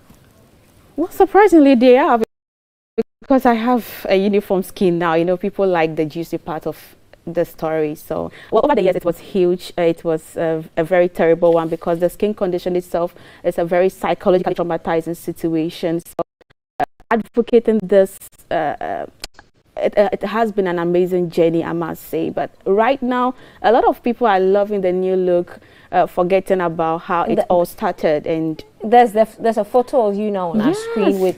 Oh my goodness! Yes, that was me. Yes. Yeah. Very ununiform. Yes, that was me 4 years ago, and wow. I had a lot of people asking, did you use something? Did you go for surgery? Did you use any cosmetic creams? I said no. And yes, this is the transformation. Yeah, that was over the years. 2015 when I had my 2015 when I had my first posting in nursing, and amazingly, that was 2021 or so. Yeah, I think that was the beginning of the year for the one other. Okay, so yes. Okay, so all this time that you were in nursing school, were you being stigmatized by even some of the people in your? You know, when I was in secondary school, I have this whole thing that I wanted to be a TV reporter. Along the line, due to the societal stigma, I couldn't even attend events or follow the crowd. Anytime there is an event or a program, I always hide myself because of what people talks about. And then, anywhere you go, they say, hey, a witch is coming, and then the kids on looking at you for the first time, they will scream and then run away. So it was a huge stigma on that side. But I always say this to members in the foundation, that who you are makes a difference. So for you to actually stand out there, you have to accept yourself, and that the society will also accept you. So it all begins from self-acceptance. So I started to embrace myself. I just told myself one day that, hey, if the society is not going to love me for who I am, I'm going to make a difference regardless. And that was what made the magic for me to go out there and project the condition, regardless of the fact that this is a very rare skin condition. And then there's a possibility that you might come back to being dark again. There's a possibility. I mean, 2 days ago, when I looked in the mirror and I saw some black spot coming just a little above my cheeks, and I'm like, whoa, God, this is coming back. And it's on and off. It comes and goes, and then I have some patches on my arm. It kind of disappears and come back again. And I always say this, that God is wonderful. Any look, I'm all in. I have different kind of looks, so okay, so a surprise. Guys, I mean, I'm blown away. I don't know if you are blown away like I am, but we need to have you in here, like, for a proper one-on-one. But in the meantime, what does the movie Spots in the Light say? This is your debut as an actress. How do you feel? Amazing. Even though on set was a very difficult one, because this whole thing was my first time, but having Auntie Jifra Glikbo and then the producer and then other actors and then actors on board, it kind of made it fun for me. So it was a difficult one in the beginning, but along the way I kind of picked up. The movie The Spot in the Light is all about vitiligo, knowing that the skin condition is a very rare one. The producer and Rachel and I'm like, whoa, this is gonna be difficult, but we pulled it through and here we are. So it's all about vitiligo, letting people know that vitiligo is not contagious, and then who we are makes a difference. Okay, so you play yourself in Spots in the Light. I play myself. So this story is a true story, and then a bit of scripts, a bit of fictions in there, but this is the true story. This is something that most individuals with vitiligo go through on a daily basis. So in as much as a lot of people are saying it's not fatal, I mean, having the skin condition itself can actually lead you to that place of committing suicide. I've been there myself on a number of occasions, to the extent of I wanted to drop out from school. I even had suicidal thoughts and all that. So it was a whole big psychological thing. So we just want to tell the story and let people know that we are who we are, and then we make a difference as well. And people sometimes confuse it with albinism. They are two different conditions. And so when we come, we'll get to know more about vitiligo and hopefully open the conversation. So we are going to open the phone line. We are going to give 3 tickets out. The number to call is 0543664264. It should be on our screens now, and call us. You get the chance to win a ticket to go and watch Sports in the Light. William, when are we coming to see Sports in the Light? When are we going to the theaters? Are we looking for tickets? How much is the ticket? What time are the theater doors opening? It's actually tomorrow. Nice. Yeah, it's actually tomorrow. First screening starts from 6 p.m. and the second screening starts from 9 p.m. And you can dial *447 *2203 hash on all networks. And then for more information on the flyers and the trailers to get tickets. Right. And where's the venue? It's at Nat Hall, opposite Airtel Tigo head office. I think it's called Teachers Hall. It's called. Yeah, the ultra-modern. Right. Joseph from Mama Saman is joining us. Good morning, Joseph. Thank you for calling us. Good morning, Valerie. I don't know what to say. Just sort of wet. I like what the lady said. Who we are indeed makes a lot of difference in our lives. Right. Right. I am so touched. This points out to one single thing. God is indeed wonderful. We are all creatures of God. He turns us the way He wants it because He has created us for His own pleasure. I want to say good morning, and lady, keep moving, growing stronger and stronger in Jesus' name. Amen. Amen. Thank you for calling us. Don't go off the phone lines. Producer will connect with you and show you how you can get the ticket. Thank you for calling us. William, you trained in Portsmouth, and this is your second movie. You said your first movie was a total failure. How's the second one? How's it going? How's the rousing? How's working in Ghana? How's working with the actresses like? I will say I take every misfortune as a foundation to build the next one on. I learned a lot from my first production, how I trusted people that much, thinking I expected them to look after me as much as I tried to look after them, but things went wrong. And Jackie Appiah was one of the cast at that time.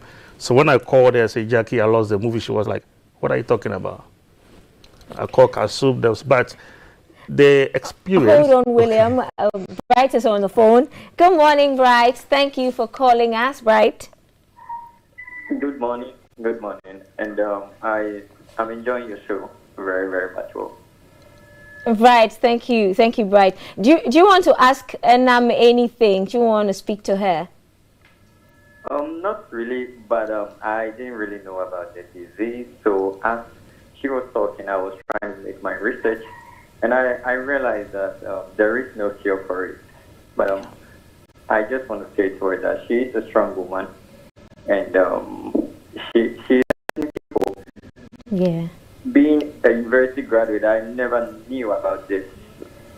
So while speaking, I was researching, and I got to know it affects all races of people. Right. But I'm really proud of her, and I just want to tell her that she is a strong woman. Right. And we need people like her. Nice. Thank you. Don't go off the phone yet, Bright. Our producer will connect with you, and then you can go and watch the movie Sports in the Light. And you see, people are loving your story already. Is it? I know you have a daughter, and you had concerns that it might be transferred onto your child. Is she vitiligo free? Well, one interesting thing about vitiligo is that it affects all races, like the guide made mention of. There is no cure for it. However, there are some treatments that individual can opt for. For childbirth, there is a possibility for your child to have vitiligo. That is a 0.01%. So it's not much of a problem. I've met a lot of individuals who are living with the skin condition and have kids, and then their kids are not having it. So in as much as there is a possibility, it doesn't scare me that much. I always believe to make a difference and let people know once the awareness is there, anything is possible. Nice, nice. Ajwa is joining our conversation. Ajwa, thank you for calling us. You have our eyes and our ears. What's up this morning? Good morning, Val. Good morning. You're looking great. Thank you. And your panelists. Good morning to them. Good morning. I want to find out if she's married. This is married. Enam, are you married? No, I'm not married. I'm not. What is the wedding for the beautiful woman on earth? My goodness. She's asking you, what are you waiting for? Well, I mean, just the right time. I'm in a relationship though. Oh, you are? Oh, Yes. so, okay, so she's in a relationship. Yeah. And she doesn't really want to talk about her personal life. And so, yeah. Thank you for calling us. Please hold on. Our producers will connect with you. Okay, so you have admirers already. I think whoever you are dating needs to put on a full armor, because Patrick Anaglate has just said that, hey, she's pretty. Okay. Oh, thank you. Okay, so this is your debut Yeah, as an actress. this is my first time Okay, acting. what are your hopes? What do you think this industry is gonna bring to you? What are your contributions gonna be? Are you scared you're gonna be accepted? Well, at this point, I'm not scared because Nice. people are loving the new look, which kind of make it so, should I say, weird for me, because I want them to see where it all started from, journey. the journey. I want them to look at the journey and then look at other individuals who are living with the skin condition and then what they are going through, not the now. I mean, like the new me right now. I mean, a lot of people are loving this new look because it's uniform. I mean, the question is, would they like love me when I still have the patches, or back then would they like, can they also express the same feeling? Like if like I'm even lost for words. I mean, sometimes I kind of get a little bit disturbed when a lot of people are pouring in praises because of this whole new look. I always say this everywhere, that I'll prefer my previous look. Okay. Yes, because I want people to accept me for who I am, Right. not this whole new look. Right. Because that image, that kind of that patches, those patches at that time makes a whole lot of difference for me, and I learned a lot of things, and I mean, this is just me. I just want people to go out there and embrace vitiligo, not the whole new me. Right. How is your daughter? Is she dealing with stigma as well? Well, my daughter is just 4.5 years old, and I mean, she back then, somewhere 2017, she was just a toddler. So I mean, she's just not yet, you know, aware of all these happenings. But sometimes when I kind of show her my 2 pictures, and I ask her, "Who is this?" and she said, "Mommy," and then I'll show her my new pictures. She's like, "Yeah, this is Mommy," and it's all new emotional stuff for me. So I just want people to embrace vitiligo and then who we stand for. Yeah. Can I please have a tissue? Yes, the tissue's coming up. Yeah. It's coming up. William, let's talk about your experiences with I mean, the movie industry. If you were to change one thing because of all the challenges you've had, what one thing would you change? I think in Ghana we should accept any genre of movies that we do, Right. Be comedy whatsoever. Because I called someone pure coming to Ghana and I told him about the movie. Right. That he just said to me, "Oh, educational movies are not welcomed in Ghana." That's what the I'm shocked. And Ghana, we have the likes of Robert Mugabe, apparently schooled in Ghana. So I can attest to the fact that we have one of the strongest educational systems in Ghana. I don't know about now. So why wouldn't they accept educational movies? So I think things like that actually motivate me to want to put that challenge before myself. It has been one tough challenge. And also the movie industry is such that people have preferences. Right. If it's not this director, I'm not going to work with that. If it's not this actress, I'm not going to work with that. Then what question is, what if those people are no longer there? Does that mean our industry comes to an end? So we need to accept whoever the director is. We need to accept whoever the producer is. I think the favoritism in terms of, oh, this producer and that producer, I think it's too much. Yeah, between a story and a personality. Right. Yeah, right, I think that is right. a problem we have. And yeah. we are grateful to you, William, because you decided to stand firm and make an educational movie. We are now. We know somebody like Enam and his story, and look at the number of people who are researching into the story. So hey, people like you, keep up the good work. And so yeah, Enam, you are a real life superhero. And so yeah, those are Caesar's tears that's flowing. And so we'll see you tomorrow, 2nd of July, 6 p.m. That's the first screening. The second screening is at 9 p.m. William, tickets are going for how much again? 60 Ghana Cedi for standard, and then VIP for 100 Ghana Cedi. Right, and so 60 Ghana Cedis for standard and VIP 100 Ghana Cedis, guys. And so we are going to the theaters tomorrow to see Sports in the Light, and we are seeing Enam as an actress, and she's playing herself. This is GTV Breakfast. We'll take a break. When we come back, we are going to the movies again, and this time is also geared towards some sort of education. It has something to do with water, and like there's a legend in studio. Thelma's Crushes is joining us on set very soon. Ajay Tianan and some superstars are in here. We'll be right back after this break.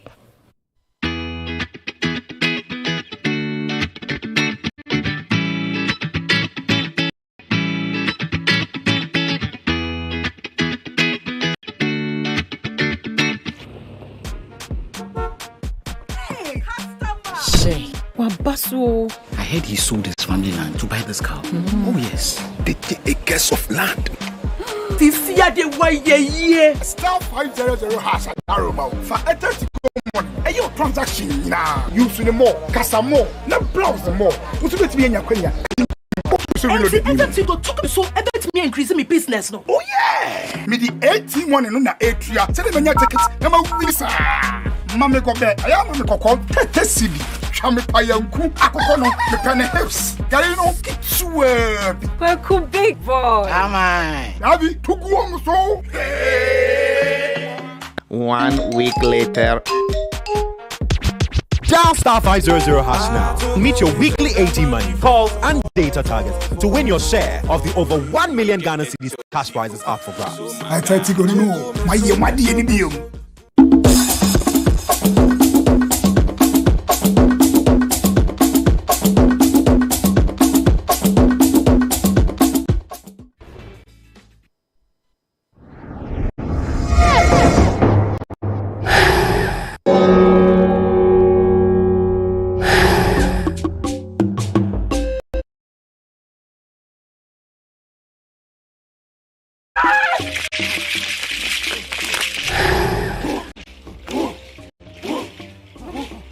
We must move to find water.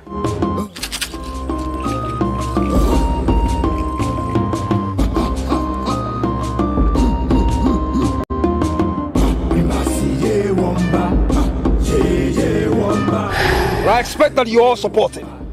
I know that he will lead us to that promised waterland. And battle lives! Battle lives! Battle lives!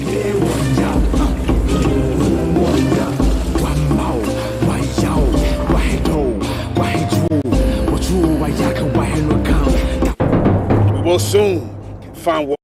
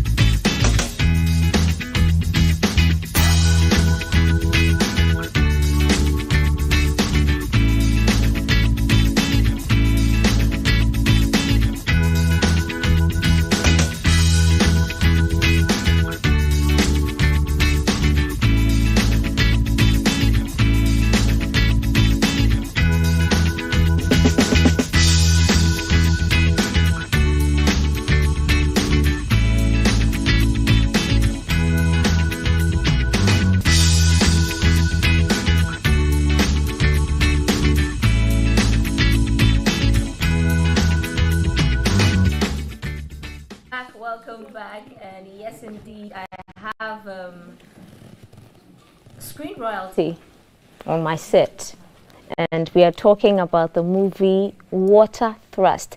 So Water Thrust, T-H-R-U-S-T, Thrust, Water Thrust. So Adetianan is here. Hello, Ajeti. So Hi. Thelma has run away. She's nowhere to be found in this studio. I'll find her. Ajeti, please find her after. Ajetianan is here. Ellie Whimsical, a droller Ellie Lion, is sat in the middle. He's a production manager and he doubles as an actor as well. And then I have Bobby Valentino Zoe. He is the executive producer. And these three are going to tell us what Water Thrust is about and what inspired it. So maybe I'll start with you, production manager. Thank you very much. Right. How should I call you? Ellie or Lion or Whimsical? How should I address Just a you? lion. So why did you say that and you Ellie Whimsical? Why? It's Friday. Can I just enjoy the day?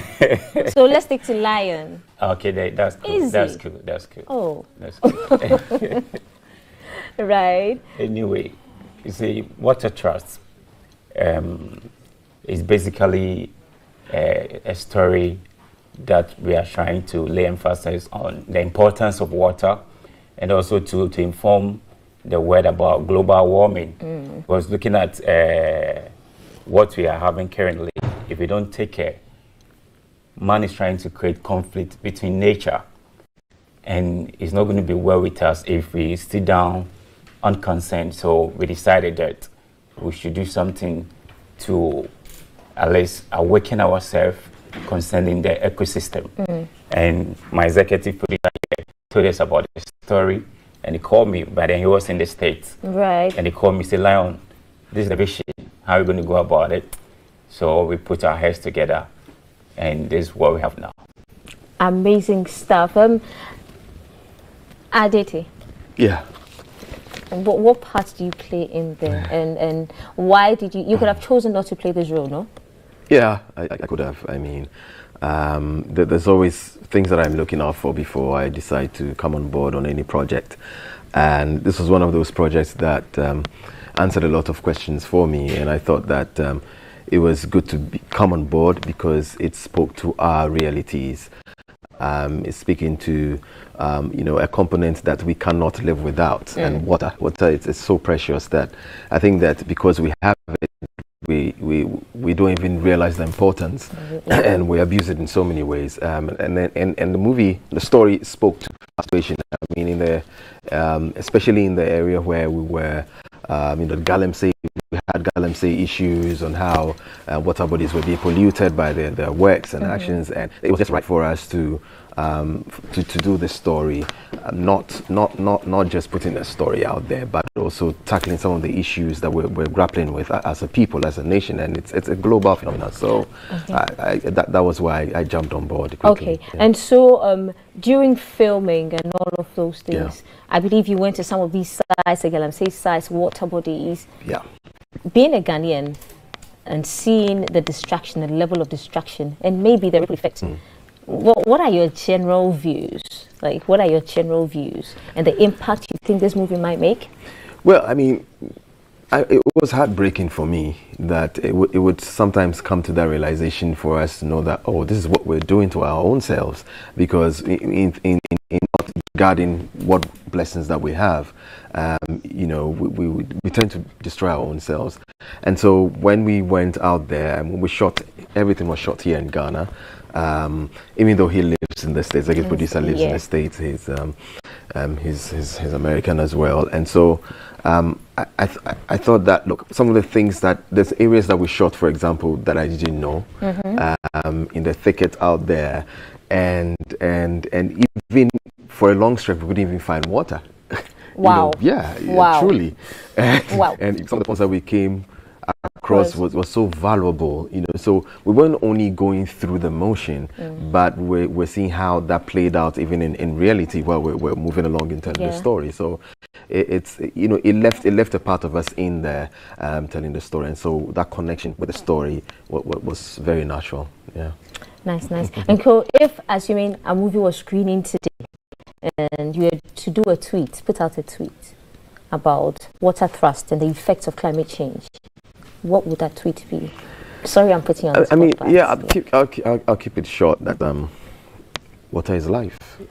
Simple as that. Yeah, simple. Okay. Bobby, I believe that you were here when they filmed some of the scenes. Were you here for some of the scenes? No. Yeah, I played the leader of the tribe. Yeah. Hold up. Okay, so you know what we are going to do?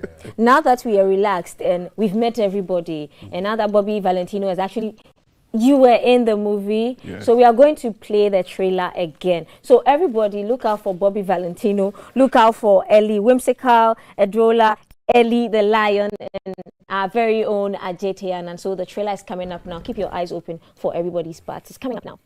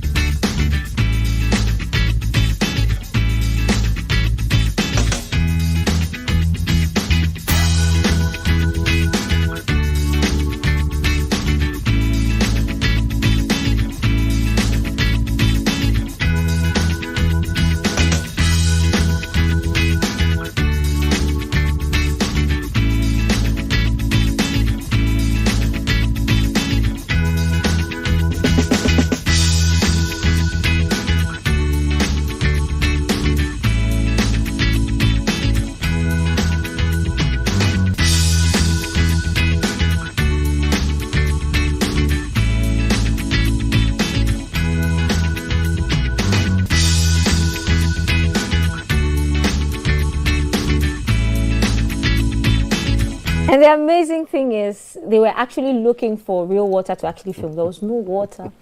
Bobby, tell us your experience while filming. It was a strain. We had to feel. Is that why your hair is shaped like that for the movie part? Yes, we're going to be doing the second part because it's the fact of the matter. When water was discovered, we had to show to the world what become of the tribe. So we're going to do that, so that's why the hair is like that. So we have to keep it that way. Now, yeah. But it was a strain. We had to push ourselves to the limit. We weren't using any CGIs or any sort of tricks, Hollywood tricks. Okay. So everything you see is completely natural. We had to push ourselves. We have to sleep in the forest. We had to encounter snakes. We slept in the forest. Yes, we slept in the forest, and we had to encounter snakes, pythons, and we lived. It was crazy. Like we pushed ourselves to the wall. Like we really wanted to bring it out there for people to see what we go through if we're having to take water to be something where we just overlook and we just sort of treat it anyhow. And once we lose water, we lose life. Yeah, that's it. So that's it. You sounded Nigerian in there. Well, I had to sort of transition myself. What we try to do is to portray every African descent. Right. So we created this tribe, which is a make-believe. It's not like in existence per se. So the tribe itself, we created it. It was a creativity. Right. So we played, as Ajitiana spoke different from me, but in the movie, he was my brother. So we kind of make it the way it was a diversified African appeal. Right. And then we kind of put it together that way, to attract the international community. But what did you enjoy the most while filming? The palm wine. Come on, my guy. Really? Was it fresh? Or was it fermented? Or was it just honey? Or was it just... The sweet palm wine. The fresh one. The fresh one. Yeah, man. Yes. Where did you get? Which part of Ghana were you filming in together, palm wine? Dodowa. Nice. Nice. You, Lion, how was your experience while filming? In fact, it was a great experience because for the first time, looking at water trust, it's not like just the regular movies. We have to really give out all our best, go to the stream to get what we want. So in fact, it's one of experience that I will never live to forget. Trust me, I'll never live to forget, because we want to make sure that people don't abuse water. Like we all know, water is life. That is why we've come out. And one thing I always want to also say everywhere I go is that today we are talking about e-levy. If our, let's say, government can pay attention to this industry, trust me, we can rake a lot of revenue. So that's one thing I always want to also talk about everywhere I go, because it's like the industry have been deserted. There are budget for state movies.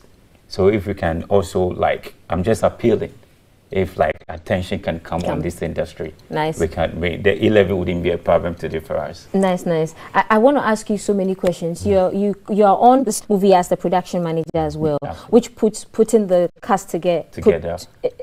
Was it easy or? It wasn't easy at all. No, it wasn't easy at all, because being in the jungle there, the mountains and the valleys, and I remember we were on top of one mountain when we were descending. People were like as if they saw the end of their life. People were crying. Big ladies like that, they were crying. After you descended? When we were descending. That's my legend here. It wasn't easy at all. He even fell like 3 times. Oh. I'm telling you, we all went through a lot. I have to be supporting one of the cast like that. It wasn't easy all at all. The way up and then down again. Sorry, my guy. How about you?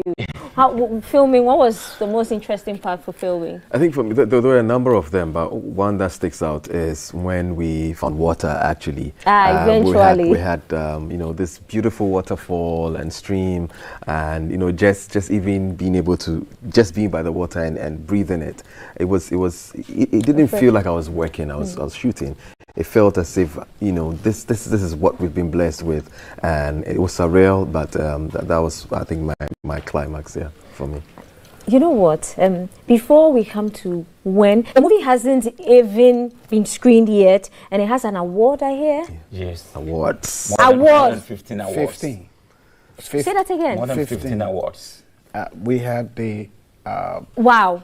The Film Critic Choice Award. We just won that 2 weeks ago. Wow. Yeah. So, World Film Festival, we won that. We won Hollywood Gold honorable mention. Yeah. We won so many awards. The film is outstanding. Yeah, Night of the Real.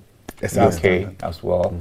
Amazing stuff. Okay, so where do we come to see Water Thrust? When and how much are the tickets going for? Well, I'll come in. Actually, production manager, I'm going to give you. Actually, it's today. Today. Yep. Yes. Okay, so let me rephrase my intro. Let me take it back real quick. Guys, we are going to the cinemas today. We are going to see Water Thrust. And guess who we are seeing? We are seeing Ellie Whimsical, Adrola Ellie Lion. We are seeing Bobby Valentino Zoe, and we are seeing Ajeti Anand. What time do we come to the cinemas, please? Okay, the red carpet will start at 6 p.m. At the Silver Bridge, as we all know. And the rate is cool 50 cities. The rate is cool 50 cities. Yeah. And we expect everybody to be there, because this is a history-making movie, and you have to be part of this history-making. With all these awards, I'm telling you. It hasn't been screened yet. Wow, we can't wait to see it. Oh, wow, I'm a lucky person. I get to see a movie today, and I get to see a movie tomorrow. Wow, I love my job. Okay, dokes. So, Ajeti Anand, I have to do this on national television. We would love to have a one-on-one with you. Sure, why not? Yeah, so I'll make the time. Pick the time. Can you look into your camera and say you're gonna be on GTV Breakfast Show, please? Definitely, I'm definitely gonna be on Breakfast Show. Definitely. Should I pick the day now, or you can? And then next week Friday. How about we have a TGIF Friday? Okay, I can confirm that for you. You can confirm it, but in the meantime, it's wavy, guys. So guess what? Wait. I'm so excited. Everybody's in my ear. So guess what, guys? this is our show. Next week, Friday, we might be having Ajay Anan, and he said it himself. So if he doesn't come, we'll direct all the traffic towards him. And then Patrick Anaglate is saying that learning to read. Learning to write. Is that a campaign you're on? Well, it's a campaign that we started, including him, and we're hoping to continue. Right. So guys, we'll be getting all the juicy fillers and all the things that Ajay Anan is up to and has been up to when we get that one-on-one with him. Meanwhile, we are going to the theaters tonight. We are going to see Water Thrust. It's at the Silver Bed. Tickets is going for a cool 50 Ghana cedis. Red carpet is at 6 p.m. 6 p.m. Red carpet is at 6 p.m. The show starts at 7. Show starts at 7. Red carpet is at 6 p.m. So if you want to see all of the stars and take pictures with all of them before the actual screening, because this movie has already won awards and it hasn't been screened, so you need to be part of history in the in our show, guys. Thank you for staying with us. Catch a repeat of this show at 11 p.m. on GTV, and the hashtag is GTV Breakfast. Don't forget, on Twitter we are the GBC Ghana. Instagram is GBC Online, and if you remember the hashtag GTV Breakfast, you can join all our conversations. Lion, final words, you want to say something? It's happening 7 p.m. and 9 p.m. Two screens. 7 p.m. and 9 p.m. Right. Yeah. And so, guys, Silverbed is the place to be tonight to see Water Thrust. Thank you for staying with us. Have a great day. Enjoy your weekend. Bye.